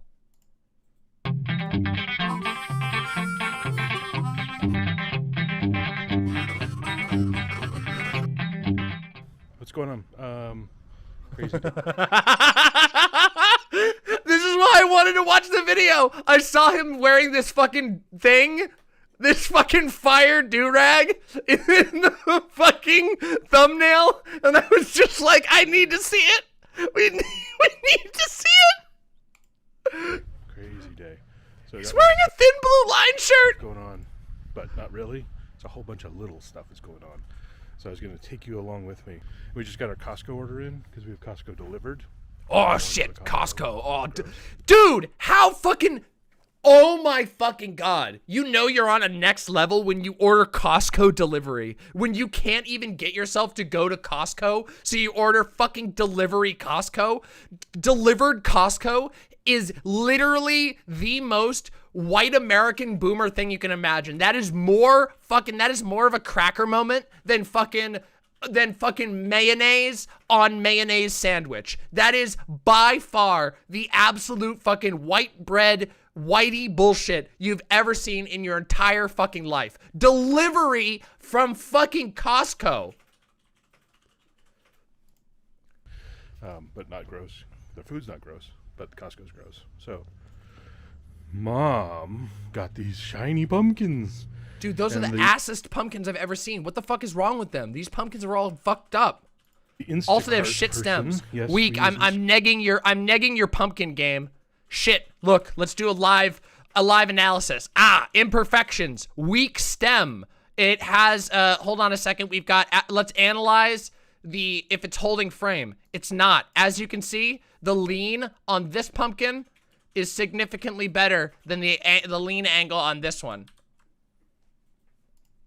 Instacart and DoorDash and a number of other ones. But the Instacart people are far better. They ordered DoorDashed pumpkins? Dude! Oh my God! I can't. I'm retiring. Everyone, I'm retiring from streaming. I can't do it anymore. Oh, yes, Vermin. Anytime. Costco pizza is fucking pog. But let me just point out that these motherfuckers, I can't top this. Getting delivery pumpkins is how to strip the soul out of anything. Oh, what's enjoyable about fucking Halloween? Oh, going and getting a pumpkin? Yeah, cool. We can go pick one from the patch, or maybe we can pick one from a pumpkin dealer, or maybe there's a whole bunch we can choose from in the pumpkin segment of our local grocery store. Nah, let's have someone Instacart the pumpkin. First of all, how much of an asshole do you have to be to have your poor Instacart driver have to lug 2 giant-ass pumpkins up to your suburban hellhole? Holy fucking shit. Holy fucking shit. Oh my God. Yeah, not even the local pumpkin cart guy. We have become a connoisseur of delivery services. I'm sure you have, dude. Oh, I can tell. I know that you're a connoisseur of delivery services. Also, I want you guys to notice this egregious thing. Notice in the background, this motherfucker right here, his neighbor has a fucking palm tree. And we know he lives in fucking Washington. His neighbor has a fucking imported palm tree, so his house looks like a shitty suburban house from Florida instead of a shitty suburban house from Washington. Oh my motherfucking God. Instacart. Because DoorDash does Safeway sometimes. Weird, I know, right? Instacart has proven better in our area. Just, you know. So anyway, so mom got these pumpkins, and she said, pick out these pumpkins. I don't know how you do it on Costco. She said, pick out pumpkins. Hating on palm trees, now we have crossed a line. Dude, palm trees can't live here. It's Washington. We're a temperate rainforest that's cold 90% of the year. They are in agony. If you move a palm tree to fucking Washington, you're basically planting it in its own personal hell, where it will get plenty of water so that it doesn't die, but it otherwise suffers. Yeah, Antifa Alex, imagine this guy being your orthodontist next visit. I'll go home and I'll knock my tooth out with a fucking rock. If this guy was my fucking orthodontist, I would turn 360 degrees and then knock my own tooth out with a rock. I mean, there's my foot. It's not bad. They got stems and everything. So, pretty good job, Instagram lady, person, thing, people. Instacart? I don't know. I don't even know if it was a man or a woman. I didn't watch. So, then we're in here. See, we're in the house. There's a lot of activity because, like I said, we just got Costco, right? So we just got Costco, and so therefore. Did you get Costco though? Did you get fucking Costco? Did you get it? Is it alive? Did you get Costco? What was that? Can you do that again? Coming around the corner, like what's going on? I see. So mom's got the meats going on. So I have to separate all the cheeses and the meats. And the strawberries will be washed. Ah, where? But did you get the cheeses and the meats from Costco? Did you get the strawberries and fruits from Costco? Was it from Costco? Did you get Costco delivery? Be washed. Yeah, So- exactly. Rhodes, you take the cheapness of Costco pizza and you add the immense price of getting delivery. The whole thing about Costco is that the pizza is cheap and very good for its price. The moment it's no longer cheap, it's not good anymore. Yeah, we got lots of meat. You want to know what meat prices are in Washington State? Lots. For this, I don't even know what this is. I'm sure vegetarians are freaking out right now. So, this pack of pork ribs.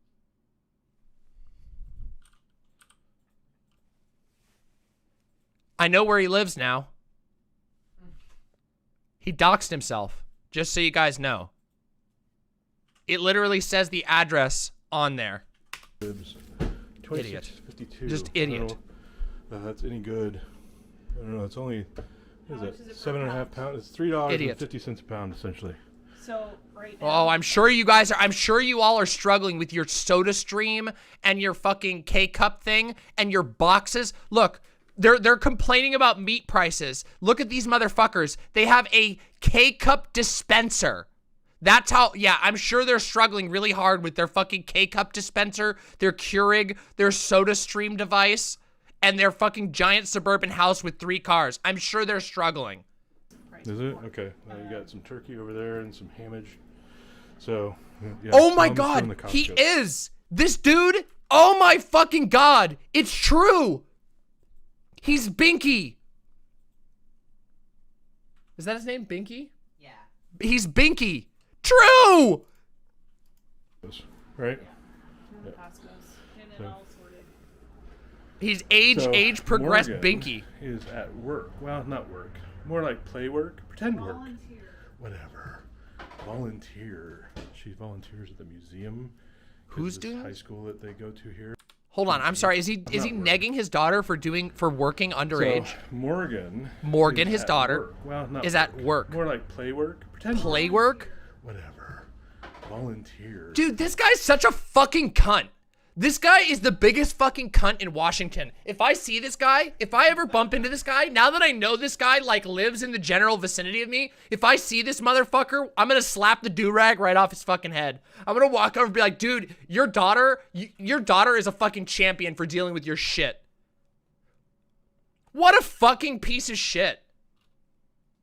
Yeah, he's making fun of his daughter. I told you, the daughter is the one who has the fucking camera equipped Alexa in her room, and the son just sits on his ass and is like, Mom, Alexa, tell mom to bring me more nuggets. And then the mom is like, oh, honey, oh my goodness, my poor boy. Oh, my poor boy, he's getting so hungry. He's never going to be able to win the Minecraft championship. And then she's like, oh, whoa. And then she gets him his favorite nuggies. And then she puts the nuggies down and he's like, ah! Ah! Ah! He starts screaming and he flips the nugget thing up. And he's like, this is the wrong sauce. I demanded baby rays. I demanded sweet baby rays. Ah!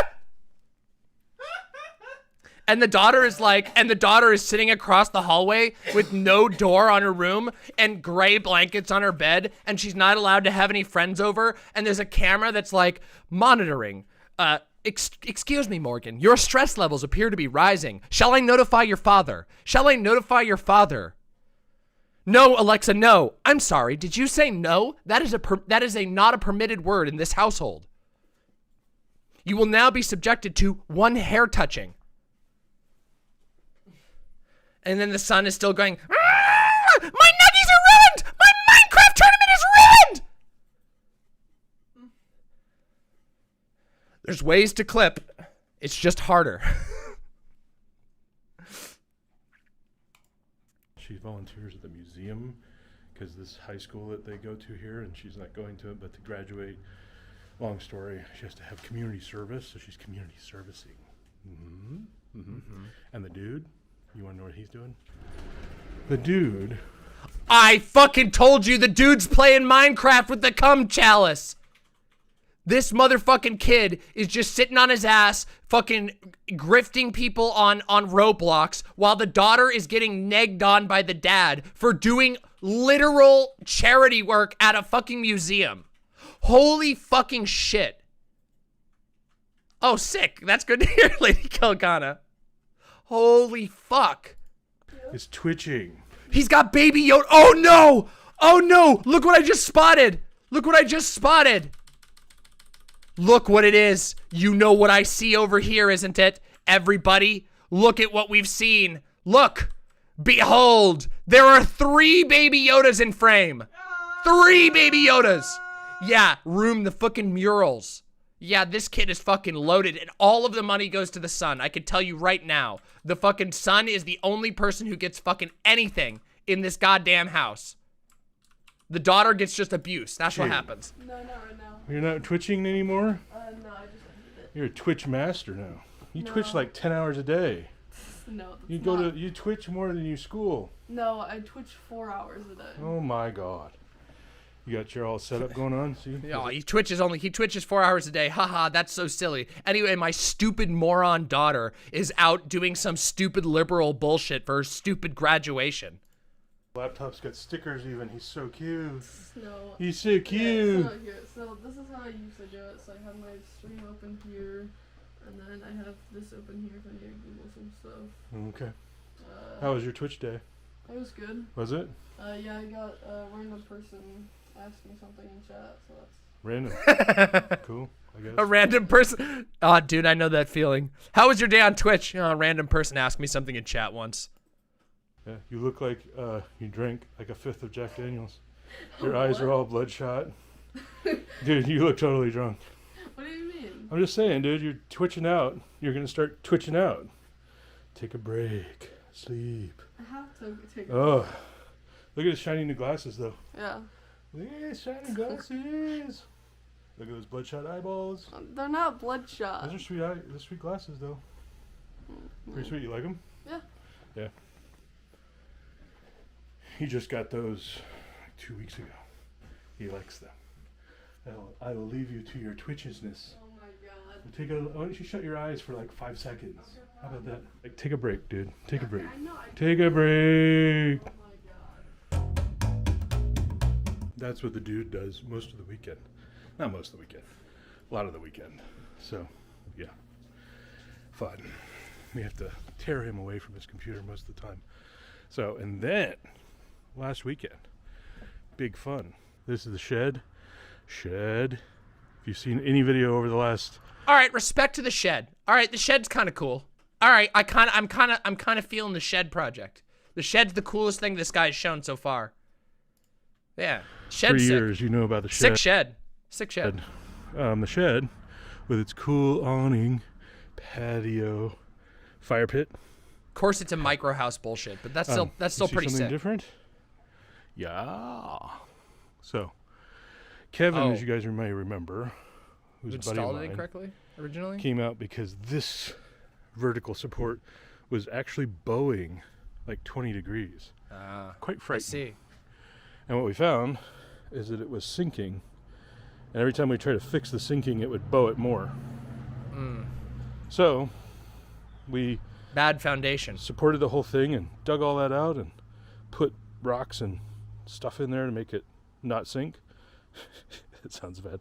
And then put a platform in there. You can kind of see the outline here. See, there's a like a one SFMTX, thank you very much for the tier 1 sub. Deeply appreciated. Remember, like and motherfucking subscribe if you've been having fun as I have been. This has been an incredible little adventure down a hellhole, a suburban hellhole. If you're having a good time, subscribe like the Poggers SFMTX just did, because you can support me and make sure that I get paid for what I do, which is sick. Let's continue. It's like a 1x1 square paver underneath this. So it's not going to move now. We wanted to do that before the big storms start coming because they're on their way. We've already had one where we lost power for 2 days. There's another one coming. So there's a lot more coming. Happens a lot. But looks pretty good. When was this video from? Quite handy he is, yes. This was from October 5th. Yeah. Hey, wait a minute. These, like, I remember those storms. Put it in. It was good. It was very helpful. Now there's less concern about the shed. Does he have fake grass? Yes. Of course he does. And then pulling the whole thing over, that would be bad. It's really weird to have all this water. Now that I say all that, some storm will come and it'll all pull over. That'll suck. Did a little bit of work in here. Oh boy. Oh no. Of course he is. Of course he's a tabletop asshole. Oh my god, of course he's a he has, look at this. He's got a wall of Warhammer shit. Oh, so that's He's a Warhammer shithead. Look, Warhammer. All of this is Warhammer painting stuff. All of this is Warhammer painting. He's a Warhammer dickbag.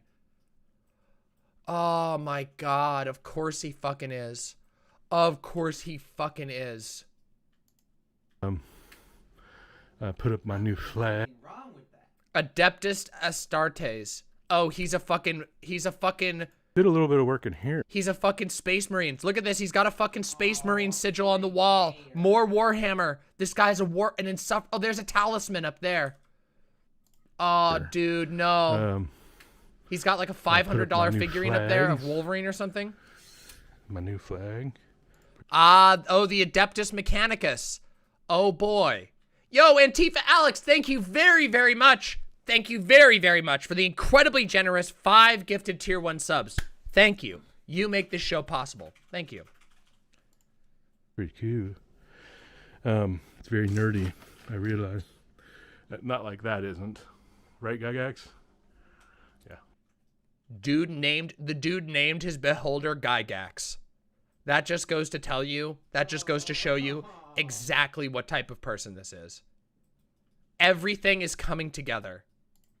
He doesn't talk much. But we put him back up because we take him down in the summer because there's a lot of heat and we don't want him to start sagging. So he goes inside.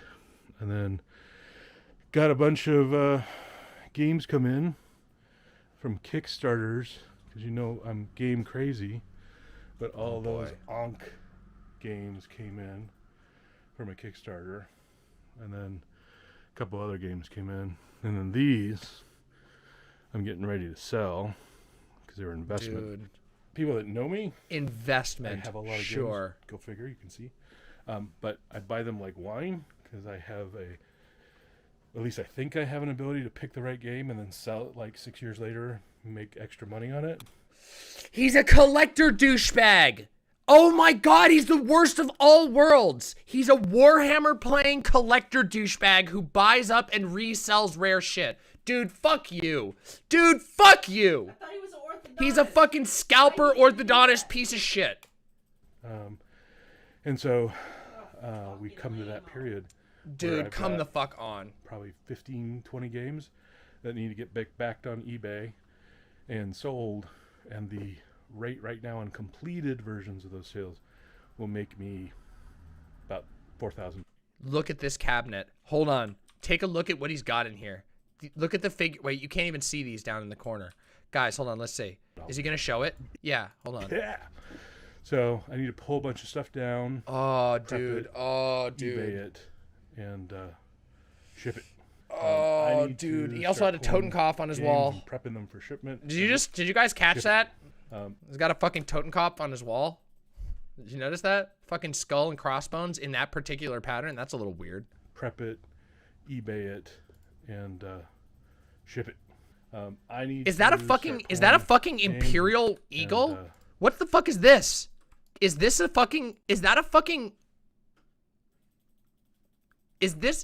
not what I'm thinking it is? Listen, maybe I'm going too far. Ship it. The Totenkopf was the Totenkopf was the symbol of the SS. I need to start pulling games. Really looks like an Iron Eagle. Is it more Warhammer shit? Well, it's about the same thing anyway. See what we make and ship them. So that's what I'm gonna do, and we'll chat with you guys later. All right, guys, that was a wild fucking ride. I need to use the restroom, so Fawn's gonna come entertain you. Fawn, come entertain the people. Come entertain them. Take over. I gotta go to the bathroom. Entertain them for a few minutes. I'll be right back.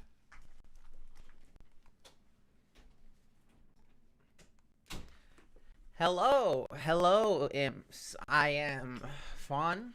I'm Video Game Faun. Everybody knows Faun.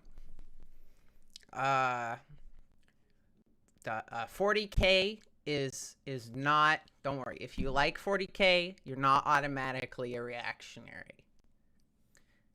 I will say when people say Warhammer, I go, oh, you mean you do you like the lizards? Do you like the cute rats? And they go, nah, man, I like the Space Marines. You're like, ah, okay. All right, you're a 40K person. I get it. But who am I to say? I mean, thank you all for the love. But also, who am I to say? Because I loved the hell out of that Space Marine game. It was like Gears of War, but better. It was literally just the concept of Gears of War applied onto 40K with better gameplay and more interesting cover stuff. And it had melee fighting, like with combos. It had a cool going in and out.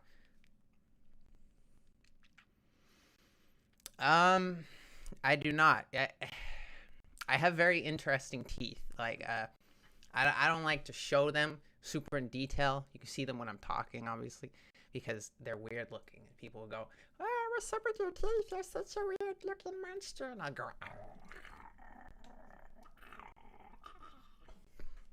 yep. Because I have two pairs of ears, Rhodes. I have two ears. The tower sexy. That's what I'll say. But yeah, of course, yeah. The entirety of Warhammer is super fascist, but that's because literally well, not super fascist, but it's authoritarian because it's fucking war. It's constant war. It's constant nationalistic and religious and racial struggles just all the time. Forever. And the only people who are justified are the fucking lizards. And the rats, because they're funny, because they're cute, and so I give them the pass.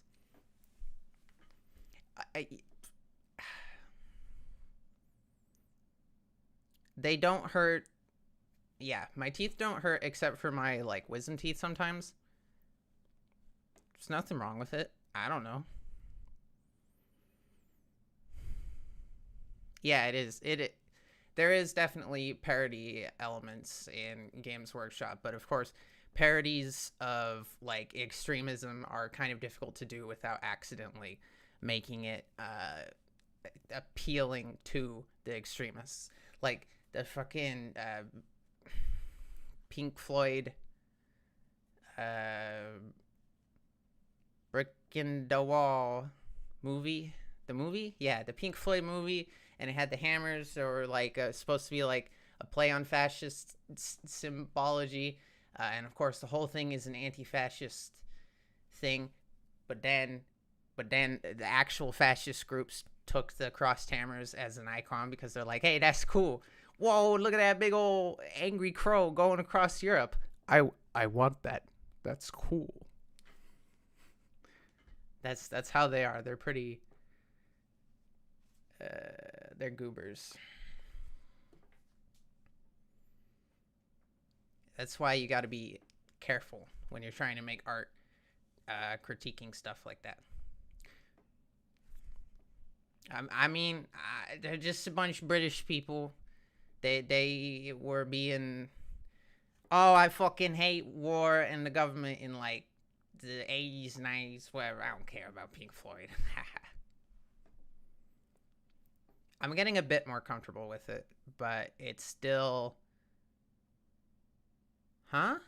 No, she's not putting her cigarettes out on me. Not actively. These are from a while ago. These are a special occasion, okay? Yeah, Faun is okay. The one that's on my forehead, that's my fault. I bonked my head on a cabinet door.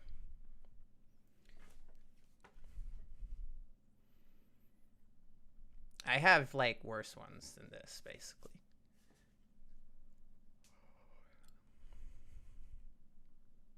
I don't know how to continue from here. But yeah. What's gonna grow into horns?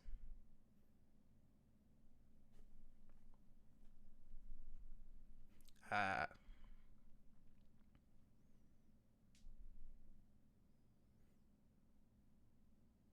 don't think so. Of course not, you goober. That's why every time those, like, stupid people come in and go, Faun, blink twice if you need help. I stare at the camera like, because everything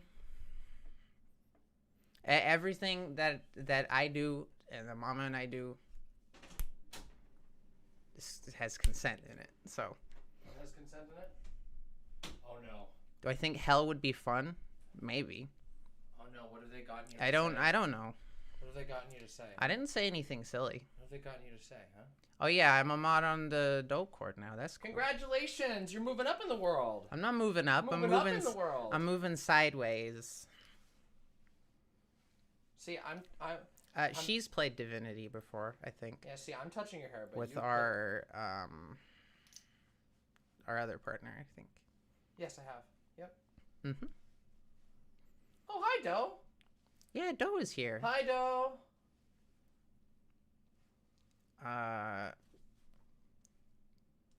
Once again, they just go for the Faun okay content. The Faun okay. Faun okay subject. Faun is always okay. It's okay. Well, look, you can. Well, always, I was talking about 40K here, and how ahead. fascists Love adopt 40K? stuff. No, about how fascists adopt their own parodies and stuff. But I mean, who am I to say? I'm the kind of person who adopts the slurs people use to refer to me. Look at, they love you. Look, the viewership count went up. Pseudo Faun. The viewership count went Viewership up. count went up. They just want to see Faun, and they want to see make Faun they want to hear Faun say terrible things. What did you say? I didn't say anything Do you want to terrible. say? Do you want the experience of saying the F slur on stream? The F slur on stream? Yeah, this is your chance. Because it's not Twitch. Yeah, do you want to say it? Hello. Don't. You can't say it about anybody else. You have to be self-referential. I am a faggot. There you go. There's your clip, everybody. There's your clip. All right, Hi, my name is Faun, and I am a faggot who likes it up the butt. Goodbye. Yeah. See, everybody tunes in for the Fauntent. They love the Fauntent.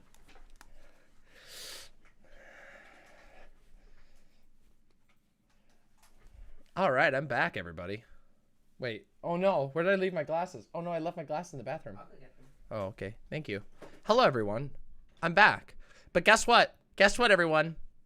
It's not all over yet. we may have discovered a rabbit hole of a extremely cringy Washingtonian Republican guy, Grognard, but we're not done yet because we have some more conservative cringe. Who wants more conservative cringe? If you want more conservative cringe,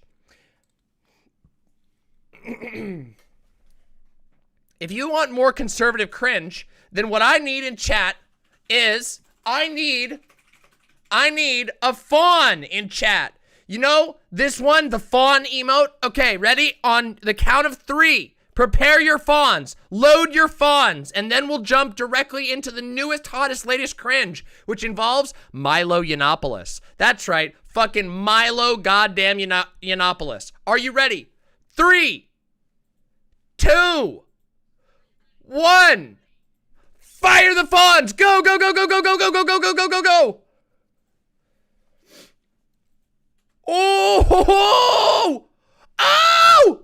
Yeah! 51 fawns! All right, that's right. We're jumping right into it. Everybody, that's right. That's what you're fucking here for. Everybody, you are here. This is the content that you came for. Truly. And I have to shout out a big thank you to Silent for discovering this. Because let me tell you, this is the cringiest shit. So, for those of you who don't know, we have followed the downfall and the strange current arc of Milo Yiannopoulos for some time. Milo Yiannopoulos. Oh no. Oh no. Oh no. I knocked my microphone free of its tethers. There, fixed it. For some time, we have followed the exploits of Milo Yiannopoulos, once considered one of the most influential people on the right wing in America. But Milo Yiannopoulos has had a rough time. See, Milo got canceled by the far right. And then the only option he had was to go further far right. And where this has led Milo is to being a trad cath. And he is involved with an organization called Church Militant. Now, the name kind of says everything that you need to know about Church Militant. Church Militant is a insular, hyper-Catholic, anti-gay cult. And their leader, the founder, is a guy named Michael Vaush, who is an ex-gay. Now, Michael Vaush and Milo Yiannopoulos have had multiple interviews together, which are up on my channel. And they are very, very weird, okay? The sexual tension is out of control, and they were literally eye-fucking each other and making lewd jokes that fucking weird white Americans do not understand, but that they totally know. And if you watch it, these two ex-gay guys are definitely not ex-gay, and they are definitely not ex-gay with each other. However, what that has led us to is Milo Yiannopoulos continually having to debase himself further and further in the name of God. Now, you might say, damn, that really sounds like a kink dynamic. And I would say, you're correct. And I have no other explanation for what we are about to see other than the fact that Milo Yiannopoulos is engaged in a BDSM Dom sub power exchange relationship with Michael Vaush. And Michael Vaush is literally personally making him do penance so that they can both get closer to God. By that I mean they can both come together. And let me show you why I say this. And you will believe me. You will believe me in just a second. Because that's right. What we are about to watch is Milo Yiannopoulos doing Christian telesales. He is literally operating the fucking QVC of Christianity. We know Mike is holding the leash. We know Mike is holding the leash. It is Christian QVC, and this is a 30-minute segment we get to watch of Milo Yiannopoulos selling fucking Mother Marys. So this is the gift for all of you who've stayed through my stream for this long, for the 200 imps who are still here. You get the wonderful gift of witnessing this. I'm just telling you. Holy fucking shit. This is some of the most humiliating shit. It is a, take notes, doms of the audience. If you can convince your bratty sub to become a Jesus salesman, a Mother Mary statue salesman, as a part of your dominance dynamic, you have succeeded. Now, You might be doing irreparable harm to the state of politics in America. You might be severely damaging the lives of gay men who take this shit seriously. However, I gotta say, it's a power move. It's a fucking power move. So let's watch together without any further ado. Now, I don't know how much of this we're actually going to be able to handle because it might be really boring, but I don't think it will be. Look at how happy this little bitch is right here. Holy shit. Let's try. Let's see, okay? Let's see how it goes, shall we? Let's just dive right in. I'm fucking ready. Hello, and welcome to the Church Militant Shop. My name is Milo Yiannopoulos, and I'm here with my co-host, Deborah Vaughn. How are you doing today, Deborah? Ooh, Deborah does not like Milo Yiannopoulos. This bitch is like, ooh, he's still too much of a faggot for me. That's this lady right here. You can see it in her eyes. Oh man, look at that fucking death glare. She knows she's gotta be here. She's like, I know Michael's fucking this little bitch. I know it. Milo is a top. Nope. Are you fucking kidding me? Are you fucking kidding me? Milo is a top. Are you fucking kidding me? Oh my God. Talk about not getting it. Listen, good faith actor, I love you, but holy fucking shit. Talk about a miscalculation. Especially not for Michael Voris. Especially fucking not. Let's continue. Please, Jesus, before I lose my mind. I'm doing okay. How are you? I'm well. I'm Good. happy because this is the first of our shows, and we're beginning today with, well, probably the most important woman in history, wouldn't you say? I think so. She's certainly the most beloved, and we've got today 3 items, all in celebration, reverence, of course, of the Blessed Mother, the Virgin Mary. We're here to sell you 3 special collectible Virgin Marys made in reverence and honor of the Virgin Mary and her holy influence on the planet. Now you can get the Virgin Mary collectible tote bag for just 3 easy payments of $9.99. We're going to start with this wonderful statue, which we both own.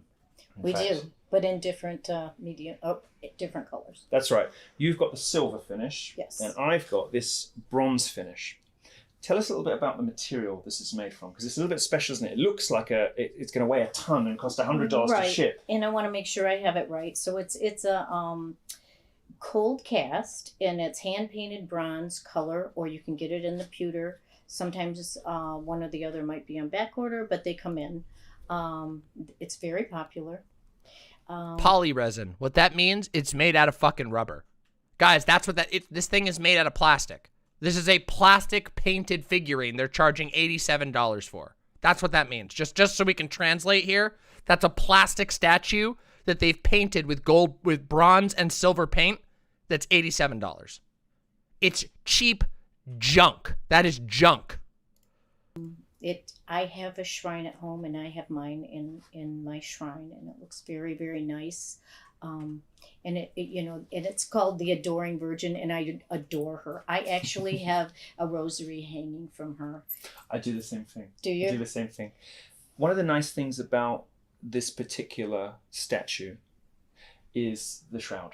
Mm-hmm. And on your silver version, something shows up on the back a little bit more than on this one. This is more of a sort of like an aged metal finish. On the silver one, you get a little bit more of the detail popping out, I think. But I'm just going to turn Because it's a contrast of color. See, now this lady doesn't like the fact that she's being upplayed. She's being totally blown out of the water by Milo. Milo has gay powers. He's like, oh, the details on the shroud. He's playing up his fucking gay energy so hard. And she's just like, it looks nice. It's the Virgin Mary. And he's like, oh, her shroud lays gently on her curves, and there's a symbol you can see on the back. And she's like, this lady's about to lose her shit. She's about to go fucking postal. Yeah. Right, I'm going to turn this around, and maybe you could explain to us a little bit about the shroud.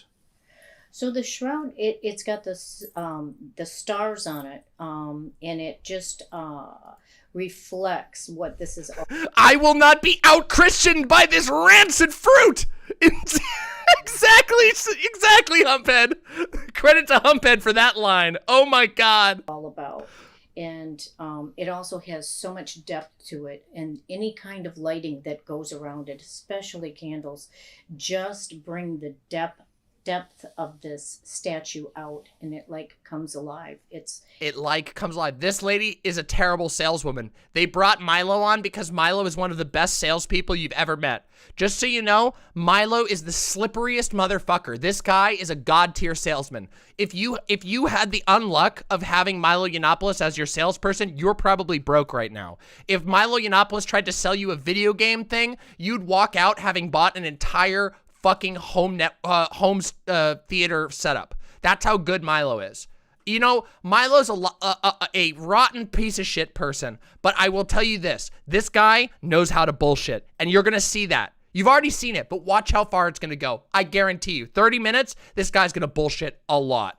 It's just, I think, magnificent the way it's done. The folds, just the creases and everything's, the detail in this is incredible. I'm astonished. It's called a polyresin, this material. And you can see, you know, all the beautiful stars that are polished a slightly different color. I'm amazed by the level of detail they managed to get, like it was a bronze, you know, like it was made of metal. It would cost, you know, $100 to ship it to you if it was bronze. Right.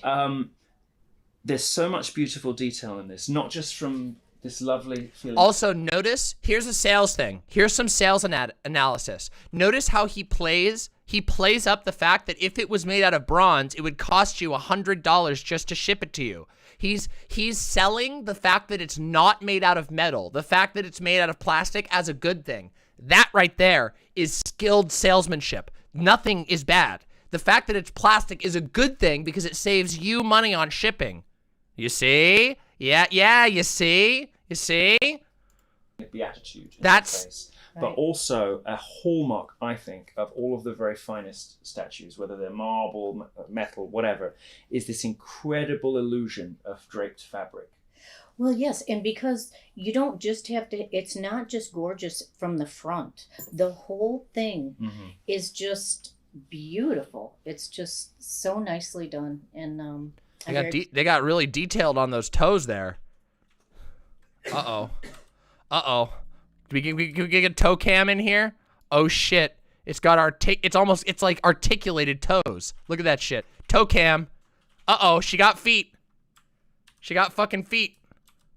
Toe fans, rise up. Pleased with it. And we've sold a lot of them, and we will continue selling them because it's just an icon piece that people really like. Oh, careful, lady. She almost said it was an icon. And guess what? That is bad. You don't say the word icon.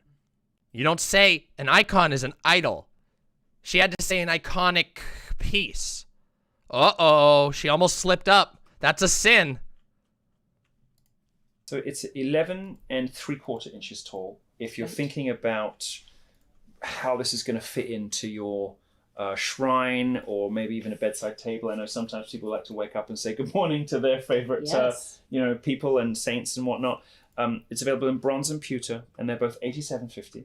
We're not yet set up for 2 easy payments, despite our... Not yet. We're not... Look, he even made a joke. Look at that. This guy, look at him. He's even he's making self-referential, downplaying the format. He's like, oh, we can't offer 3 easy payments. This guy's a sales ace. This dude's gonna sell. Every single ex-gay guy in the entirety of the church militant is gonna buy one of these and immediately shove it up their ass. Right there. But we're hoping to offer that one day, or 2 easy payments. But she's just under 12 inches tall. She's available in those 2 different, they call them accent finishes. We've got statues in the shop here that are fully painted. Right. And we'll see some of those later. Yes. But the thing I like about this is this wonderful burnished, bronzy, aged color that she's got.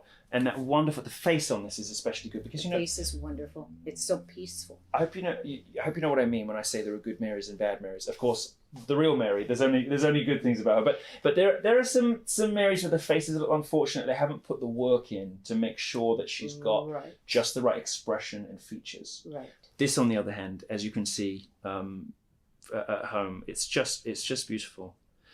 You told me something interesting about this. These are sometimes kept by people. I'm a bad Mary. I'm so bad. Oh my fucking god. Outside as well as inside. They are. And while they might change their patina a bit by being outside in the elements, some people like that. They like that look that might turn a little green. The patina like one change. of the big bronzes. I don't know how they do that with. I don't know. But it's very substantial, and it's very substantial. It's all the qualities of like this lady is struggling. I guarantee you, Michael Voris was like, "Oh my God, we got to get Carol in HR out of the sales division because she's not selling any Virgin Marys." And they're like, "Milo," he's like, "This is what happened. I'm telling you, this is the conversation." Hold on a second. I'm gonna channel Michael Voris here for a second. This is Michael Voris on the Vortex, where what did he say? Where propaganda gets sucked down the drain. I'm here today to talk about the experience of being ex-gay. Milo, my pet, come here. Come here, little boy. Come here. Come here, you little brat. You're going to be taking over my sales division. We need to get more Mother Marys out the door, and listen, Carol's just not cutting it anymore. We need her to, get trapped and thrown down the drain, if you know what I mean. So we're going to need you, my little boy, to take over as a test of faith. Can you? And then Milo's like, "No, Daddy, no. I can't do sales. I can't. It'll ruin my image, Daddy. No." And then he's like, "Shut the fuck up. You listen to me. I'm sorry for swearing. God forgive me for swearing. You're going to do what I tell you, because if you don't listen to me," and he's turning red right now. Like, remember in the previous interviews, he's like fucking turning red because he's getting so hard that all the blood in his body is rushing to his fucking dick. And he's just like, "You're going to do this, or else salvation will never be yours. I am the one who stands between you and God, and you will obey me, my child." And then Milo Yiannopoulos is like, "Yes, Daddy, I'm so sorry." That's what happened. That's how Milo got into this. I'm telling you right fucking now, this is how Milo got into having to do this. Yeah, exactly. Cream Bun Mommy is on the right path. Gift, or like I say, in the shrine at your home, it's quality, and it shows. Yeah, this polyresin stuff, it's really come a long way in the last 20 years. Just remember, Milo Yiannopoulos is the guy who just a few years ago was on national TV on a weekly basis, roasting the shit out of fucking other gay people, out of lesbians who he hates, making fun of trans people, getting millions of dollars, going to fucking parties every single night, flying around in a private jet. And now he's doing this. And you're telling me there isn't a BDSM thing going on? You're wrong. I'm sorry, chat. Oops. I'm sorry, chat, but you guys are fucking stupid if you don't realize what's going on. You do not understand. Okay? I'm just telling you. If you do not understand it, yeah, he was racist to Larry Wilmore live. There is no possible way outside of sexual gratification that this motherfucker is doing a fucking QVC for Jesus, okay? I'm just telling you. Every gay person in the chat knows that I'm correct, and every straight person is like, "I don't know, I don't buy it." But every gay person in chat, you know exactly what I'm saying is true. This guy was on top of the world, and now he's selling Jesus statues? No, there's something in it for him. Daddy is going to give him a firm hand and maybe put him in the Christ cage. Maybe he gets to spend a night in the Christ cage if he's very good. They've been creating Principal Skinner voice. But what if I pass my fetish off as a grift? Guys, it's more common than you might think. Statues for people at home that are not necessarily cast in metals because it's so inconvenient and also can be dangerous when you have kids around. You can do serious injuries to children when you've got big hunks of metal on the table, especially with sharp edges and things. This stuff is, if you've ever had one of these resin statues at home, it weighs a lot. I mean, it's substantial. And the other thing I like is these lovely polished details that they're able to produce. So she's got a sort of collar, and then over the veil you've got that lovely edge. It photographs beautifully. Right, and it's almost like the high lows just give the depth, you know, the dimension to this that is just beautiful. I think it's wonderful. It's, as I say, I own one of these. I have it on. So I've got a little bedside table because I like to I get out of bed quite late. I'll be honest with you. And by the time I get out of bed, I'm already feeling bad about being sluggish and indolent. So I like to sort of roll out of bed and straight into something wholesome, and sort of apologize every day for getting out so late. So What kind of person loves to get up late and then immediately punish themselves for their own laziness? Guys, that's turbo sub behavior, okay? That is so fucking turbo sub behavior, I can't even believe it. Yeah, by the time I wake up, I already feel like a dirty sinner, and then I immediately go into my obedience rituals. Dude, holy shit. Holy fucking shit. I've got this exact model together with my Bible and prayer books and things like that on my bedside. You never should have. Never doubt me. When I tell you, when my gaydar is going, brrr, brrr, I'm telling you, I'm never wrong about this shit. Ever. I'm never wrong about this shit. Yeah, he's gonna have to make his daddy get him up, and then he's gonna have to do like catechisms. He's gonna have to do the rosary like 150 times while his dad walks behind him with a fucking paddle. For the purpose. Nice tablecloth and whatnot. Now, would you call yours a shrine? Well, I've got a separate one of those. Oh, okay. Oh, so, you got areas. Yeah. So I need all the help I can get, you see. So I've practically got a zone in every room. But next to the bed, the first thing to wake up to, it's Mary that I go to when I first wake up. She's the one that I feel, she's the one I want to start my day with. That's wonderful. And as a woman, you must have a relationship with her too that goes deeply. I do. And, when I fixate on Mary, I can see her smiling at me. Mm-hmm. When I really get that long gaze at her, and I can just see, I can feel her, Mm-hmm. And then, you can take it to your priest and get it blessed. And it's just a wonderful thing. It's nice when you are able to do that. You get a sort of cumulative effect, of all your precious items blessed by the priest. You can sort of feel the charge. Yes. Right. Yes. Well, she's lovely. Why don't we turn our attention to the next item that we're going to talk about today, and you could tell us what it is, and it's sitting right here. Okay, so this necklace that we're about to move into, talking about, is their oval miraculous metal. An $89 sterling silver Art Deco fucking bolo tie bullshit. Holy fucking shit. Hippie Punk says, this is so uncomfortable. This auntie just does not want to be there, and Milo is selling so hard. Yeah, Milo is like, get this old lady out of here. I could sell this shit so fast. It's called Art Deco for the style. It's quite beautiful. It's got two different finishes of the, are we calling this pewter? I'm not quite sure what they're calling it. It's difficult. It's solid. It's a solid sterling. Okay, it's solid sterling, but it's got, I don't know if you can see that on the camera, but there's shiny and there's matte.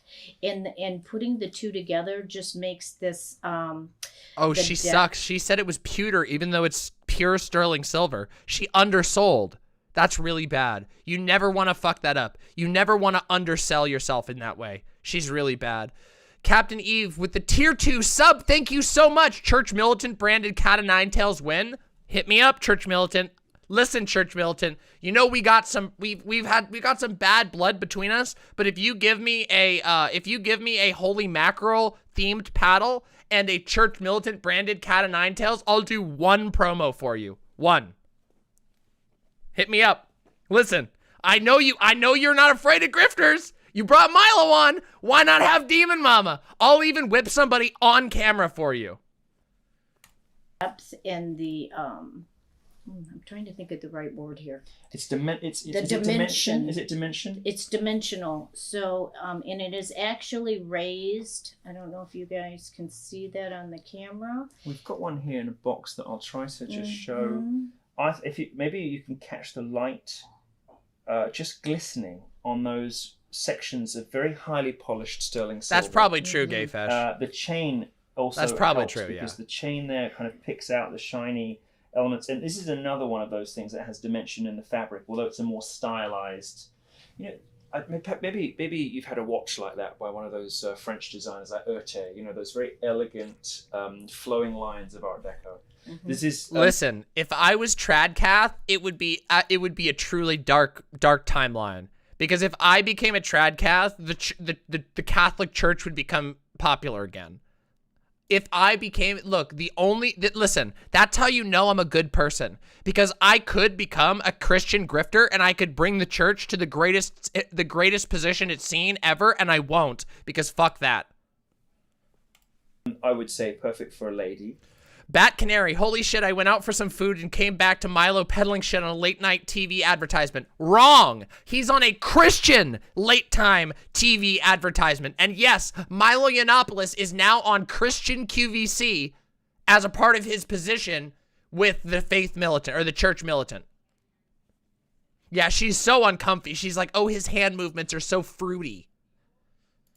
Right. It's also quite substantial, isn't it? I mean, if you True! It says in the description, it's been highlighted by hand engraving to display the beautiful sheen. This meme is amazing!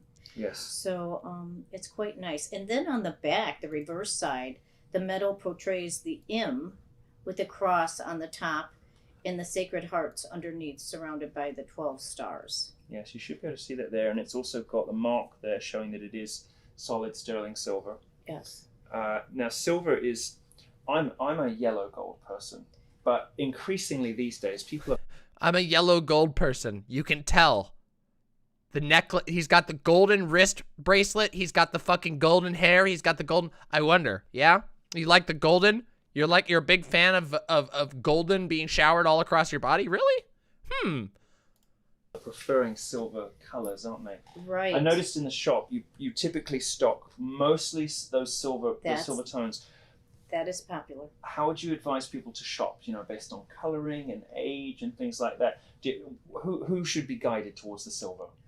I think anyone can go with silver. I think silver is so neutral. Yeah. I think the thing about silver is she's a terrible salesperson. That's the worst answer ever. What you say, you can't just say everyone should buy this product. You have to disguise it. You have to be like, well, the wonderful thing about silver is that silver is perfect for combining with basically any of the major colors. See? Watch. I can sell better than this old lady. The reason, listen, gold is wonderful and gold is very ostentatious, but silver, you see, silver pairs very well. It is what we call an enhancer. Silver enhances any other color that you happen to be wearing at the time. You're wearing a beautiful green top. That's going to go wonderful with silver. Silver doesn't distract to the jewelry. It enhances. I bullshitted all of that. I just made all of that up, but you were believing me, weren't you? You see, that's sales. By the way, Almighty Duck, thank you very much for the $5. Deeply appreciate that. Thanks for helping me survive a stressful work shift. Have some money. Thank you very much for supporting the show. I do this so that I can keep you all entertained at your jobs. Hell yeah. Yes.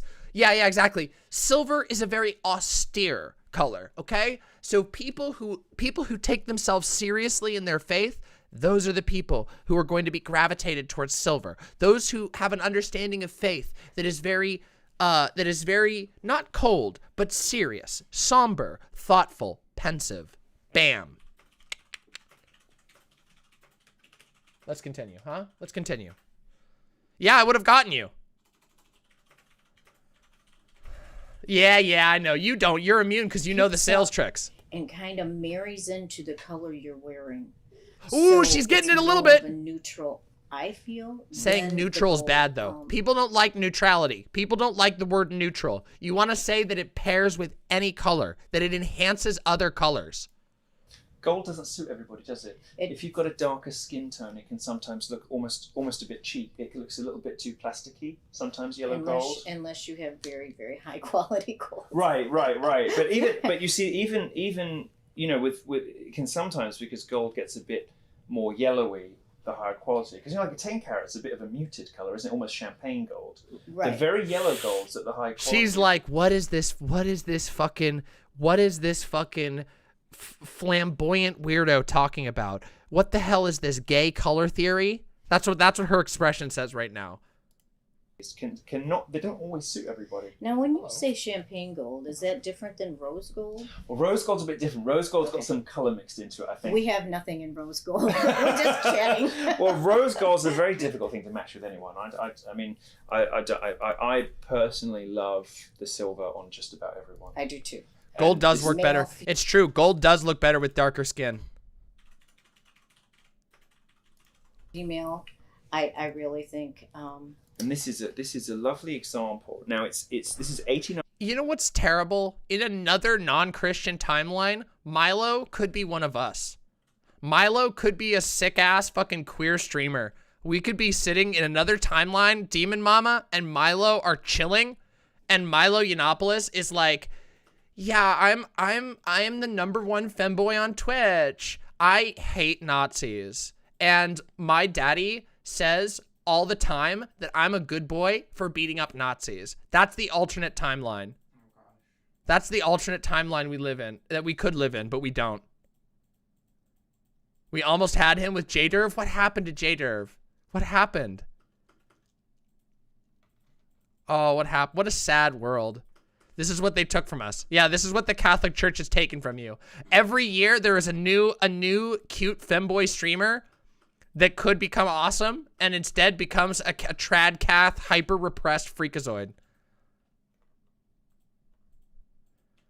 Oh my god, Devious Chilster. We'll never get a Demon Mama and Milo Yiannopoulos, Statler, and Waldorf timeline. Isn't that sad? There is a timeline where somewhere out there in the universe, there's a timeline where good Milo and Demon Mama are able to be friends, and we're able to be degenerates with no shame. And we could talk about BDSM dynamics.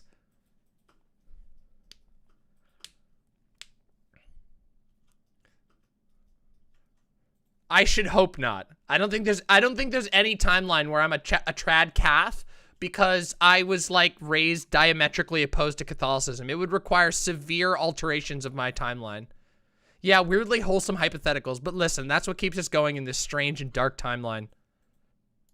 $9 because it is solid sterling silver, right? Which is why you get that lovely weight of it, and these beautiful polished areas. Look at her. She's desperately looking at her guide cards because she's so fucking uncomfortable with this gay guy. They've done this sort of buffed This out. is the look. This is a woman who never thought she would have to be stuck in a room with a gay guy ever again, because she thought that Michael Voris is actually ex-gay, but now she's realized that the cult that she's in is led by 2 gay guys in a weird BDSM relationship, and she has to deal with that. Something, but it's got, as you say. Oh yeah, absolutely. Bat Canary says, you know, they're both thinking nasty slurs about each other right now. 100%. And depth to the way that her robes and clothes are. I mean, it's wonderful. It's lovely. It's in a gift box. As far as gifts go, these are both very beautiful. Oh, yeah. Do you have to give gifts, sort of Mary-related gifts to women? Or can you really give them to everyone? Oh, everyone. Absolutely everyone. I think men are just as devoted, if not more, to Mary. There's a sort of there's a sometimes a bit of a supposition, maybe a misconception, that for male Catholics they should steer themselves towards certain kinds of devotions, and so sort of, Archangel Michael is for the dudes, and the Rosary and Mary are for ladies. And we're getting Catholic gender theory. Milo is SJW in the Catholic theory. He's doing Catholic SJW gender theory on Christian QVC. Oh, and you I love it. This is, oh fucking God, Milo's fucking Catholic career is the most entertaining shit to me ever. It's so fucking good. Catholic gender wokeness via the Christian QVC with Milo Yiannopoulos and Aunt Slur. Actually, that doesn't really hold at all for people, especially when you're giving gifts. People are often very delighted to receive anything. Well, you think about it. I know a lot of men who are so devoted to the rosary, and if you're devoted to That's what I said. Chariot, that's what I said. Chariot says, I almost respect him in a kind of deeply adversarial way. He's so evil. Yes, I look at Milo and I go, oh my God, this little fucking bitch brat is so manipulative. He has grifted his way into a lifetime of luxury. And now he has found a way to grift himself into a 24/7 paid BDSM relationship, sneaking under the eyes of the church. And people think that he's devout. This guy is a mastermind. He's undeniably evil. He does harm to the world. He makes the world worse for gay people. He makes the world worse for trans people. But this guy is an evil mastermind. There is no doubt about it. It is so fucking funny. You're devoted to Mary. Right. Do you agree? Absolutely, and particularly somewhere like this, at Church Militant. You know, this is Right. quite a male-heavy company. It is. The apostolate has lots of people over there in the studio in our other building.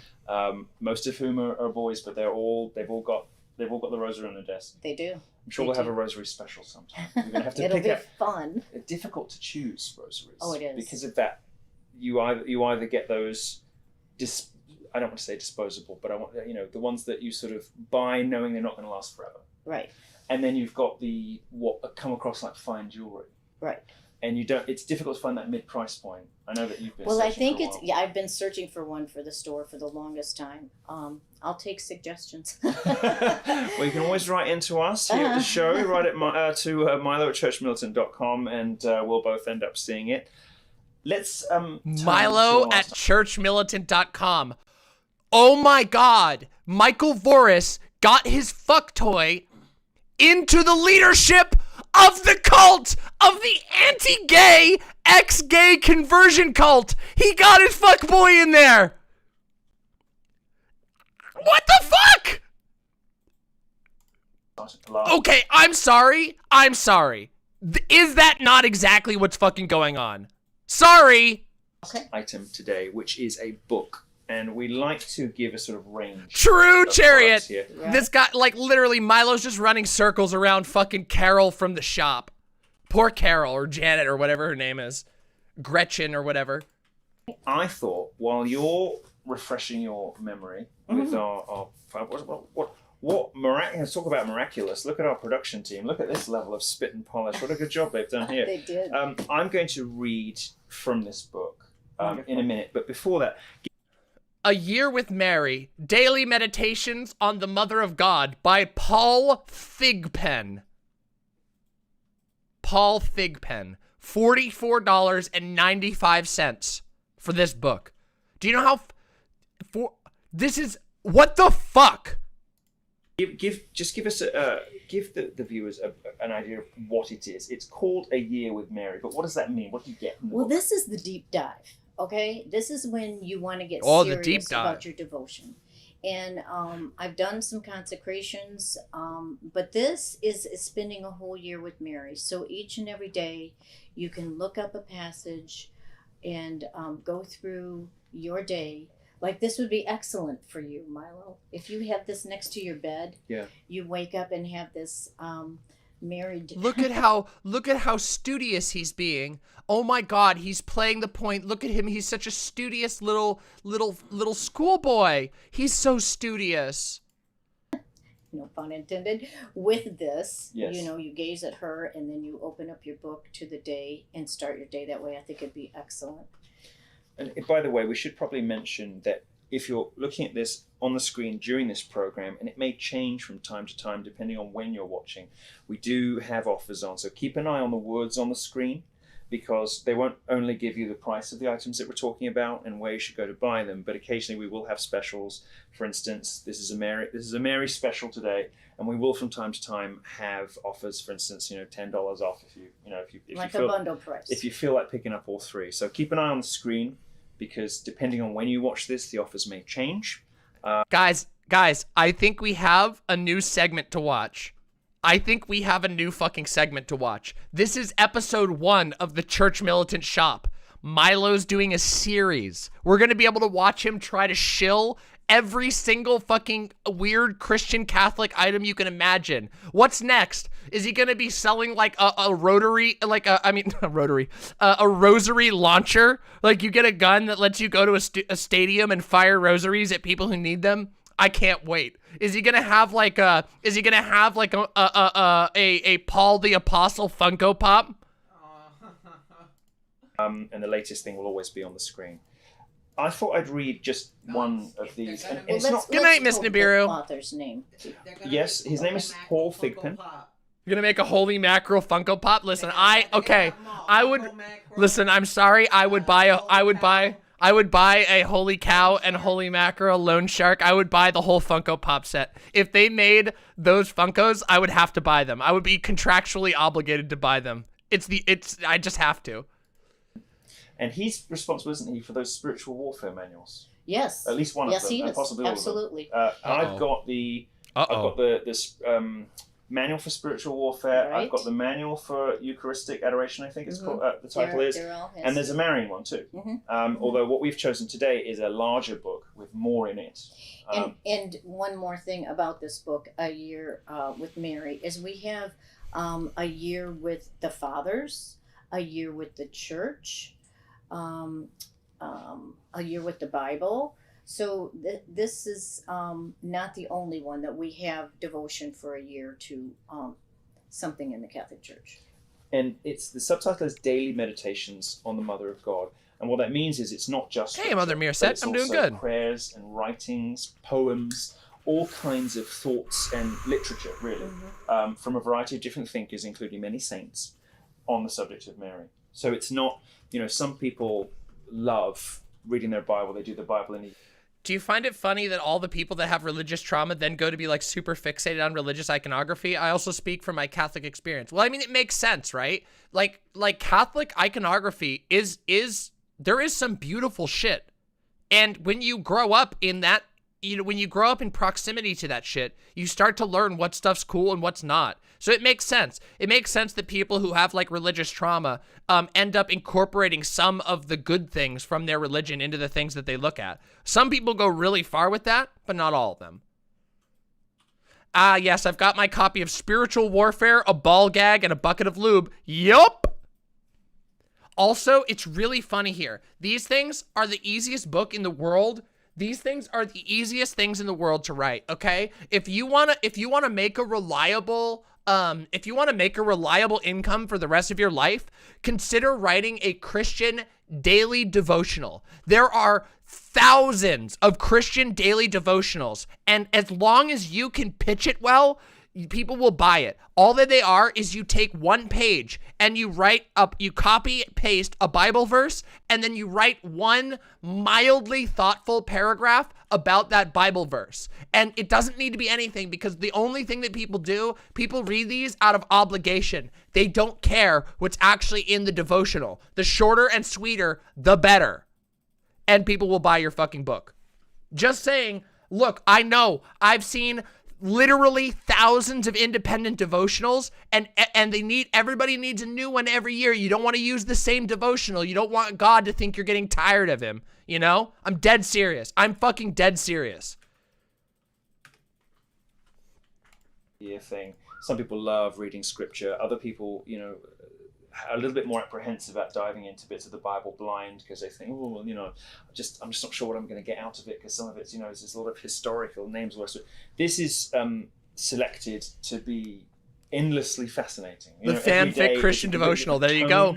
And style and author. There's lots from St. Alphonsus Liguori, but there's also, Louis de Montfort, Pope Benedict XVI, all kinds of different meditations and thoughts on Mary.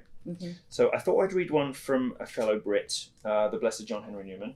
Since British writing always sounds better. Always love to hear you read. Well, thanks. So I'll just read you. This is day 155. So that the good thing about this is they're numbered, so you can start it at any time. You don't have to wait until January to start your year with her. You can keep track yourself. Maybe just use a pencil to check them off or something. So it's called Mary, Vessel of Devotion. And in this, the Blessed John Henry Newman illustrates... Unironically, Gayfesh. Gayfesh says, shit, I bet there's some serious money to be made for me to find Jesus again after being an atheist and then writing devotionals for those with who are losing their faith. Unironically, if you wanted to be a horrific grifter, you could do that. You'd be causing unimaginable psychic torment to anybody who read your book, but it would indeed sell like hotcakes. Meaning of devotion and shows how Our Lady overflowed with devotion to her Son. To be devout is to be devoted. We know what is meant by a devoted wife or daughter. It's one whose thoughts centre in the person so deeply loved, so tenderly cherished. She follows him about with her eyes. She's ever seeking some means of serving him, and if her services are very small in their character, that only shows how intimate they are and how unceasing. And especially if the object of her love be weak or in pain or near to die, still more intensely does she live in his life and know nothing but him. This intense devotion towards our Lord, forgetting self in love for him, is displayed in St. Paul, who says, I know nothing but Jesus Christ and him crucified. But as great as was St. Paul's devotion to our Lord, much greater was that of the blessed. Yes, he picked this on purpose. He picked this on fucking purpose. Are you fucking kidding me? Are you fucking kidding me? Virgin, because she was his mother, and because she had him and all his sufferings actually before her eyes, and because she had the long intimacy of 30 years with him, and because she was, from her special sanctity, so unspeakably near to him in spirit. When, then, he was mocked, bruised, scourged, and nailed to the cross, she felt as keenly as if every indignity and torture inflicted on him was struck at herself.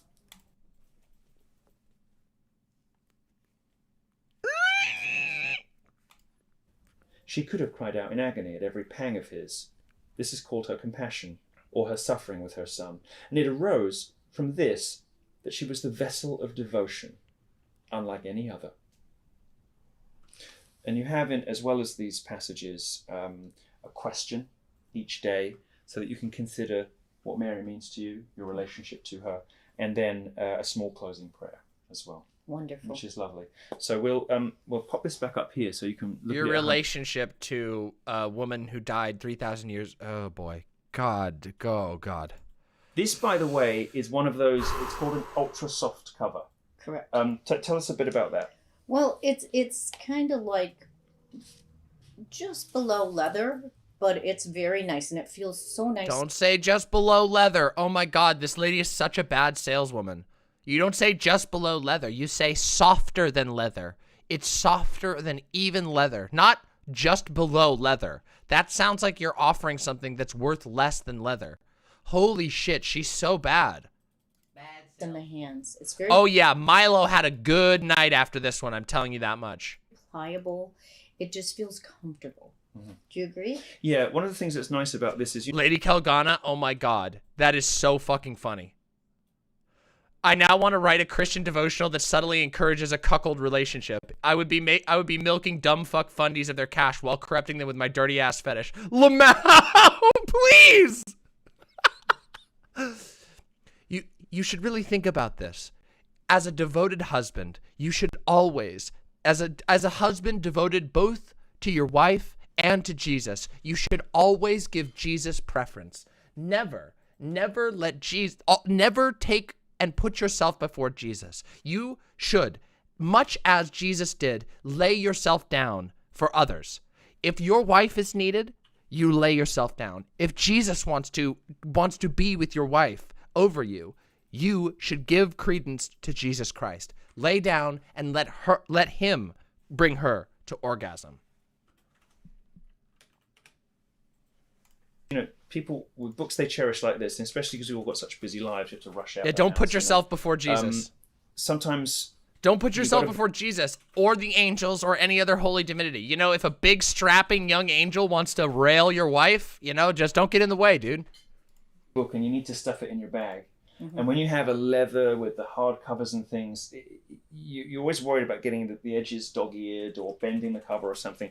The wonderful thing about this, within limits, obviously. The wonderful thing about this is if it is in your handbag and it sort of, is around a thermos or something, it pops straight back.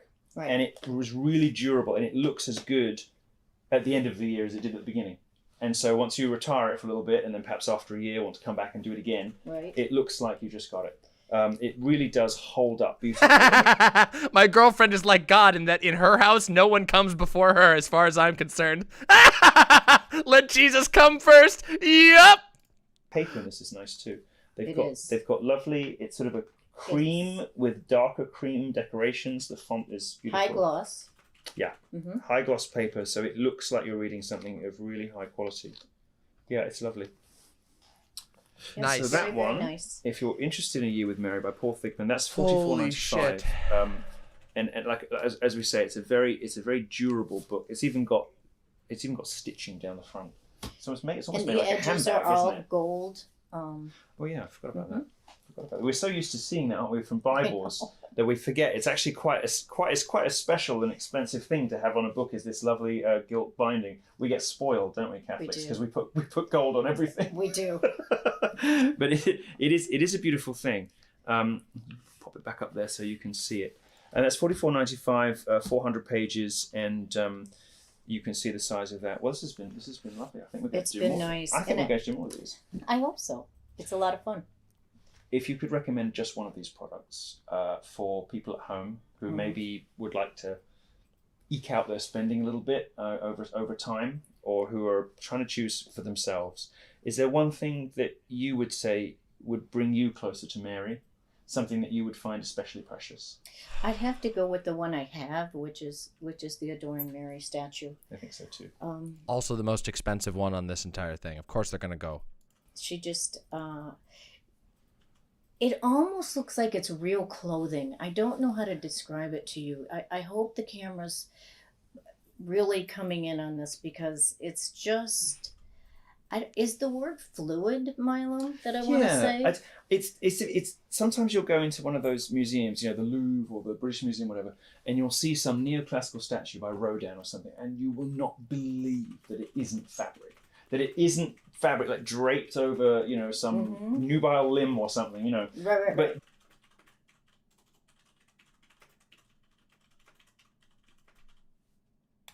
this, it's got that feel to it where you almost do a double take sometimes. Just like, how did they render this in this solid material? And the thing I know you love the stars on the shrub. Yeah. The thing that I keep coming back to is just this wonderful face, which is you're lucky to get just the perfect face sometimes with Mary, because even with very, very expensive statuary and iconography and all the rest of it, sometimes they don't quite. It's the bit that's difficult, but they've nailed it with this. Right, and Mary, the Blessed Mother of God, she's so important to us, especially being Catholic, and I just think that she's like right there. She's to be honored and treasured, and what she went through and the suffering she felt of her son, it can't be compared. I mean, what he went through is unbelievable, but what she suffered through watching that, every mother that has children, just when you really get to the... Look at his expression! He's like, God damn it, Kathy. I'm gonna fucking lose it. You're blowing it. My dad, he's right here. He's like, fuck, it's dragging on. We're not going to sell the Mary statues and Daddy's going to be really fucking mad at me.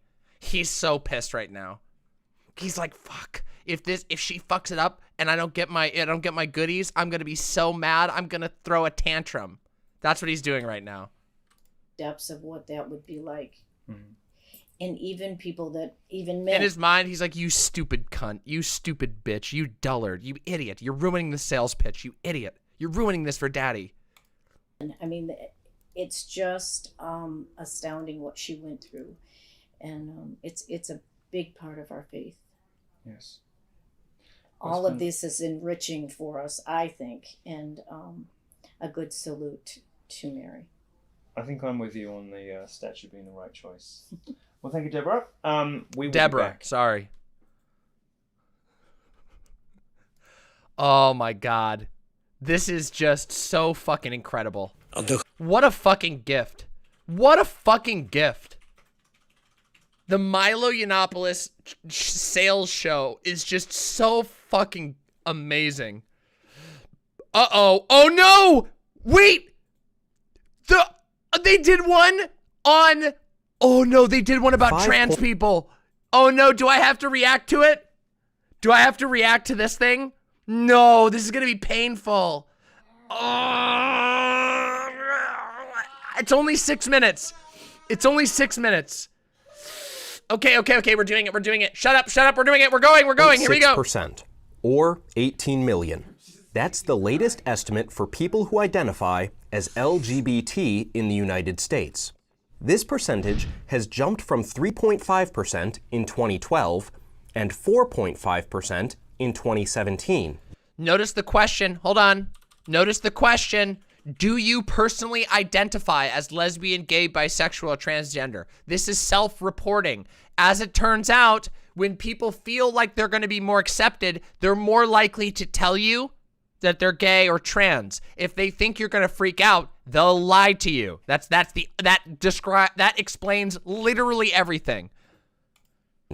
The term LGBT stands for lesbian, gay, bisexual, and transgender. This term was coined by Dr. John F. Olivan, who in his 1965 book, Sexual Hygiene and Pathology, called the term transsexualism misleading, stating, "Where the compulsive urge reaches beyond female vestments and becomes an urge for gender or sex change, transvestism becomes transsexualism." The term is misleading, actually. Transgenderism is what is meant, because sexuality is not a major factor in primary transvestism. Transgender is erroneously defined as people who have a gender identity or gender expression that differs from the sex that they were assigned. Erroneously defined? Dude, that was one guy's term from fucking 1960 something. The term has changed, you fucking idiot. At birth. It's that simple. It's just terms grow over time. In his book, Hostage to the Devil, Malachi Martin says, confusion is always of the devil. That's right, everybody. Confusion is always of the devil. If you ever feel confused, ever, it's the devil. If you feel confused about, you know, why your shit is black and full of blood clots, that's the devil. If you're confused because you've been driving around in circles for 30 minutes trying to find the Wendy's, that's the devil. If you're confused because your homework is difficult, that's the devil. If you're confused because you're watching the stream and you don't know how the fuck we ended up where we're at, that's the devil. God is not a confusing God. God is clear. Sometimes it's hard for us to understand him. Well, of course, because he's... What is this? I'm sorry. This is the most Catholic-looking motherfucker I've ever seen in my entire life. This guy has the Catholic image. This guy is a thousand like 1,000 years ago. This guy would have been a fucking. Wait a minute. He's literally. Hold on.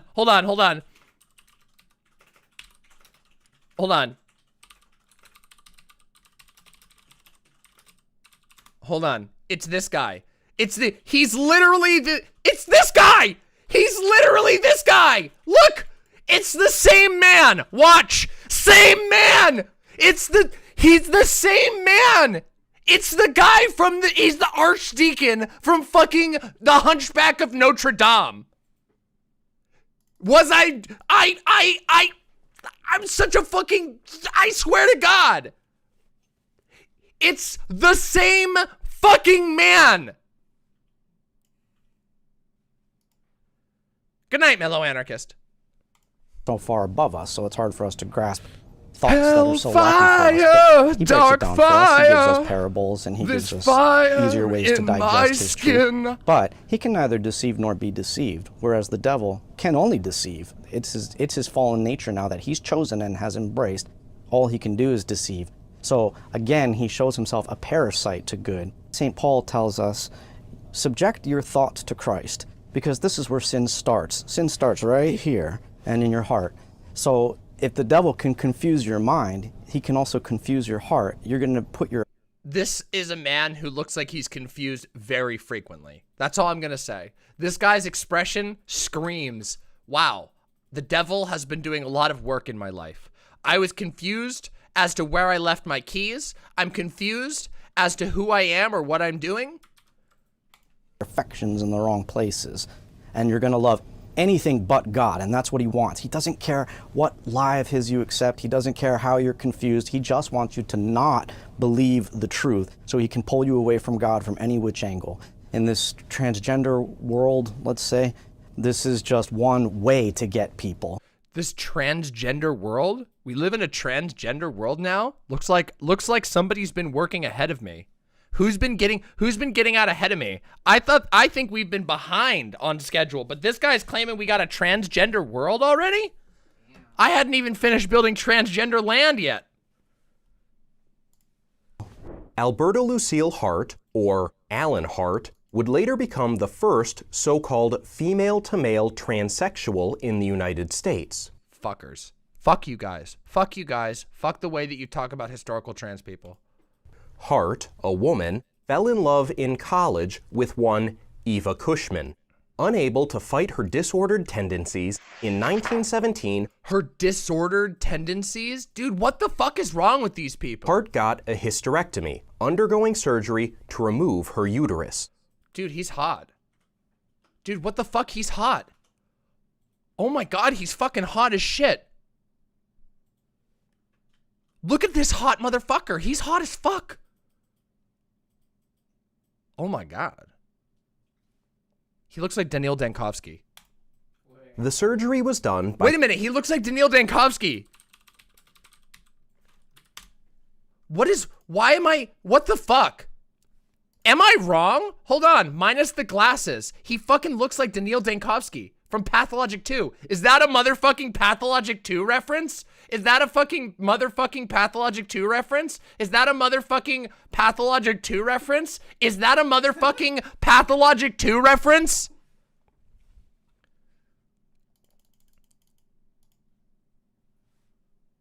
Canonically trans Daniil. You guys don't even know how deep it goes. It's actually true.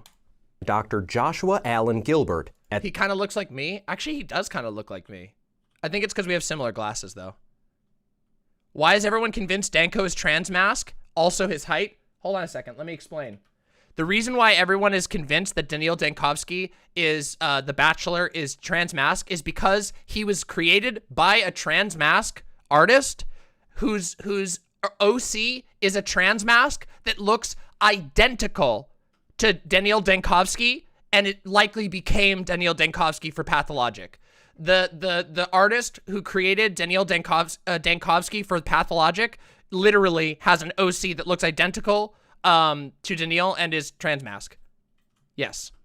Yes. Yep. Let's continue. The University of Oregon. Although Dr. Gilbert went through with the surgery, he said Hart was, quote, afflicted with a mysterious disorder for which I, Gilbert, have no explanation. Worse even than homosexuality, transgenderism involves a... Worse even than homosexuality. We're super gay.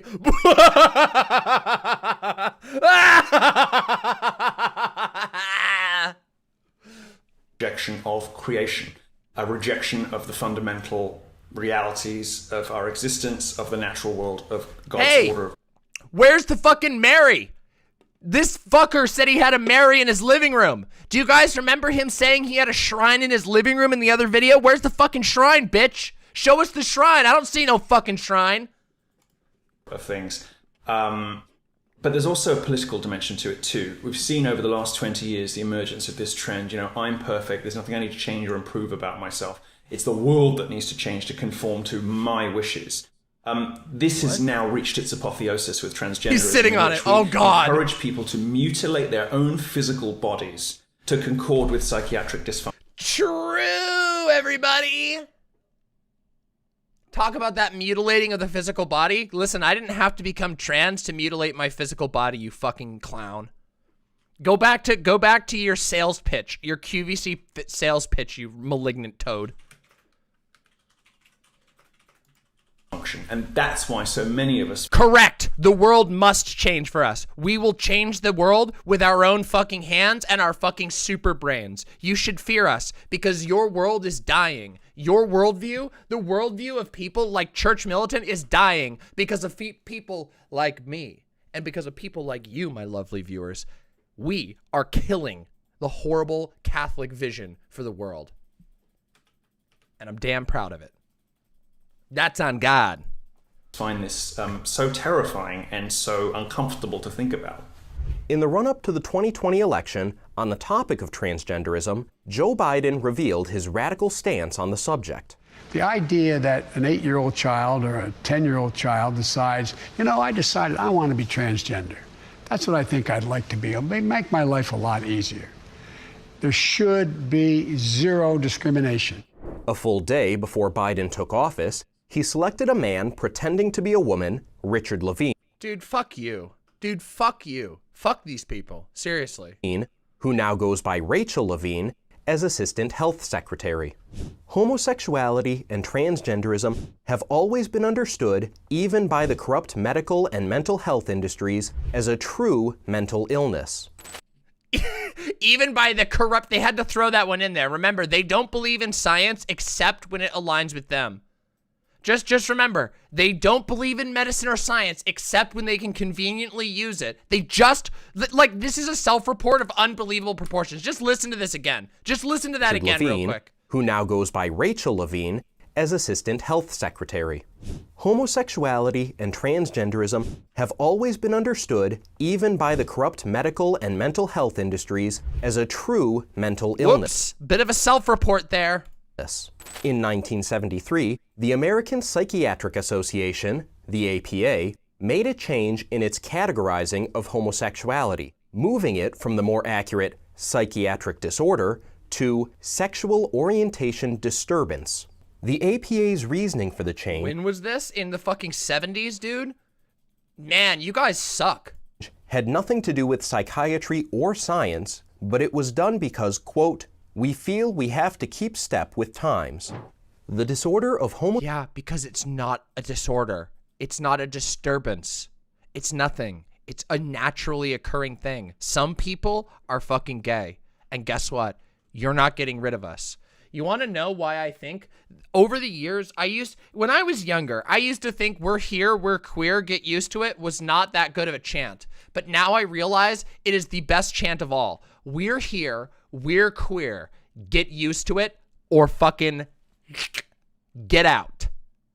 We're not fucking asking. Understood? It's not a fucking question. Homosexuality has been completely normalized by the mental health industry. Good. And the full acceptance of transgenderism is next. Good. While cries from the left demand that being trans is not a mental disorder, common sense... Because it isn't. Because it stretches the conceptualization of a mental disorder to claim that somebody who simply wants to dress the way they want to dress and express the way they want to express is a mental disorder. That would mean you fuckers are mentally disordered as well. Though I'm sure you probably are okay with that. By scientific data is not on their side. In October... Yeah, surely. Remember, remember everybody. Everyone, just remember, you should always take the advice of people who just talk to you about being able to feel the warmth of Mother Mary's energy coming from a rubber statue of Mary. Those are the people that you should listen to about who's crazy and who's not, okay? Yeah, let's just keep that in check. Can we keep everything, can we do a vibe check real quick on that? 2019, the American Journal of Pitfall Cakes, Psychiatry thank you very much. published a study titled Reduction in Mental Health Treatment Utilization Among Transgender Individuals After Gender-Affirming Surgeries. The study found that, as the title suggests, gender-affirming surgery was associated with reduced mental health treatment. Yes, because they don't need it. Editors of the journal and authors of the study. Wow, imagine how that works. If you get the treatment that you need, you don't have to become a lifelong patient of psychiatry. Wow. Wow! Who could have seen that coming? Then issued a correction which showed that transgender surgery provides no mental health benefit. But not only did they just switched from the correction to some random commentary article. This is just propaganda. Like, don't listen to any of this shit, obviously. That transgender surgery provides no mental health benefit. Notice how they switched over to another website with all of these, who's this? Who's this? Paul McHugh? Oh, wait, Paul McHugh? You mean the notable anti-trans doctor who published pseudoscience about trans people? Oh, we got a sussy baka there.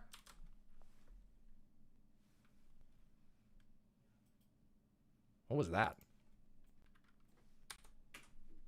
Which showed that transgender surgery provides no mental health benefit.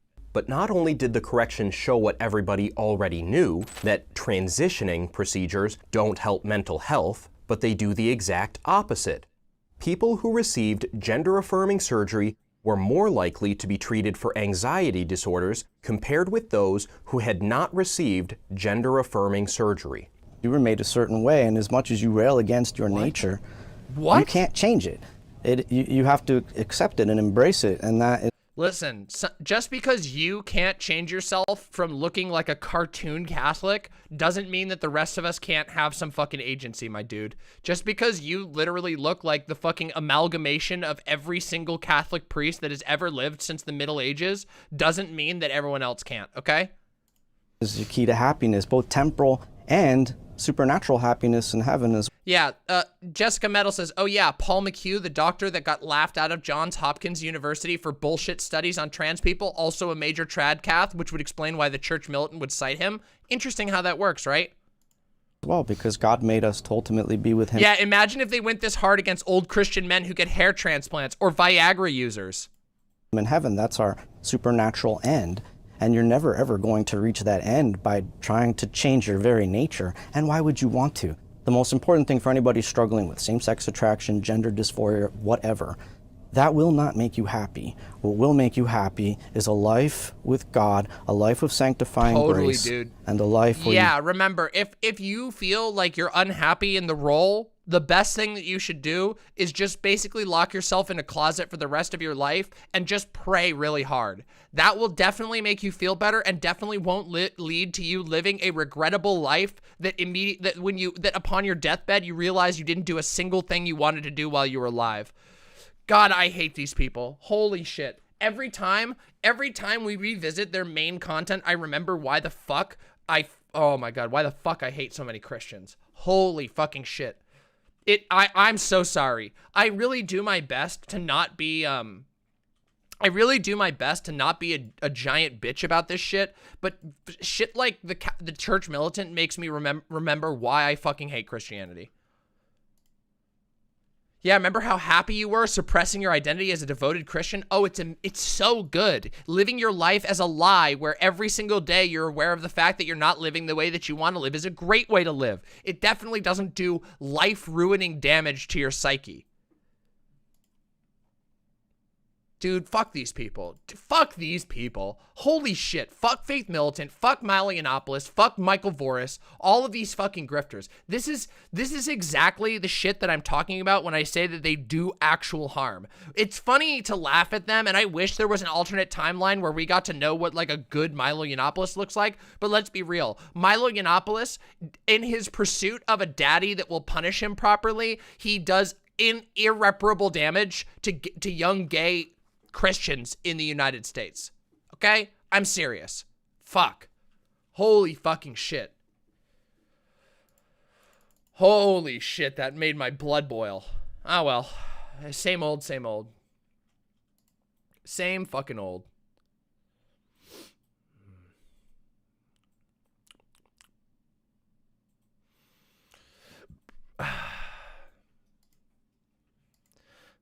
This stuff brings out my edgy 16-year-old atheist, and honestly, I feel like the atheist teens were honestly vindicated. Yeah, I know. It's a really good watch. What is this?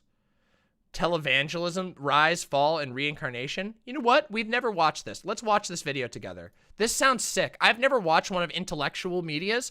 This is how we'll send off the stream. Let's watch a video by Intellectual Media. I really like Intellectual. I follow Intellectual on Twitter. I really like her. She's really fucking cool. I've just never watched one of her videos, so let's watch it now. This looks interesting. Let's fucking watch it. This will be our last little thing for the day. Let's watch some things about televangelism, shall we? Let's go on an edgy atheist arc for a few minutes. Reverend Rob here. You know, we get lots of people asking if we can really heal their credit problems. I say yes. Yes, we can, because Apple Auto Sales has the power. Oh, Reverend Rob, I've been through a terrible divorce, and the bomb left me with bad credit. It's heartbreaking, folks, but we're going to drive that bad credit away. Oh, Lord. Brothers and sisters, friends and neighbors, it's just that easy. Apple Auto Sales has the power to heal. We're healing. I grew up watching that local commercial in Charlotte, North Carolina, and for a long time, I had no clue that... Why is it always North Carolina? Why the fuck is it always North Carolina? Every single time. Everybody makes fun of Florida, but every single fucking time there's some bullshit like this, it's always North Carolina. It was a parody of televangelism culture. Though religious broadcasting has been a key feature of the American landscape since the advent of radio, evangelical messages thrived from the 70s to 90s. Televangelists influenced politics and birthed new sects of Christianity, and often dabbled in a lot of hypocrisy and scandal. But how did televangelism culture rise and decline? And more importantly, how is it making a resurgence in modern-day America? The early 20th century predecessor to the dramatic and showy preachers of 70s to 90s television was Billy Sunday, a baseball player and traveling preacher who was known for his fiery sermons. Like a good fundamentalist evangelical, or any early 20th century Protestant for that matter, he believed in a literal devil and hell and Mary's virgin birth. He attracted huge crowds of people, and his popularity was significant because it was before the advent of radios. His popularity declined after World War I. Radio preachers like Charles E. Coughlin used the radio not only to spout Christian ideals, but anti-Semitism. Oh yeah, Coughlin. Coughlin is a rotten piece of shit, by the way. This guy who's pictured right here, Reverend Coughlin, this guy is a fucking, like, straight up, like, anti-immigrant, anti-Semitic, racist piece of shit. And anti-government views. Though Coughlin was a Catholic, he's important to note because of his impact on religious broadcasting. His anti-Semitism and anti-government views made stations reluctant to air evangelical and other religious preachers. So in 1944, the National Religious Broadcasters emerged to advocate and protect interests. The next notable figures in the religious broadcasting genre were the Catholic Fulton Sheen and evangelical Billy Graham, who in the early 50s... By the way, Billy Graham would go on to establish some of the most rotten and malignant organizations that have influenced politics in this country. Billy Graham was the one who started the National Prayer Breakfast, which is basically all of the evangelical cult leaders in America get together and they sit down with the president and they just tell the president directly in person all of the crazy religious bullshit that they want the president to enact. And they are considered to basically be the representatives of the Christian right. Yep, it's fuck Billy Graham. Fuck Billy Graham. If you wonder why America is a Christian fundamentalist hellhole, a lot of it is because of Billy Graham. Yeah, look up the National Prayer Breakfast.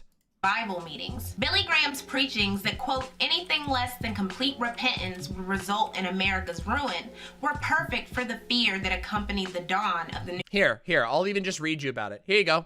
The National Prayer Breakfast. The National Prayer Breakfast is a yearly event held in Washington, D.C., usually on the first Thursday of February. The founder of the event was Abraham Vereid. The event, which is actually a series of meetings, luncheons, and dinners, has taken place since 1953 and has been held at least since the 1980s in the Washington Hilton on Connecticut Avenue. The National Prayer Breakfast, held in the Hilton's International Ballroom, is yearly attended by some 3,500 guests, including international invitees from 100 countries. It's hosted by members of the United States Congress and is organized on their behalf by the Fellowship Foundation, a Christian organization. It is designed to be a forum for the political, social, and business elite to assemble and pray together. Since the inception of the National Prayer Breakfast, several U.S. states and cities over the countries have established their own annual prayer breakfast events. Here's a big one. Starting in 1953, President Dwight Eisenhower attended a meeting by the invitation of Congress, Vereid, and Billy Graham. There you go. There he is right there. Bada boom. Every American president since Dwight D. Eisenhower has participated in the National Prayer Breakfast ever since. Every single president, every single year, goes and meets with the same televangelist we're about to learn about. So just keep that in mind. Still going on, gonna happen in this coming February as well. So, oh look, Ben Carson was one of them. Bono was one of the speakers. Tony Blair was one of the speakers. Ben Carson a second time. Steve Scalise. Pfft. Disgusting. Nuclear age. That same decade, a tent evangelist and faith healer named Oral Roberts hosted his own revivals on TV and stressed the participation of people at home, encouraging them to pray and worship along. He blended fundamentalist evangelical beliefs with ideas from Vincent Norman Peale's positive thinking movement, becoming one of the first major mouthpieces of the prosperity gospel. In 1987, Oral Roberts was called out. Yeah, the prosperity doctrine. I've talked about this. I've talked about the prosperity doctrine. It's the idea that if you're a good Christian, that you'll be rich. It's the most brilliant grift that's ever been made. You turn Christianity into a club for rich people. Ingenious way to make yourself very, very rich. For urging his followers to come up with $4.5 million in missionary work, claiming otherwise God would call him home. But back to the 60s, when leading evangelicals first saw a new potential in television. The FCC stopped requiring radio and television stations to give away airtime, and TV stations were allowed to broadcast religious programs while still receiving a tax credit for public interest broadcasting. This all meant that evangelicals could buy airtime now, and hosting shows to raise money to keep such shows on air became a key model. Still is to this day. If you listen to Christian radio, they're constantly fundraising. Constantly. More even than the fucking... You think that us streamers are bad with how frequently we ask for money? By the way, donate if you want my stream to keep going. Otherwise, God will call me home. God will call me home. I will go be sent to hell if you don't pay me money. Anyway, if you think we're bad, listen to Christian radio sometime. Back in 1958, preacher Rex Humbard had built a $4 million church that was specifically designed for TV production. You see where this is going? His Cathedral of Tomorrow program had a global reach of 20 million viewers. In 1960, the Christian Broadcasting Network was founded by Pat Robertson. You know, the guy who in 2001 blamed 9/11 on the pagans, the abortionists, and the feminists, and the gays, and the lesbians. But his rise to fame and power rested on his popular show, The 700 Club, which fused current events with Christian perspectives of Armageddon and end of days doom. It's the 700 Club. On this edition, the role of Israel in coming world events. Now, here's your host, Pat Robertson. Damn, that's a white-ass crowd. Holy shit. Earliest fans of these kinds of evangelical broadcasts in the 60s were usually Southerners and the elderly. But the early 70s saw the growth in a new kind of audience, one increasingly scared of secular culture and programming. Networks like Trinity Broadcasting popped up as others, like Christian Broadcasting Network, continued to grow. Between 1970 and 1975, the combined American audiences of radio and TV evangelists doubled from 10 million to just under 21 million. By the mid-80s, the total audience was up to 25 million. But by the end of the next decade, televangelism's viewership declined drastically due to a huge chunk of scandals. Let's talk about 4 key figures who emerged during the decade and shaped televangelism, and by extension. Wait, really? You grew up near ORU, Oral Roberts University, and it's not the worst university ever, but the ownership is awful. If the Roberts weren't bad enough, the Hobby Lobby family owns it now. Holy shit. Oh my God. Christian ideology and popular culture. Jimmy Swaggart was a preacher from Louisiana who was established in his career by 1955. He was a prominent gospel singer during the 60s, and his musical background included being cousins with one of the first white rock and roll stars, Jerry Lee Lewis. By the late 60s, he was producing an evangelical television show on several local TV stations around Louisiana. He also built a small radio empire, beginning with an AM radio station in Baton Rouge. By the mid-70s, Swaggart turned his attention predominantly to TV, and he had a weekly telecast that was an hour long by 1978. Swaggart's audience grew so large that he began doing a daily show in 1980. Just 3 years later, over 250 television stations broadcast his programming. At his peak, he was earning $140 to $150 million in annual offerings. This afforded him luxuries like a California retreat, a private jet, and 3 homes. Swaggart was regularly anti-Semitic, anti-Catholic, and homophobic. He was known for making comments against other preachers like, "We've got to get these limp-wristed preachers out of the pulpits." His criticisms and attacks on fellow televangelist preachers made him a prime target for being exposed. You know it's coming. You know it. As he was in 1987 for visiting sex workers and being extremely cheap. Despite numerous charges of fraud in the 1980s, it was these accusations of patronizing sex workers that led the most to his downfall. Assemblies of God church elders suspended him for 3 months. The suspension was extended for 2 years before Swaggart was allowed to return. 3 years later, when there was another sex scandal, Swaggart did a 180 in defending himself against accusations, claiming that the Lord told me it's flat none of your business. Numerous television stations canceled their contracts with him, and he was forced out of his leadership position. Peter Popoff was a German immigrant and self-styled faith healer. He claimed to be able to cure people of their illnesses, telling people to break free of the devil and throw their prescription medicine on stage. He also commanded actors in wheelchairs to miraculously walk, to the astonishment of his audiences. With the devoted flocks sending him frequent donations, Popoff was earning around $550,000 a month at his peak, and his antics were broadcast on over 90 TV and radio stations. Popoff loved big shows of generosity, like when he devised a plan to float Bibles on balloons into the Soviet Union with donated funds from his congregation. After much skepticism, he staged a break-in at his headquarters and begged for more donations. By the mid-80s, Popoff was announcing personal details of his audience members under the guise of divine revelation and God-given ability. The Committee for Skeptical Inquiry accused him of faking such divine revelations with electronic devices, and even proved it. His wife was even caught calling an audience member a nigger during the investigation. The revelations about his faked abilities, along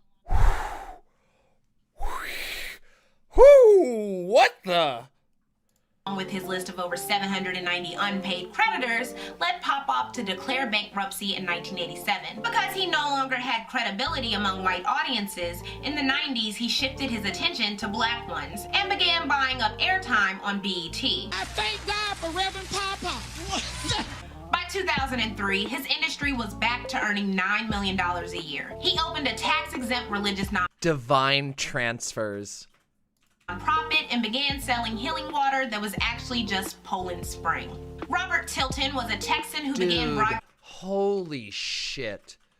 Dude, holy fucking shit. Casting a show called Daystar in the mid-70s. After some modest success in 1981, he secured a $1.3 million loan from a local banker and turned Daystar into an hour-long religious infomercial redubbed Success in Life. Tilton didn't claim to cure his followers like Popoff. Instead, he preached the prosperity gospel and emphasized that poverty, like all of life's hardships, were the result of sin. It's key. Dude, that's so sick. Now you understand how we got here. Like, these people were disseminating this fucking ideology throughout all of your parents' and grandparents' brains. So if you ever wonder why the fuck Americans hate poor people so much, it's because they grew up completely dipped fully and completely, uncritically, in the idea that if you're poor, it's because you're a sinner. Unironically. And by the way, just in case you were, these guys weren't just grifters. These guys were fucking ideologues. These people had connections with fucking Reagan. These people had connections with Bush. To see this doctrine in context of the early 80s, the dawn of the Reagan era, and popularized notions of greed being good. Greed is good. Greed is right. Greed works. You know, Wall Street tycoons, yuppies, lifestyles of the rich and famous, dynasty, all that jazz. Tilton would tell his followers to make vows of commitment to his ministry with donations, and made sure to stress that he wanted at least $1,000. See, I like 1,000, because I know I got you. I got you into faith. You can't make $1,000 vow of faith. I'm saying in faith. People also sent prayer requests with donations attached, with Tilton claiming that each letter would be prayed over. Success in Life ran testimonials from people who had supposedly given to Tilton's ministry and been blessed with miracles in return. These prayer requests earned Tilton's ministry roughly $80 million a year, no doubt furnishing Tilton's lavish lifestyle. In 1991, an ABC investigation found that Tilton's ministry threw away thousands of unread prayer requests, only keeping the money and jewelry sent along with them. After numerous financial scandals throughout the 90s, Tilton's credibility, like Popoff's, fell among white audiences. So, like Popoff, Tilton revitalized his ministry by airing a new version of Success in Life on independent TV stations, and you guessed it, BET in 1998. The show was usually broadcast right after BET Uncut. Hey, you. Move your booty. Hey, you. Move your booty. Hey. Right now, that is the devil penetrating inside of you, and you need to make a vow of faith of $1,000. Oh, Bob, couldn't you say 25? No! The last of the infamous televangelists we'll speak of today is the big dog. When my Nana and Papa first moved to Charlotte, North Carolina in the mid-70s, they couldn't stop hearing about the powerful and pious local celeb couple. God sent them here, a belt cashier told my Nana. I'm of course talking about Jim Bakker and his wife, the Michigan-born preacher. This is the buckets guy. This is the apocalypse buckets guy, Jim Bakker. We've talked about this guy before. This is the guy who did the what do you do with the doo-doo? We've watched this guy on this fucking channel before. Began his televangelism career in the early 60s. He began his wildly popular Praise the Lord, or PTL show in 1974, and it would run for 13 years based out of my hometown of Charlotte. At his peak, Jim was earning $129 million a year. Well, not just Jim. His wife, Tammy Faye Bakker, was his PTL co-star and was known for her singing, intense makeup, and her taboo at the time acceptance for the LGBT community. My Nana saw her a lot at a local Chinese restaurant in South Charlotte with her trademark heavy makeup every time. Tammy was also known to show compassion for drug users and those affected with HIV. But at the same time, Miss Tammy Bakker, like her husband, had a love affair with the finer things in life. According to historian Francis Fitzgerald, quote, they had luxurious houses in 3 resorts and a fleet of automobiles, including 2 matching antique Rolls Royces. Both Bakkers had so many clothes that once the ministry hired a private jet to fly the clothes from North Carolina to California. Tammy, who explained she had a shopping demon, often gave away boxes of dresses with the price tag still on them. She had an air-conditioned doghouse, and once she held a wedding ceremony for a poodle and Yorkshire Terrier, complete with bridal gown and tuxedo. Tammy also developed a habit of popping pills. The Bakkers were adamant preachers of the prosperity gospel and encouraged believers to donate to God's work like PTL Ministries so that they could be blessed in return. PTL got so much money that they built a huge theme park called Heritage USA. Uh-oh. Uh-oh. Time magazine reported in 1987 that the park was the third most popular in the country after Disney World and Disneyland, drawing over 6 million people a year. The park was built with money earmarked for other ventures, like $350,000 that was raised for overseas missionary expenses. A 1985 investigation by the IRS found that the Bakers used over $1.3 million in ministry funds on their own lavish lifestyles. They solicited donations and membership fees from congregants that they claim would be used on PLT timeshares that were never built. In 1987, a former PTL employee named Jessica Hahn claimed that Jim Baker and another preacher raped her and that he had paid her off $279,000 in hush money. This revelation coincided with increasing coverage of PTL's finances, as the Charlotte Observer alone had published over 600 stories on misused church funds in 1987. While PTL began to irreversibly crumble, Baker was indicted for several counts of fraud in 1988 and was found guilty on all 24 counts in 1989. He was sentenced to 45 years, though he was released in 1994. Tammy Faye And now he's back at it again. They divorced him while he was in prison. Jerry Falwell, assemblyman of the Moral Majority during the late 70s, took over briefly until the IRS revoked the ministry's nonprofit status and declared it owed $55 million in back taxes. As for Jim Baker, he didn't fully read the Bible until he was in prison, where he claimed in a post-prison Washington Post article to have realized the prosperity gospel was false. The same article reported that he was, quote, focusing almost exclusively on Black America. Baker spent the late 90s touring the country at various Black churches who welcomed him with open arms. The Washington Post quoted him as saying, quote, I found healing in the ghetto. These people love me so much. Or as his wife puts it, this is probably not PC, but out of all the races, white, Hispanic, Afro-American, the people of Black race have been by far the kindest to Jim. With the support from the Black community, Baker bounced back to prominence and netted a TV comeback from a rich Missouri man in 2003, where he could go to mainstream audiences and leave the Negroes behind. Though Baker claimed to have moved on from greed, that didn't stop him from trying to market a bullshit COVID-19 cure just this year. It's important to note that three of these four fraudulent charlatans found renewed purpose among Black congregants, and that 2 out of 4 of them rebuilt their empire by broadcasting their shows on BET. BET, short on cash and non-discriminate in who they chose to air, sold blocks of television time to Rosenheim Associates, an independent contractor that bought TV time for religious shows and infomercials. In 1998, Almighty Duck, thank you very, very much. I deeply appreciate the tier 1 gifted sub. Let's clean up these white names indeed.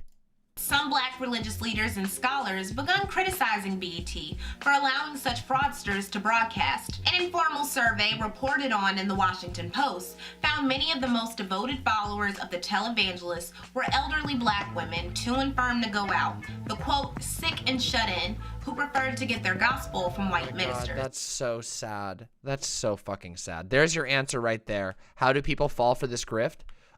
It's a lot of lonely old people who have nothing else to watch but this, and they're getting they're constantly getting their they're being pandered to in such a way that is targeted to get them to give money.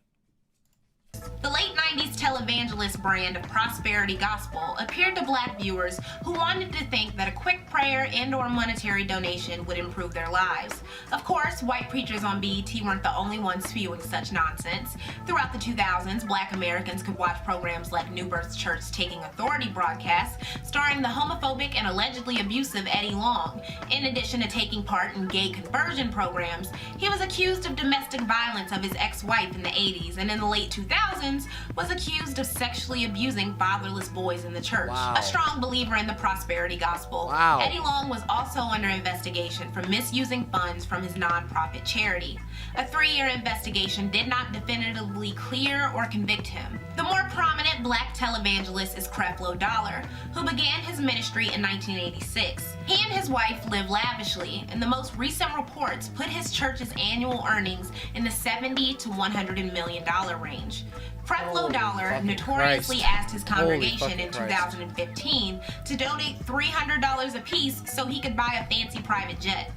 Along with 6 other televangelists, including Eddie Long, Dollar was investigated by the Senate Finance Committee to see if he profited from financial donations made to his ministries. He refused to cooperate, and the investigation ended without any charges being levied in 2011, though a few concerned senators called for further reviews of tax exemption laws for religious groups. So now that we've reached the present Good night, Windleby. Thanks for being here. I want to mention that televangelism is nowhere near as popular as it was in the 70s and 80s.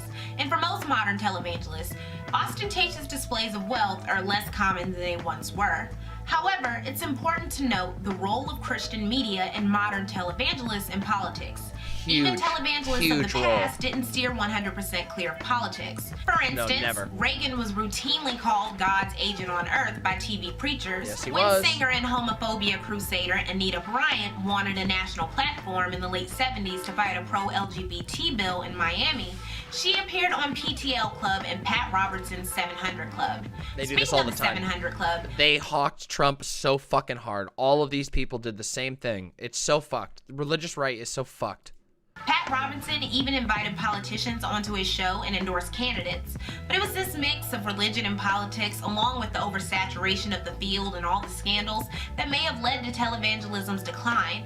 Between 1985 and 1988, Pat Robertson lost 52% of his audience during the same time he was gearing up to challenge George Bush for the Republican nomination. Today, however, televangelists are creeping back into politics, and there seems to be more potential rewards than consequences. In the aftermath of 9/11, televangelists like Robert Jeffries of Dallas's First Baptist Church fanned the flames of Islamophobia. In the modern day, Donald Trump's key constituency are evangelicals. Roughly 46% of his voters in the 2016 election were evangelicals, and even disgraced televangelists like Jim Bakker endorse him. Yes, they did. We've seen this one. Prosperity preachers and televangelists like Mark Burns, Jerry Falwell Jr., and Joel Osteen, the most popular megachurch televangelists in the country, have all endorsed Trump. Their beliefs in bootstrapping and praying our way out of poverty mixes perfectly with Republican conservatism and Trump's entire brand. After all, as many Trump supporters will tell you, his financial success is a clear indicator that he's not only fit to lead, but touched by God himself.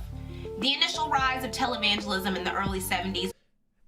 He's rich, which means he's a good guy. It's that simple. That's how successful the prosperity gospel was. So fucked. So occurred during a period where religious Americans grew increasingly concerned with secular culture and a shift in American ideals about everything from racism to gender. The rise of the culture war. The rise of the culture war. We're still seeing this today. This is what we were talking about with Rittenhouse even.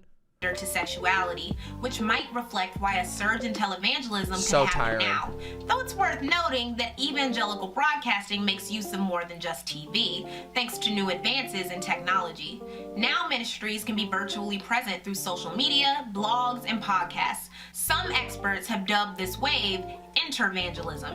This could play out in politics. As the culture wars of the late 2010s, early... Keep your eye closely on intervangelism. We witnessed some of it. The faith militant, or the church militant, is that. It is that. We watched that earlier. 2020s continues to flourish along the backdrop of an America increasingly distrustful of both government and media outlets. I don't think it's far-fetched to see entities like the Christian Broadcast Network grow in power or even be joined by more outlets. This wouldn't be that big of a problem for me if all they were doing was preaching the Bible, but they aren't. Back in college, I remember being shocked while getting a pedicure at a campus nail shop that broadcasted CBN all the time. I decided to pay attention and saw one day that CBN was promoting fake stories about aborted fetuses, Planned Parenthood, the persecution of Christians, and other conspiracies. CBN and its most popular show, the 700 Club, has entered the realm of social media, hosting programs on various platforms that appeal to the youth.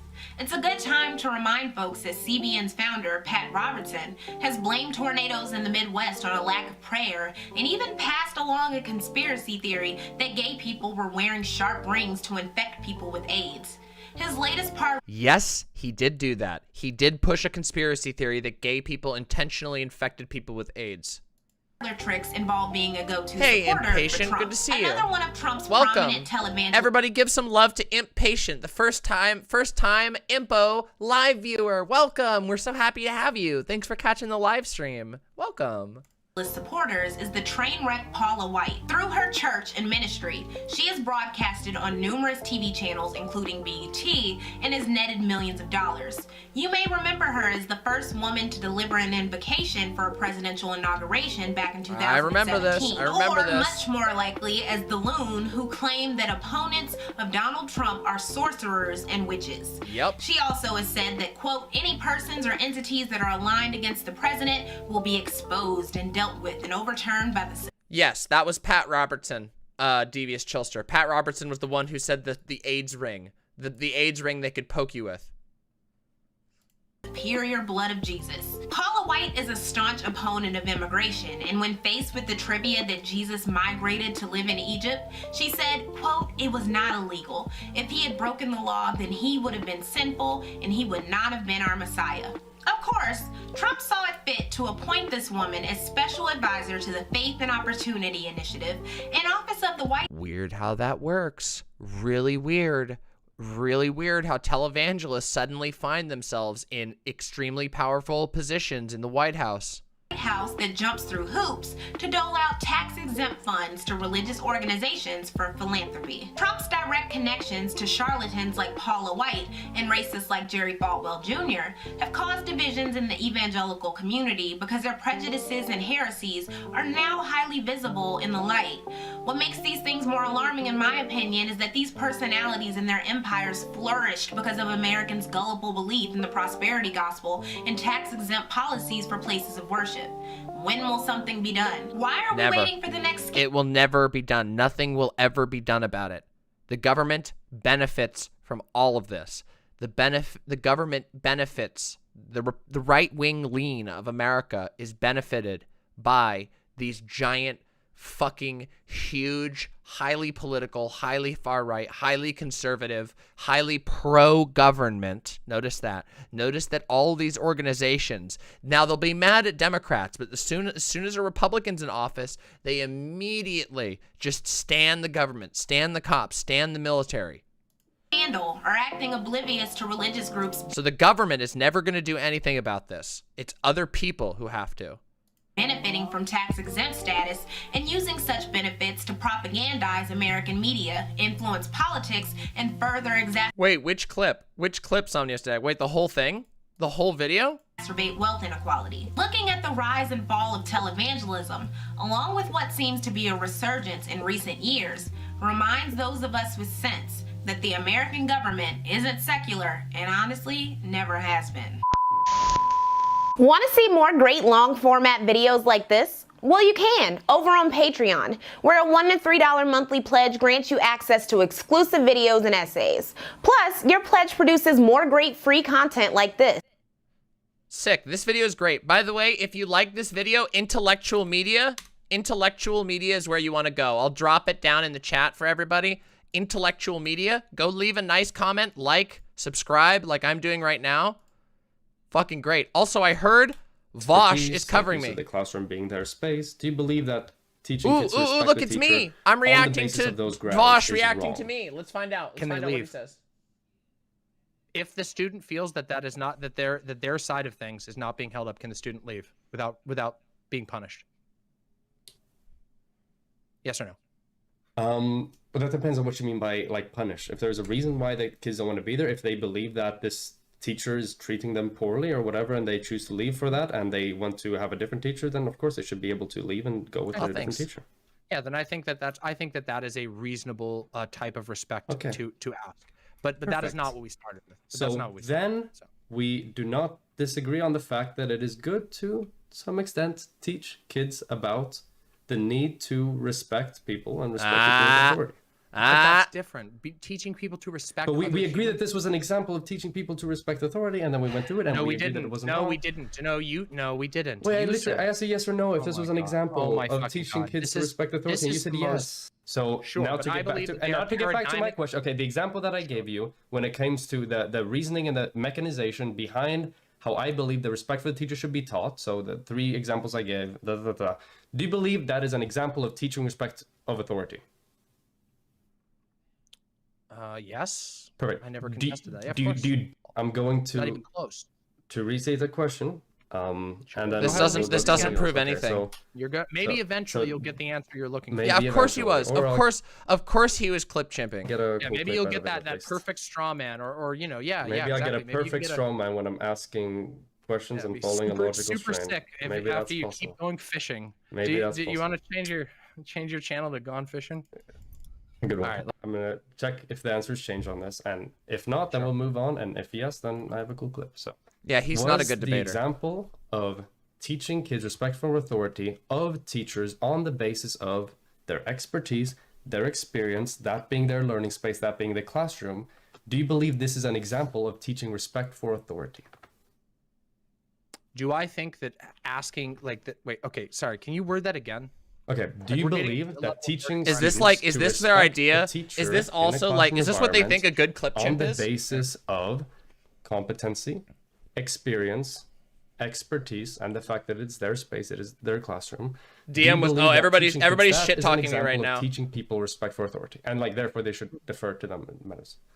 Provided that the student actually has a say in that equation, that they can. This was a leave if 3-hour. if their Everyone, conclusion wait, is that this people in person here are is not saying act- DM is way too aggro for debates. Lamau, this is so actually funny. competent to teach me, then no, I would not consider that a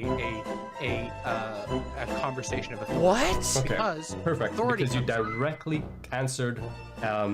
answered, yes to. Okay. It's all edited. I don't know. That was the dumbest shit I've ever seen. Well, I'm glad that Vaush saw right through that. The 3-hour conversation, but I get too heated. You want me to pop over there? Should I pop over into Vaush chat right now? I don't know Let's if see. she just misunderstood the question or changed her mind. I don't know. So I was right. He was clip chimping. Yeah, Thank go you, ahead. Dr. Pop Russell. over. You guys can go do this. Are we going to do a full debate review? Absolutely not. Yeah, it was fucking We saw stupid. Python. I'm glad that Vaush is smart, even if the fucking By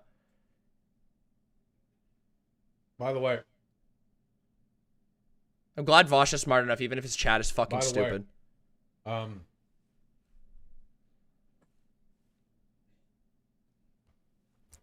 Yeah, you have to teach kids to respect authority. You just have to make sure it's for the right reasons. Children are monsters. Gotta rein them in. Nice. Sick. Doesn't mean that we should teach them to take abuse. Wrong. Doesn't mean they're lesser than adults, like conceptually, or like they're, or it doesn't mean it's okay for adults to treat them like shit. Doesn't mean any of that. It just means the kids are dumb fucks. Their brains are not fully developed. They're dumb. They're very stupid. Yeah, the disagree problem with is Vaush the on term this. respect authority can range. But I especially everything from, disagree like, with his moronic chat. Heiling His Hitler chat when is he being walks so by, moronic right now. It's to, like, hilarious. listening to your teacher when they tell you that the what pi is, you know? I just don't think that talking about that as a term of authority is fucking intelligent. What matters is why you respect the authority.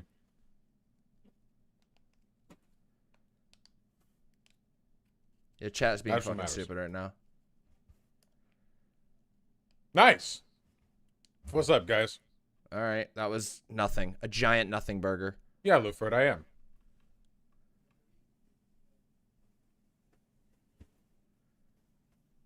What's your opinion on Asmongold saying cis people who specify their pronouns in their Twitter bio are stupid? I think it's dumb. Well, there you go. That was that. See, the difference That's my between opinion. Vaush and Vaush's chat is that Vaush is intelligent. Even though I don't always agree with his takes, Vaush is actually intelligent, while his chat is largely drooling morons. So, yeah, you can take that. You guys are fucking idiots sometimes. I swear to God. You Vimps, you have a lot of work to do, like cleaning up Vaush's chat. There are a fuckload of moronic DGGers who hang out in Vaush's channel now because they got purged from DGG. But the thing is, they didn't actually learn anything from being purged from DGG because it's a purge. So they have nothing else to watch. So they hate watch Vaush now. And they voice their fucking shit-ass opinions all the time in there. It's so bad. Vaush's chat is impossible. It's not Vaush's fault either. Like, it's just literally he's suffering from success, and he's also suffering from the fact that DGG has kicked out so many people now that have nowhere else to go, and they watch Vaush because they hate Hassan more than they hate Vaush. They hate me more than they hate Vaush, so they go watch Vaush.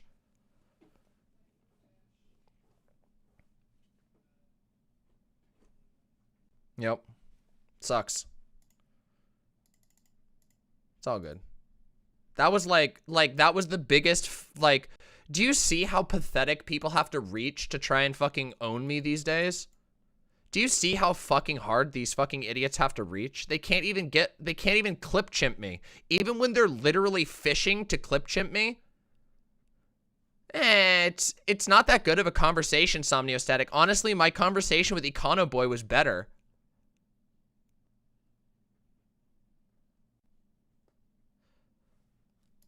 I don't know. It's so disappointing. You'd think that people would find something meaningful to cancel me on, but then again, I guess that's why they're doing canceling, right? Ah, it's okay. God, I sure hope my chat doesn't fill up with stupid people in that way. I see some of the classics in there being smart. But fucking Christ, there are just a lot of people who are just like, ah, you got owned. I don't even know what's being said, but I don't like Demon Mama, so Demon Mama's owned. Oh my God, this clip from 3 hours into a fucking almost 4-hour long conversation. She's getting too heated. Oh, she made one joke, which means she's too heated. Meanwhile, they're literally watching Vaush. These fuckers are literally watching. Vaush fucking screams at people. He just called children monsters and shit. He's the most hyperbolic person ever. They'll sit there and watch Vaush be hyperbolic from square one, and then they'll say that me getting mildly bantery 3 hours in to an insufferable clip chimping fishing competition 3 hours in is like bad faith Demon Mama. Do you know how fucking annoying it is? Do you guys know how fucking annoying it is to be femme at all in these fucking spaces? Do you know how fucking insufferable it is? You know how much I fucking hate it? Holy fucking shit. Dude, I fucking hate this shit. Why do I stream? Why the fuck do I stream?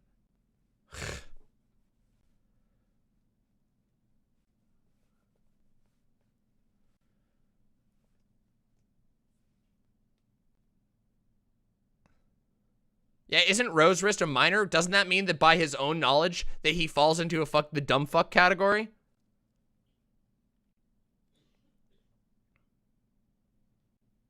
Yeah, VGG pissed me off.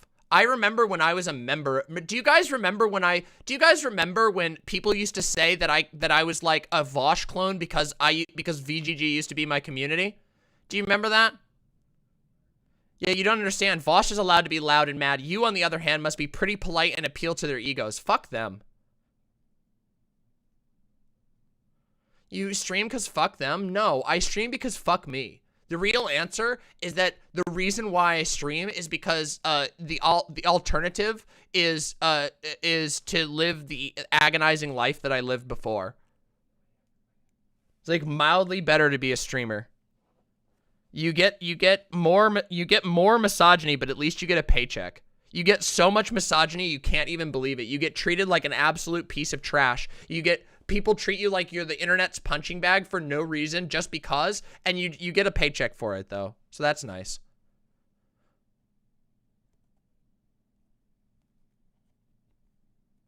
Yeah. All right, everybody. Well, good time for a great time for stream to end. Let's see if there's anybody to raid.